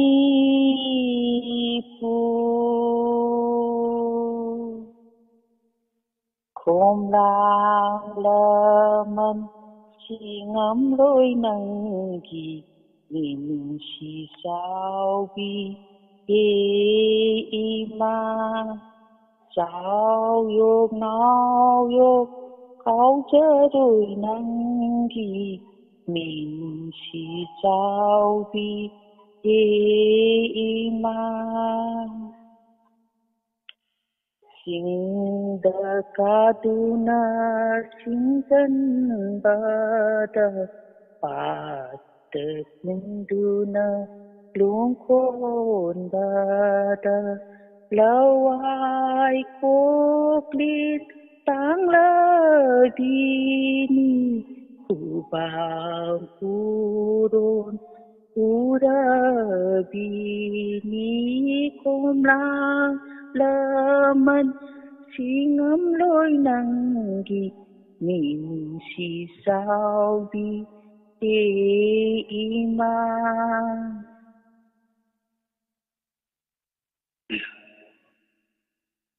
ꯂꯥꯡꯕꯟꯒꯤ ꯅꯨꯡꯁꯥ ꯃꯩꯁꯥꯅꯨꯡꯗ ꯄꯥꯔꯕ ꯈꯣꯡꯌꯥꯅ ꯎꯐꯨꯜꯊꯛꯇ ꯄꯥꯔꯤ ꯂꯝꯗ ꯄꯣꯗꯨꯅ ꯏꯃꯥꯁꯤ ꯄꯟꯁꯤ ꯂꯥꯟꯕꯗ ꯋꯥꯔꯕꯣꯏ ꯈꯣꯝꯂꯥꯡꯂꯃꯟ ꯁꯤꯉꯝꯂꯣꯏ ꯅꯪꯒꯤ ꯃꯤꯅꯨꯡꯁꯤ ꯆꯥꯎꯕꯤ ꯍꯦ ꯏꯃꯥ ꯋꯥꯛꯆꯤꯡꯒꯤ ꯎꯟꯒꯤ ꯎꯟꯈꯥꯅꯨꯡꯗ ꯄꯥꯔꯕ ꯆꯔꯩꯅ ꯅꯝꯗ ꯀꯨꯞꯄꯗ ꯋꯥꯔꯦ ꯀꯧꯕꯗ ꯍꯥꯏꯖꯗ꯭ꯔꯕꯤ ꯅꯣꯛꯄꯇꯅ ꯅꯁꯔꯨ ꯑꯣꯏꯔꯤꯕꯤ ꯆꯤꯡꯂꯩꯄꯥꯛꯀꯤ ꯏꯃꯥ ꯃꯅꯤꯄꯨꯔ ꯆꯤꯡꯂꯩꯄꯥꯛꯀꯤ ꯏꯃꯥ ꯃꯅꯤꯄꯨꯔ ꯅꯗꯣꯝ ꯁꯥꯠꯂꯨ ꯅꯗꯣꯝ ꯉꯥꯜꯂꯨ ꯂꯣꯏꯁꯤꯟꯖꯔꯒꯦ ꯃꯤꯁ ꯑꯃꯗꯤ ꯁꯥꯕꯤꯕꯨ ꯌꯥꯝ ꯅꯨꯡꯉꯥꯏꯖꯩ ꯃꯦꯗꯥꯝ ꯃꯤꯡ ꯇꯥꯕꯤꯔꯤꯕ꯭ꯔꯣ ꯃꯤꯁ ꯇꯥꯖꯩ ꯃꯦꯗꯥꯝ ꯍꯜꯂꯣ ꯍꯜꯂꯣ ꯇꯥꯕꯤꯕ꯭ꯔꯣ ꯃꯦꯗꯥꯝ ꯍꯜꯂꯣ ꯃꯤꯁ ꯇꯥꯕꯤꯔꯤꯕ꯭ꯔꯣ ꯇꯥꯖꯩꯌꯦ ꯑꯣ ꯑꯩꯗꯤ ꯏꯁꯩ ꯁꯛꯅꯤꯡꯕꯅꯦ ꯃꯌꯥꯝ ꯑꯃꯅꯦ ꯁꯨꯝ ꯀꯣꯜ ꯇꯧꯕ ꯁꯨꯡꯐꯪ ꯐꯪꯗꯗꯅꯅꯦ ꯑꯩꯅ ꯁꯛꯅꯤꯡꯕ ꯌꯥꯝ ꯁꯛꯈ꯭ꯔꯦ ꯏꯁꯩ ꯑꯩꯁꯦ ꯅꯍꯥꯟꯒꯗꯤ ꯁꯨꯡꯐꯪ ꯐꯪꯖꯗꯦ ꯑꯗꯩ ꯃꯔꯛ ꯃꯔꯛꯇ ꯈꯔ ꯇꯧꯖꯔꯛꯀꯦ ꯈꯔ ꯍꯣꯏ ꯃꯌꯥꯝꯅ ꯁꯔꯨꯛ ꯌꯥꯕꯤꯒꯗꯕꯅꯤ ꯃꯌꯥꯝꯒꯤꯗꯃꯛꯇꯅꯤ ꯄꯥꯡꯊꯣꯛꯆꯔꯤꯕ ꯊꯧꯔꯝꯁꯦ ꯊꯥꯒꯠꯆꯔꯤ ꯑꯩ ꯏꯁꯩꯗꯤ ꯌꯥꯝ ꯍꯩꯖꯗꯦ ꯁꯨꯝ ꯑꯗꯣ ꯃꯃꯥꯒꯤ ꯃꯤꯡ ꯂꯩꯐꯝꯁꯦ ꯍꯥꯏꯕꯤꯈꯤꯗ꯭ꯔꯤꯕ ꯃꯥꯜꯂꯦ ꯀꯅꯥꯅꯗꯤ ꯏꯃꯨꯡ ꯃꯅꯨꯡꯅꯤ ꯈꯔꯅ ꯉꯥꯛꯄꯤꯌꯨ ꯌꯥꯝ ꯐꯖꯅ ꯉꯥꯡꯊꯣꯛꯄꯤꯔꯦ ꯂꯩꯕꯥꯛ ꯅꯤꯡꯕ ꯏꯁꯩ ꯃꯤꯁ ꯑꯃꯗꯤ ꯁꯥꯔ ꯑꯅꯤꯁꯦ ꯉꯁꯤꯗꯤ ꯍꯣꯂꯤ ꯌꯥꯝ ꯃꯥꯟꯈꯔꯦ ꯁꯨꯝ ꯃꯥꯟꯒꯗ꯭ꯔꯅ ꯇꯧꯖꯔꯤꯅꯤ ꯊꯥꯒꯠꯆꯔꯤ ꯑꯗꯣ ꯏꯆꯥꯁꯤꯡ ꯏꯅꯥꯎꯁꯤꯡꯒꯤ ꯊꯧꯔꯝꯁꯤꯡꯁꯦ ꯌꯦꯡꯕꯒꯤ ꯄꯦꯟꯕ ꯅꯥꯏꯗꯕꯖꯥꯠꯅꯤ ꯑꯩꯁꯨꯅꯤ ꯂꯦꯞꯇꯅ ꯑꯗꯨꯝ ꯇꯥꯏ ꯆꯥꯠꯇꯗꯤ ꯈꯔ ꯌꯥꯎꯏ ꯃꯔꯛ ꯃꯔꯛꯇ ꯌꯥꯝ ꯇꯣꯏꯅꯗꯤ ꯌꯥꯎꯗꯦ ꯑꯗꯣ ꯃꯃꯥꯒꯤ ꯃꯤꯡ ꯂꯩꯐꯝꯁꯦ ꯑꯝꯇꯪ ꯄꯟꯕꯤꯔꯝꯃꯣ ꯂꯣꯏꯁꯤꯜꯂꯛꯄꯁꯤꯗ ꯑꯩꯒꯤ ꯃꯤꯡꯁꯦ ꯏꯟꯗꯤꯔꯥ ꯑꯔꯤꯄꯃꯅ ꯆꯥꯠꯇ ꯃꯔꯛ ꯃꯔꯛꯇ ꯍꯦꯛ ꯊꯣꯛꯄꯗꯨꯅꯦꯕ ꯑꯗꯨ ꯑꯩꯁꯦ ꯑꯋꯥꯡꯒꯣꯕꯒꯥꯏ ꯍꯥꯏꯌꯦ ꯑꯩꯈꯣꯏ ꯂꯝꯁꯦ ꯀꯩꯅꯣꯗꯒꯤꯅꯤ ꯑꯋꯥꯡ ꯄꯣꯠꯁꯝꯕꯝ ꯑꯩꯈꯣꯏ ꯀꯩꯅꯣ ꯂꯝꯁꯥꯡ ꯀꯦꯟꯗ꯭ꯔ ꯆꯤꯡꯉꯤ ꯌꯥꯝ ꯅꯨꯡꯉꯥꯏꯖꯔꯦ ꯊꯝꯖꯔꯒꯦꯀꯣ ꯃꯤꯁ ꯌꯥꯝ ꯅꯨꯡꯉꯥꯏ ꯃꯤꯁꯅꯤ ꯑꯗꯣ ꯃꯈꯣꯡ ꯁꯣꯛꯏ ꯍꯥꯏꯕ ꯀꯩꯅꯣꯝ ꯍꯥꯏ ꯅꯨꯡꯉꯥꯏꯇꯦ ꯇꯥꯕꯗ ꯈꯣꯡꯕꯨꯗꯤ ꯁꯣꯛꯑꯦ ꯑꯗꯣ ꯇꯉꯥꯏ ꯐꯗꯕꯅꯤꯅ ꯁꯣꯛꯑꯁꯨ ꯁꯣꯛꯅ ꯃꯤ ꯂꯩꯇꯕꯗꯒꯤ ꯍꯥꯏꯕ ꯇꯥꯔꯦ ꯃꯐꯝꯁꯤꯗ ꯉꯁꯥꯏꯗꯒꯤ ꯑꯗꯨꯝ ꯃꯌꯥꯝꯒꯤ ꯊꯧꯒꯜ ꯇꯧꯕꯤꯔꯝꯕꯅꯦ ꯑꯩꯈꯣꯏ ꯃꯤꯁꯁꯨ ꯊꯥꯒꯠꯆꯔꯤ ꯐꯕ ꯑꯣꯏꯔꯁꯅꯨ ꯃꯥꯁꯨ ꯃꯌꯥꯝ ꯌꯥꯝ ꯅꯨꯡꯉꯥꯏꯈꯔꯦ ꯑꯩꯁꯨ ꯁꯤ ꯗꯥꯏꯃꯟꯁꯤꯇꯪ ꯇꯥꯖꯩ ꯑꯩꯁꯨ ꯑꯇꯩꯗꯤ ꯊꯣꯏꯗꯣꯛꯅ ꯇꯥꯔꯨꯗꯦꯕꯀꯣ ꯑꯗꯣ ꯁꯤꯁꯤ ꯍꯦꯛ ꯂꯦꯞꯄ ꯑꯍꯥꯡꯕ ꯖꯒꯥ ꯇꯟꯖꯥ ꯑꯗꯨꯗꯅꯦ ꯇꯧꯐꯝ ꯈꯪꯗ ꯐꯣꯟꯁꯦ ꯁꯦꯔꯥꯟ ꯇꯨꯔꯥꯟ ꯄꯪꯃꯦꯠ ꯌꯥꯝ ꯅꯨꯡꯉꯥꯏꯖꯔꯦ ꯊꯝꯃꯦ ꯍꯣꯏ ꯊꯥꯒꯠꯆꯔꯤ ꯃꯃꯥ ꯏꯁꯩ ꯐꯖꯕ ꯑꯃ ꯂꯥꯟꯊꯣꯛꯄꯤꯔꯝꯕ ꯑꯗꯨꯗꯤ ꯑꯦꯗꯤꯁꯟ ꯃꯇꯝꯁꯨ ꯌꯥꯝ ꯂꯩꯁꯤꯜꯂꯛꯇ꯭ꯔꯦ ꯑꯩꯈꯣꯏ ꯏꯟꯁꯄꯦꯛꯇꯔ ꯇꯌꯥꯏꯒꯤ ꯑꯅꯧꯕ ꯏꯄꯤꯁꯣꯠ ꯑꯃꯁꯨ ꯃꯌꯥꯝꯕꯨ ꯉꯥꯏꯗꯅ ꯂꯩꯔꯕꯅꯤ ꯔꯦꯗꯤꯗ ꯑꯗꯨꯅ ꯏꯆꯤꯜ ꯏꯄ꯭ꯋꯥꯒꯤ ꯄ꯭ꯔꯣꯒꯥꯝꯁꯤꯁꯨ ꯂꯣꯏꯁꯤꯜꯂꯛꯄꯒꯤ ꯃꯇꯝꯗꯣ ꯌꯧꯔꯛꯑꯦ ꯑꯗꯣ ꯂꯣꯏꯁꯤꯟꯗ꯭ꯔꯤꯉꯩꯗ ꯃꯌꯥꯝ ꯅꯨꯡꯉꯥꯏꯕ ꯌꯥꯕ ꯀꯩꯀꯩꯅꯣ ꯈꯔ ꯇꯧꯔꯝꯁꯤ ꯏꯄ꯭ꯋꯥꯒꯤꯗꯤ ꯍꯦꯜꯂꯤ ꯅꯪꯅ ꯍꯦꯜꯂꯤ ꯍꯥꯏꯕ ꯏꯁꯩꯁꯦ ꯈꯨꯗꯣꯜ ꯇꯝꯕꯤꯔꯅꯤꯅ ꯉꯁꯥꯏ ꯍꯥꯏꯈ꯭ꯔꯦ ꯑꯗꯣ ꯏꯁꯩꯁꯦ ꯏꯄ꯭ꯋꯥꯗꯒꯤ ꯇꯥꯊꯣꯛꯁꯤ ꯑꯗꯨꯒ ꯃꯔꯛꯁꯤꯗ ꯑꯩꯁꯨ ꯀꯔꯤꯅꯣ ꯁꯛꯄ ꯌꯥꯕ ꯑꯃ ꯍꯦꯛꯇ ꯌꯦꯡꯉ ꯁꯛꯆꯜꯂꯒꯦꯀꯣ ꯊꯥꯒꯠꯆꯔꯤ ꯃꯈꯥ ꯇꯥꯔꯛꯄ ꯀꯣꯂꯔꯁꯦ ꯂꯧꯈꯠꯆꯔꯔꯣꯏꯒꯦ ꯏꯟꯁꯄꯦꯛꯇꯔ ꯇꯌꯥꯏ ꯊꯧꯔꯝꯁꯤꯗ ꯑꯃꯨꯛ ꯃꯌꯥꯝ ꯅꯨꯡꯉꯥꯏꯅ ꯑꯃꯨꯛ ꯇꯥꯃꯤꯟꯅꯁꯤ ꯑꯗꯨꯒ ꯊꯧꯔꯝꯁꯤ ꯂꯧꯈꯠꯆꯗ꯭ꯔꯤꯉꯩ ꯃꯊꯪꯒꯤ ꯄꯦꯖꯁꯤ ꯂꯧꯈꯠꯆꯗ꯭ꯔꯤꯉꯩꯗ ꯏꯁꯩ ꯑꯩꯈꯣꯏ ꯏꯄꯥ ꯏꯗꯤꯁꯟꯒꯤ ꯏꯁꯩ ꯑꯃꯨꯛ ꯃꯌꯥꯝ ꯇꯥꯃꯤꯟꯅꯁꯤ ꯑꯗꯨꯒ ꯂꯣꯏꯁꯤꯜꯂꯛꯄꯗ ꯏꯆꯤꯜ ꯏꯄꯥ ꯄꯨꯟꯅ ꯇꯧꯃꯤꯟꯅꯕ ꯗꯥꯏꯂꯣꯛ ꯑꯃꯁꯨ ꯃꯌꯥꯝꯗ ꯈꯨꯗꯣꯜ ꯇꯝꯖꯒꯦ ꯑꯗꯨꯗꯤ ꯏꯁꯩ ꯍꯧꯅꯕ ꯇꯧꯔꯁꯤꯀꯣ ꯊꯥꯒꯠꯆꯔꯤ ꯌꯥꯝ ꯐꯖꯕ ꯏꯁꯩꯅꯤ ꯂꯩꯀꯪ ꯊꯝꯕꯥꯜ ꯐꯤꯂꯝꯗꯒꯤ ꯗꯥ ꯅꯥꯎꯕꯣꯏꯅ ꯌꯥꯝ ꯐꯖꯅ ꯁꯛꯈꯤꯕ ꯑꯗꯨ ꯃꯌꯥꯝꯅꯁꯨ ꯑꯗꯨꯝ ꯉꯪꯅꯕ ꯏꯁꯩ ꯑꯃꯈꯛꯅꯤ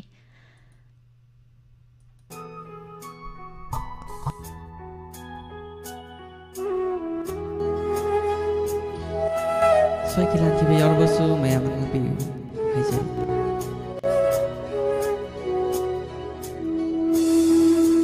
ꯍꯦꯂꯤ ꯅꯪꯅ ꯍꯦꯂꯤ ꯍꯣ ꯄꯨꯝꯅꯃꯛꯇꯒꯤ ꯍꯦꯂꯤ ꯂꯩꯇꯦ ꯀꯅꯥ ꯂꯩꯇꯦ ꯃꯥꯂꯦꯝꯁꯤꯗ ꯅꯪꯒ ꯆꯥꯡꯗꯝꯅꯤꯉꯥꯏ ꯊꯦꯡꯅꯈꯤ ꯈꯪꯍꯧꯗ ꯊꯦꯡꯅꯕꯅ ꯑꯣꯏꯍꯟꯈꯤ ꯈꯜꯍꯟꯈꯤ ꯂꯦꯡꯗ꯭ꯔꯕꯅꯤ ꯅꯪꯕꯨ ꯄꯨꯟꯁꯤꯒꯤ ꯍꯦꯂꯤ ꯅꯪꯅ ꯍꯦꯂꯤ ꯍꯣ ꯄꯨꯝꯅꯃꯛꯇꯒꯤ ꯍꯦꯂꯤ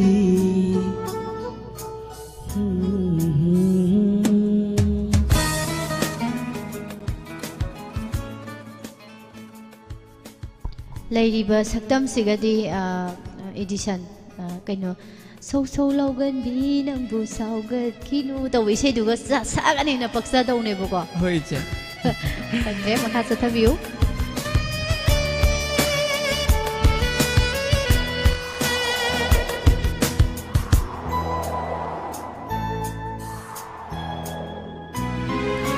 ꯁꯦꯠꯂꯤꯕꯁꯦ ꯐꯥꯏꯔꯦꯟꯒꯤ ꯑꯉꯥꯎꯕ ꯃꯥꯂꯪꯅ ꯅꯠꯇꯦ ꯅꯪꯕꯨ ꯄꯨꯈꯤꯅꯕ ꯑꯍꯥꯡꯕ ꯑꯇꯤꯌꯥꯗ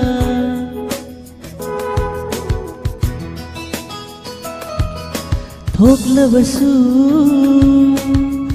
ꯃꯦꯔꯥꯒꯤ ꯃꯦꯡꯂꯕ ꯊꯥꯖꯅ ꯅꯠꯇꯦ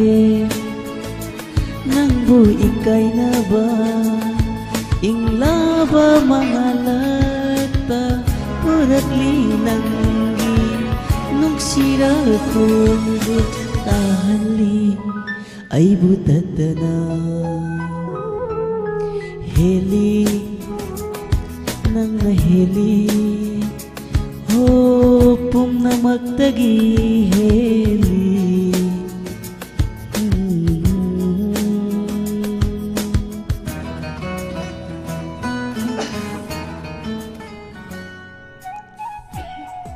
나나보이나가 따라마디 노엉가네.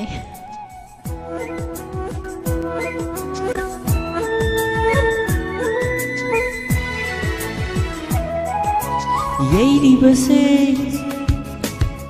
kalengi akan banung sana nate nang bujakit na ba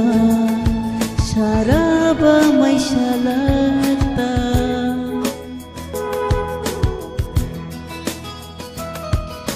Surabasu ingagi akan banong juna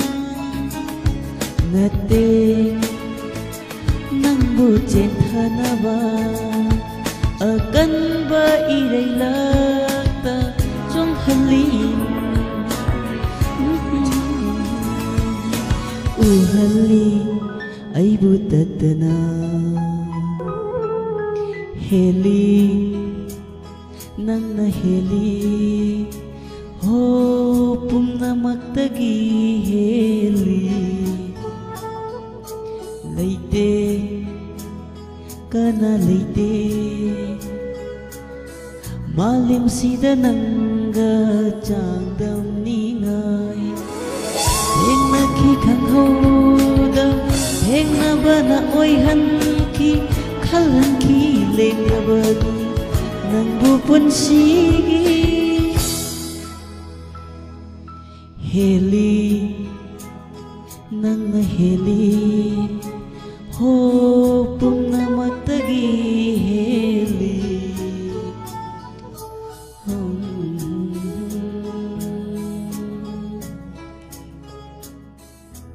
Thank you.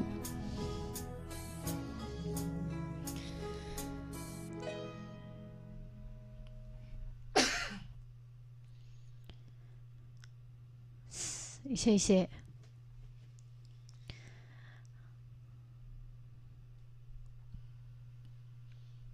파제이 하겠다 보네. 세 파제이.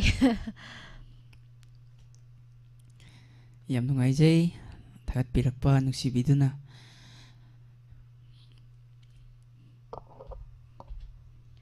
ꯑꯗꯣ ꯑꯩꯁꯨ ꯃꯇꯦꯛ ꯑꯃ ꯂꯣꯏꯁꯤꯜꯂꯛꯄꯁꯦ ꯑꯍꯣꯏ ꯏꯆꯦ ꯏꯁꯩ ꯑꯃꯇꯪ ꯈꯨꯗꯣꯜ ꯇꯝꯕꯤꯁꯤ ꯃꯌꯥꯝꯒꯤ ꯑꯩꯗꯤ ꯑꯌꯥꯝꯕꯅ ꯏꯁꯩꯁꯦ ꯀꯥꯏꯅꯕꯒꯤ ꯏꯁꯩꯒꯨꯝꯕ ꯑꯗꯨꯒ ꯑꯗꯒꯤ ꯑꯁꯨꯝ ꯁꯛꯄ ꯀꯥꯟꯗꯁꯨ ꯑꯗꯨꯝ ꯅꯨꯄꯥꯅ ꯁꯛꯄ ꯏꯁꯩꯁꯤꯅ ꯀꯌꯥ ꯁꯛꯄꯁꯦ ꯑꯩꯉꯣꯟꯗ ꯑꯗꯨꯝ खरा नुंगाइजबदो ओएबको दुना आइसु इसेमा खुदोल तमजरके नाउबोय दा नाउबोय गी सेम सु सकरे दो आइना सक्तु सिसु दा नाउबोय गी सेई ओइले रमे खुदोल तमजगे सेसी मतेक सिमा सकजरगा डायलॉग मते अमतंगा मयामदा खुदोल तमजरमगा थौरम सिमा लोसिनजबगी अयाबदो लौजगे मयामदगी थागतचरी मैम पुनमक इपा एडिशन की सहीदा मैम खुबा खुबीरिबा मैम थागत बिरकलिबा ma'am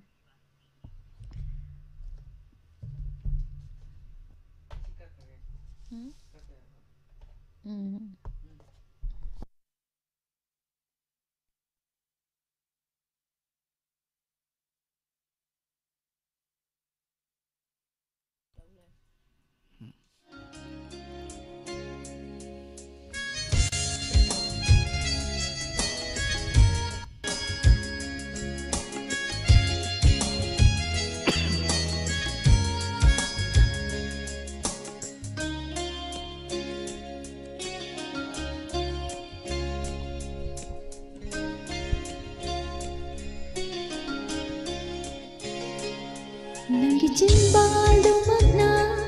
kaina rasi hairappa Nanggi misna anina ay buwarong na yelakpa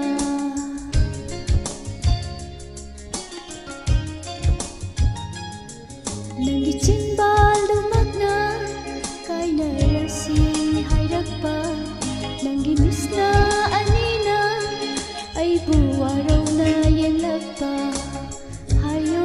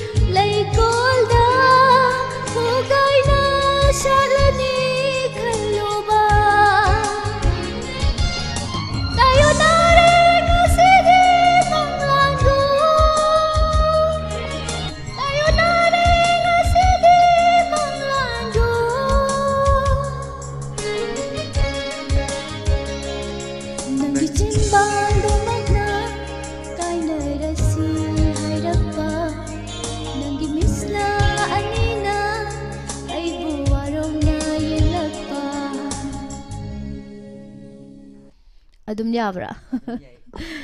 ꯑꯗꯨꯝ ꯌꯥꯏ ꯏꯆꯦ ꯌꯥꯝ ꯐꯖꯅ ꯏꯁꯩ ꯈꯨꯗꯣꯜ ꯇꯝꯕꯤꯔꯝꯈ꯭ꯔꯦ ꯊꯦꯡꯛ ꯌꯨ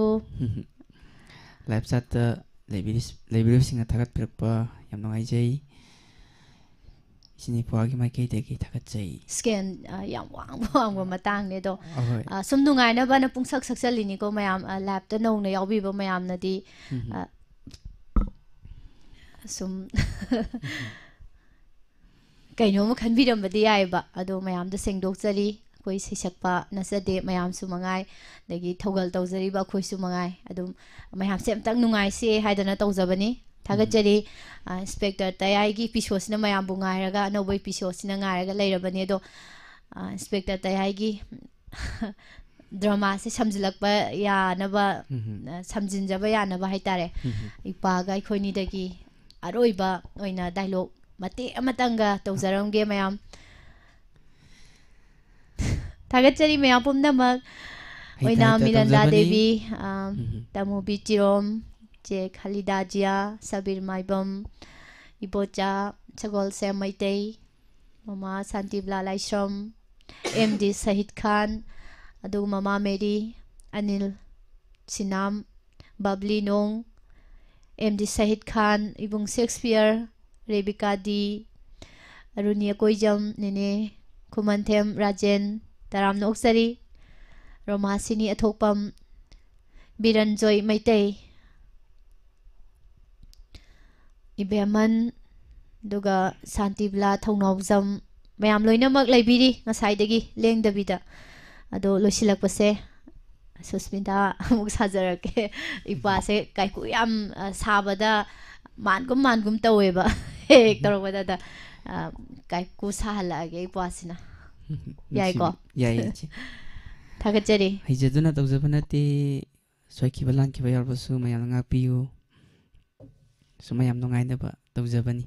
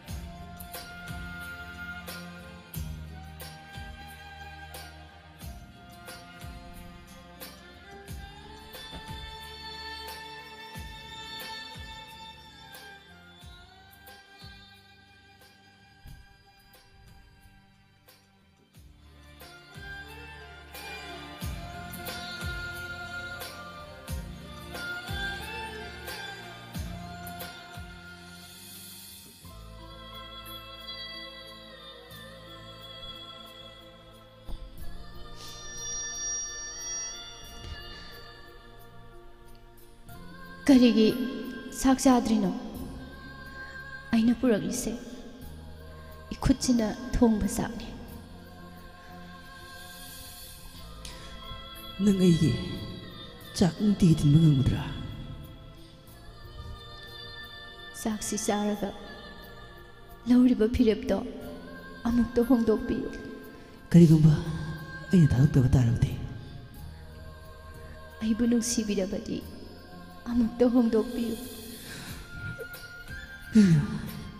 ꯑꯀꯦꯝꯕꯒꯤ ꯄꯨꯟꯁꯤꯗ ꯇꯥꯎꯗꯨꯅ ꯂꯩꯔꯒ ꯅꯪꯅ ꯑꯀꯦꯝꯕꯒꯤ ꯄꯨꯟꯁꯤꯗ ꯇꯥꯎꯗꯨꯅ ꯂꯩꯔꯒ ꯑꯩ ꯀꯃꯥꯏꯅ ꯂꯩꯌꯨ ꯍꯥꯏꯅꯣ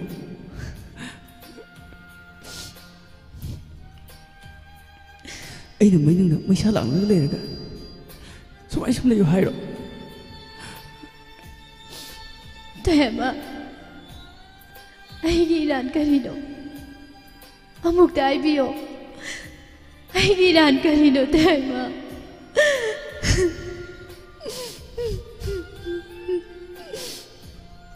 ꯑꯁꯨꯛ ꯀꯨꯏꯕꯁꯦ ꯅꯪꯅ ꯑꯩꯉꯣꯟꯗ ꯄꯥꯎ ꯑꯃꯠꯇ ꯍꯥꯏꯔꯛꯇ꯭ꯔꯤꯕ ꯀꯔꯤꯒꯤꯅꯣ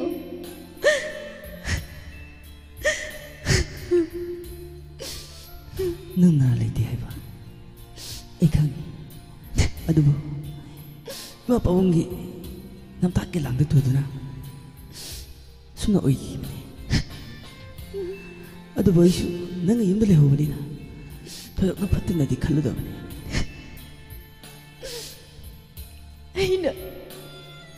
ꯑꯩꯅ ꯌꯨꯝꯗꯨꯗ ꯈꯥꯝꯈꯤꯕ ꯆꯩꯅ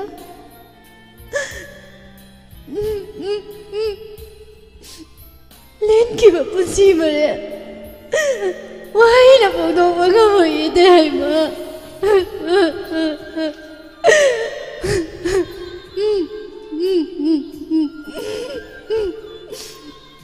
ꯄꯨꯟꯁꯤꯁꯦ ꯂꯣꯏꯔꯒꯦ ꯈꯟꯈꯤ ꯑꯗꯨꯕꯨ ꯏꯆꯥ ꯅꯨꯡꯗꯒꯤ ꯃꯨꯟꯕꯤꯈ꯭ꯔꯕ ꯏꯆꯥꯗꯣ ꯑꯗꯨꯒꯤ ꯈꯟꯕꯗ ꯑꯩ ꯁꯤꯕ ꯉꯝꯈꯤꯗꯦ ꯍꯥꯏꯕ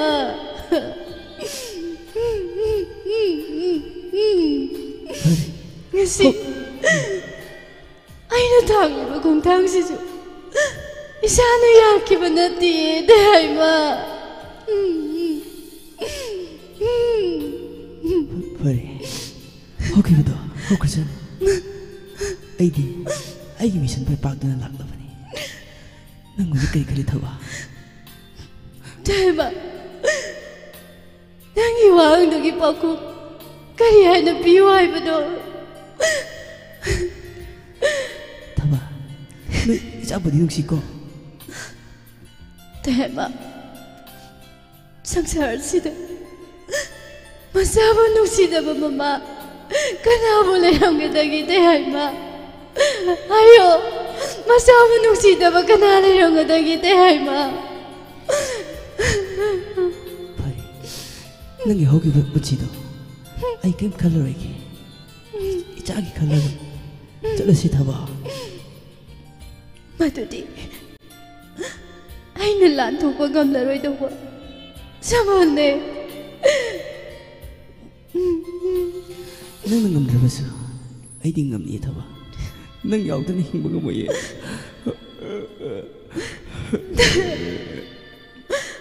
ꯍꯥꯏꯕ ꯋꯥꯈꯜꯗ ꯑꯣꯟꯅꯔꯦ ꯍꯥꯏꯕ ꯑꯩꯕꯨ ꯊꯥꯗꯣꯛꯄꯤꯌꯨ ꯁꯦ ꯑꯩꯕꯨ ꯊꯥꯗꯣꯛꯄꯤꯌꯨ ꯍꯥꯏꯕ ꯍꯧꯖꯤꯛꯃꯛ ꯏꯆꯥꯒꯤ ꯃꯅꯥꯛ ꯆꯠꯁꯤ ꯊꯕꯛ ꯍꯥꯏꯕ ꯅꯪꯅ ꯄꯥꯏꯔꯤꯕ ꯑꯩꯒꯤ ꯈꯨꯗꯥꯡꯁꯦ ꯃꯤꯒꯤ ꯑꯣꯏꯈ꯭ꯔꯦ ꯍꯥꯏꯕ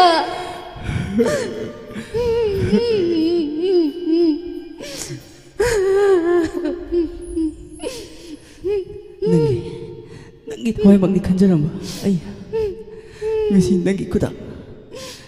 ꯈꯨꯗꯥꯡ ꯄꯥꯏꯕꯒꯤ ꯍꯛ ꯂꯩꯇ꯭ꯔꯕ ꯊꯦꯝꯕ ꯆꯥꯛꯁꯤ ꯆꯥꯅꯕ ꯇꯧꯕꯤꯔꯣ ꯊꯦꯝꯕ ꯑꯩ ꯆꯠꯂꯒꯦ ꯊꯦꯝꯕ ꯆꯥꯛꯁꯤꯗꯗꯤ ꯆꯥꯕꯤꯌꯨꯀꯣ ꯊꯦꯝꯕ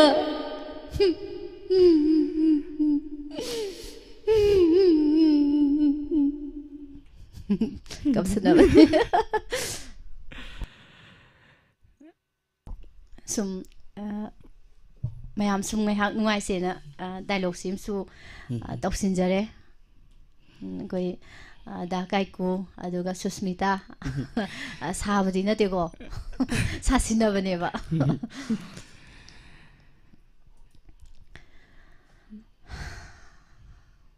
थागचरी मयाम पुमनमक हन्ना हन्ना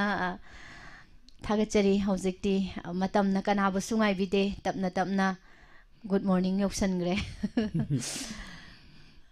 असिसे तांग 13 यौरेको होय ngasai phongpase तांग 10 दा phongpane du 13 यौसनग्रे मयाम अमु मयाम दमु इंस्पेक्टर तयाई गे अनोबो एपिसोड अमु मयाम दा सिनाजरगे मयाम तयाई गे अनोबो एपिसोड की महाव अमु मयाम पुना तंगमिनरसी थरोम से ngasai pung 8 मखाइदगी हौजिक फावबदा लाइव सिदा मयाम लेंदना अदुमक लेबिबने मयाम गी थौजालदगी हाइब पुंफम सिबौदा थरोम से सुंग लेप लेपतना संजिनजबा ngamjabani मयाम बो हन्ना हन्ना थागचरी अतै वहाई लेजदे थागतनिंगाय अदुगा ngasigi लाइव ता कॉल तौबिरखिबा सरुक याबिरखिबा पी खितंग ताद्रोय पी सितादो माले तादेगो पी तारक्ते एदी इचे से पी ताखरफ्रा इन खलुर पी से तारदी साइगी माइद तैरी खोली म्याम से पीदुंग तासंगदी फरक तारनी नै पीदी तानरे याम कन्ना कंट्रोल तौजरे बा इसाना खांग बने पैचे होय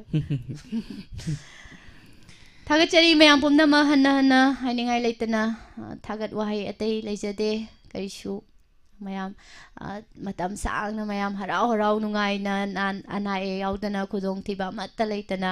पुन्ना मतम सांगना लेमिना खिसी हाइबा वाफम से थमजगे